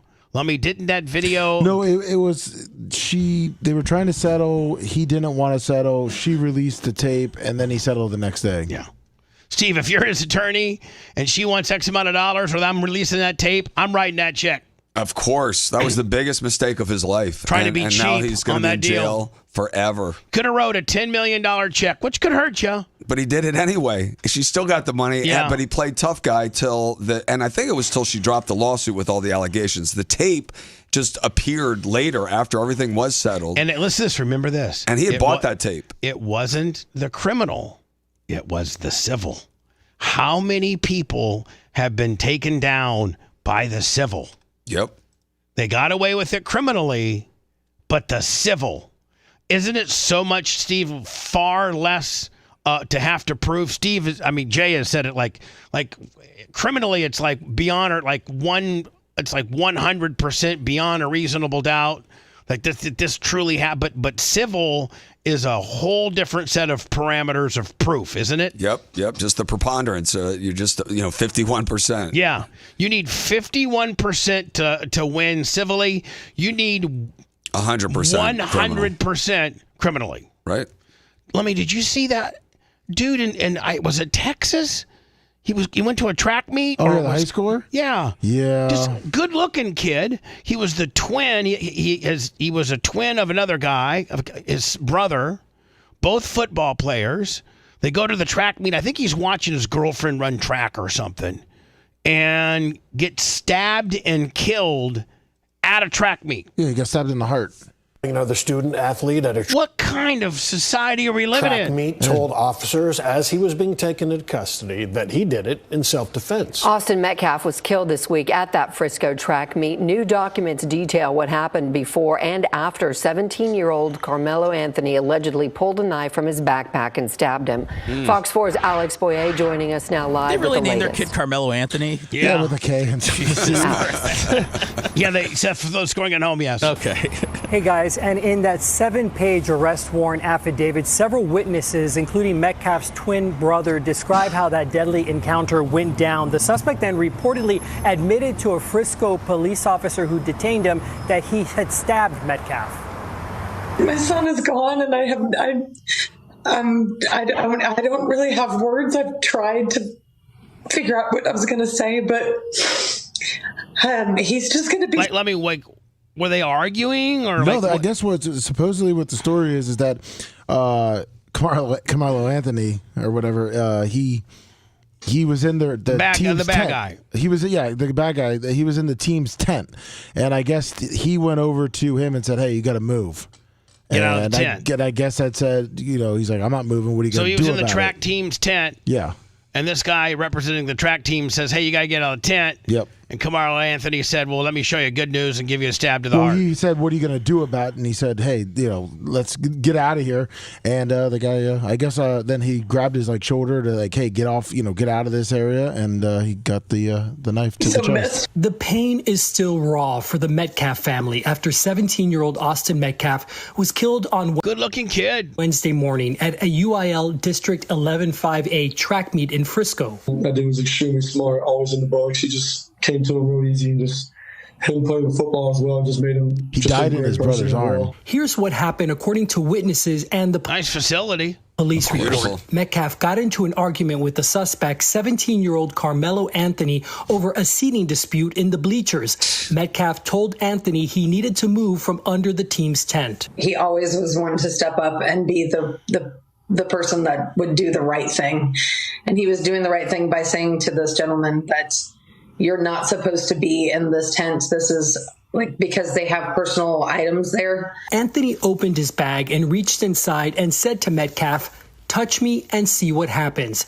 Metcalf reportedly grabbed Anthony and told him to move. He knew he wasn't supposed to be there, but it's just a tragedy what happened. That's when Anthony pulled out a black knife and stabbed Metcalf in the chest once before running away. Now, what type of society are we living in? This isn't even fathomable the way we grew up. When Anthony was taken into custody by a Frisco police officer, Anthony reportedly confessed to the crime, saying, "He put his hands on me. I told him not to," adding that, "I was protecting myself." And then if a guy puts his hand on you, and he's not armed, but he's just then knock him out. Use your hands to do what he's doing to you.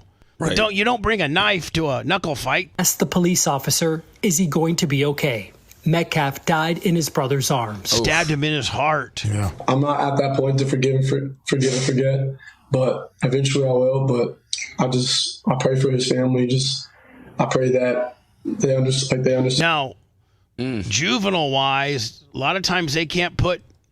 Can they put somebody in prison for the rest of their life as a juvie? Yeah, they can charge them as an adult.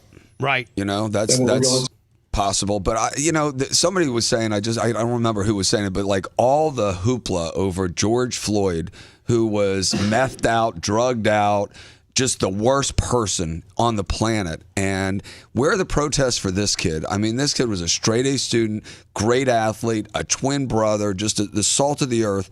And it's just, what is going on? This kid's a hero, not George Floyd. What the hell? Right. Nobody's here to stick up for this guy. There's no people. This whole community has really wrapped their arms around us. And if I could say anything to the nation, I would say to make sure that you just hug your babies tight. Because you don't know when the last time you get to do it. Heartbreaking. And in a statement, where are the people protesting for the white track kid? Right, that won't happen. Released by the Metcalf family this afternoon. This is the family. Say their focus is now on laying Austin to rest. Meanwhile, I can tell you that Anthony remains in the Collin County Jail with a $1 million bond. Back to you. Damn, that's a high bond for a minor, isn't it? And then did you see this, Lummy, where this kid had a meat cleaver? Yeah, this is a little disturbing. Yeah. We'll close it out next with S. If you want 24/7 on-demand Bubba and the crew, go to BubbaArmyHQ.com. Right now. The Bubba the Love Sponge show will be back after this.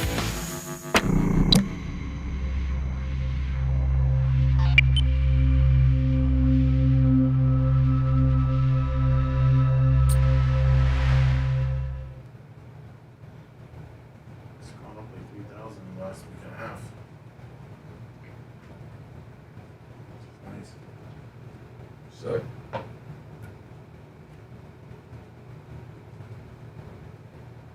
It's nice. There were 125,013. I hope that's untrue. It says there's a GoFundMe for the guy that No, had the there knife. is. Yeah, there is. That's disgusting.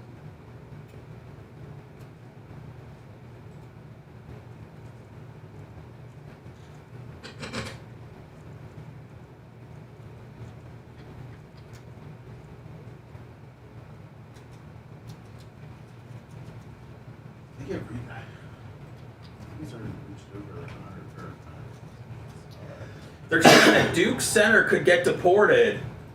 For what? Is he not? It says Marco Rubio announced on Saturday that he's taking actions to revoke all visas held by South Sudanese passport holders, which would include Duke, starting freshman center, Kaman, Mauloch. Rubio Get claimed the NIL money and get that gold card. Rubio claimed the restriction was due to the failure of South Sudan's transitional government to accept the return of its citizens in a timely manner.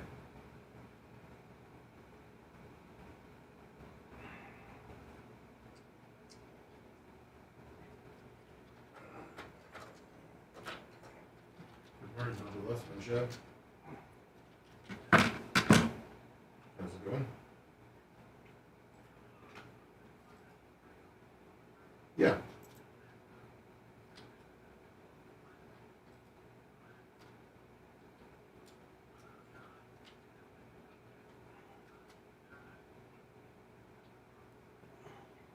So, Steve, my buddy just got the head coaching job at Robinson. Really? Which I think is just right down the road from your old place. Yes. That's awesome. Ryan, I got the stuff, buddy. That's a real school. Yeah, he was an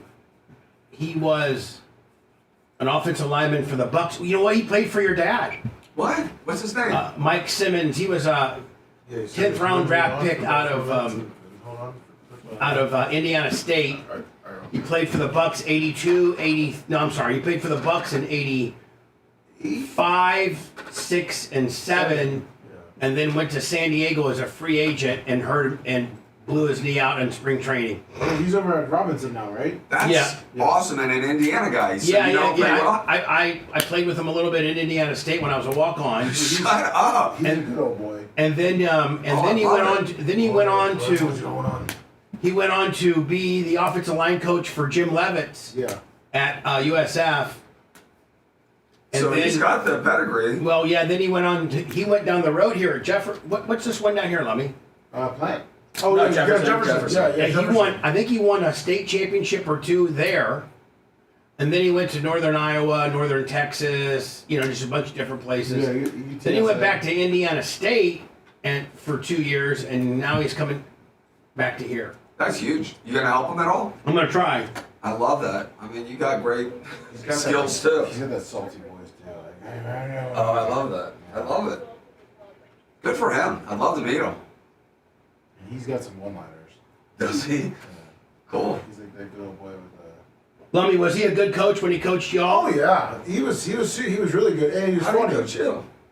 He was up for a little bit with Fry. He was. And he was coached under- there? Yeah, he was under Fry. Yeah. Oh wow, I didn't know you played at USF. I sniffed it. That's I sniffed the awesome. jocks of the. Okay. Still work, man. Anybody that plays sport in college. But no, it's- Simmons is a cool guy. Good for him, because he's a good guy. I love it. He just likes coaching.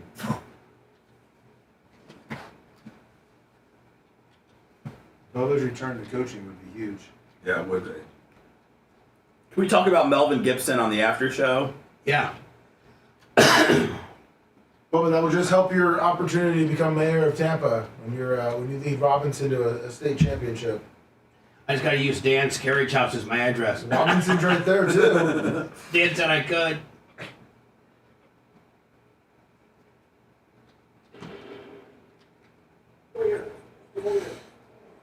He needs a roommate. In the carriage house. That's a big house to live alone. I'd be lonely as fuck in that house. I know.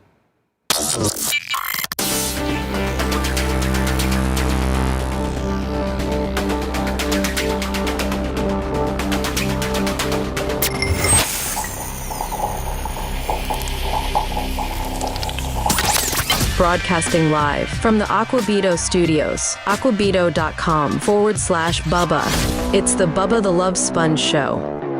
Don't have much time. The after show, we'll call it 10:35, 10:40. Me, you, and Kush. Perfect. If we can get Kush off the medicine ball over there. What? I'm having fun during commercial breaks. Let me, who's on line one? He wanted to talk about the last story, the high school kid one. Nah, I got a crazier one than that at the end of the show. Did you see where the mom that was taking her kids to Disneyland in California? Is that what Disney does? What do you mean? Is that what Disney does to you as a parent? Makes you want to kill your kid? I've never been with a kid, so here's the deal. I don't know. I'm sure Steve took Nick and Bella to Disney World tons of times, but if you don't have to, don't. It's the worst place on earth. It is. It will suck you dry. It's $12 waters. It's just it causes friction in your marriage. There's a bad energy there. Yeah. About should we wait in line for this ride?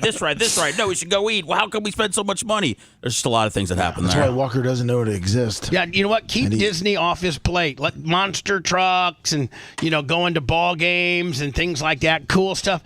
Keep him out of Disney. That's it's right. all bad. It makes moms want to gun their kid down. Over here. Come over here.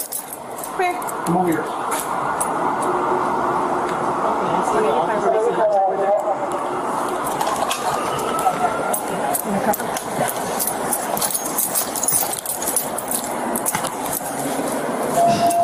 It turns you into after one day at Disney, it turns you into a kid-killing zombie. She killed her kid? Yeah. After Disney. Chilling body cam video shows an arrest of a mother who police said called 911 on herself after she allegedly stabbed her 11-year-old son to death during a stay at the Santa Ana, California motel for a trip to Disneyland. Check out the clip. She just calmly approaches the officers who had their guns drawn while holding her phone to her ear. She's cuffed, and an officer can be heard announcing that there's blood on her hands. She confirms to Santa Ana cops during her March 19th arrest around 9 o'clock that her son is the one in the room at the La Quinta, and they can go and check on him. Police say that he was found dead with an apparent stab wound, apparently surrounded by Disneyland souvenirs. A large kitchen knife purchased a day prior was found at the scene. You got to be a special kind of psychopath to stab somebody opposed to shooting them, right? Well, they say that when you shoot somebody, that's a different level of. When you stab somebody, that's a whole nother level of crazy murder because you're that much closer to them. And you're doing multiple times. I mean, it's... Yeah. Steve, you think that people are just born to snap and to kill, or do you think it's just one of those things where, maybe...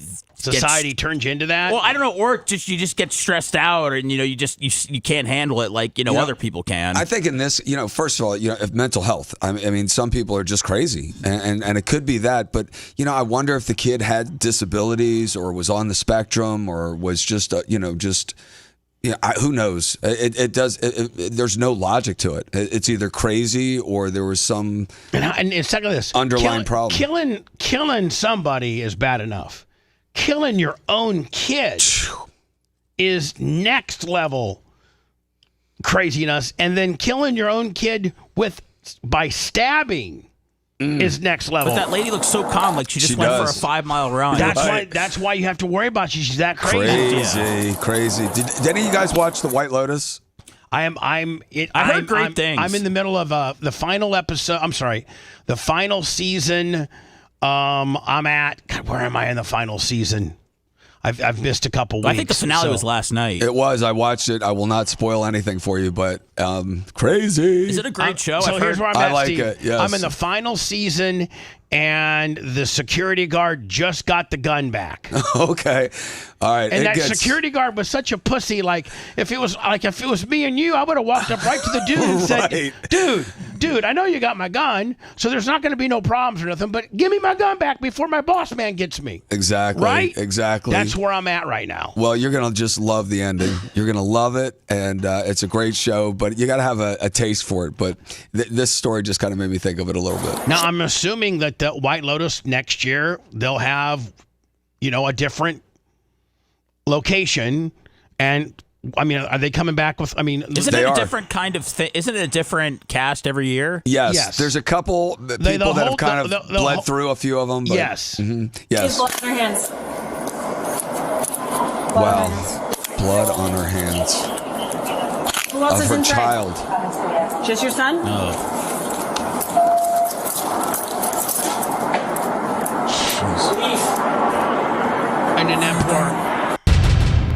And then that poor cop's got to walk in there and see a dead kid.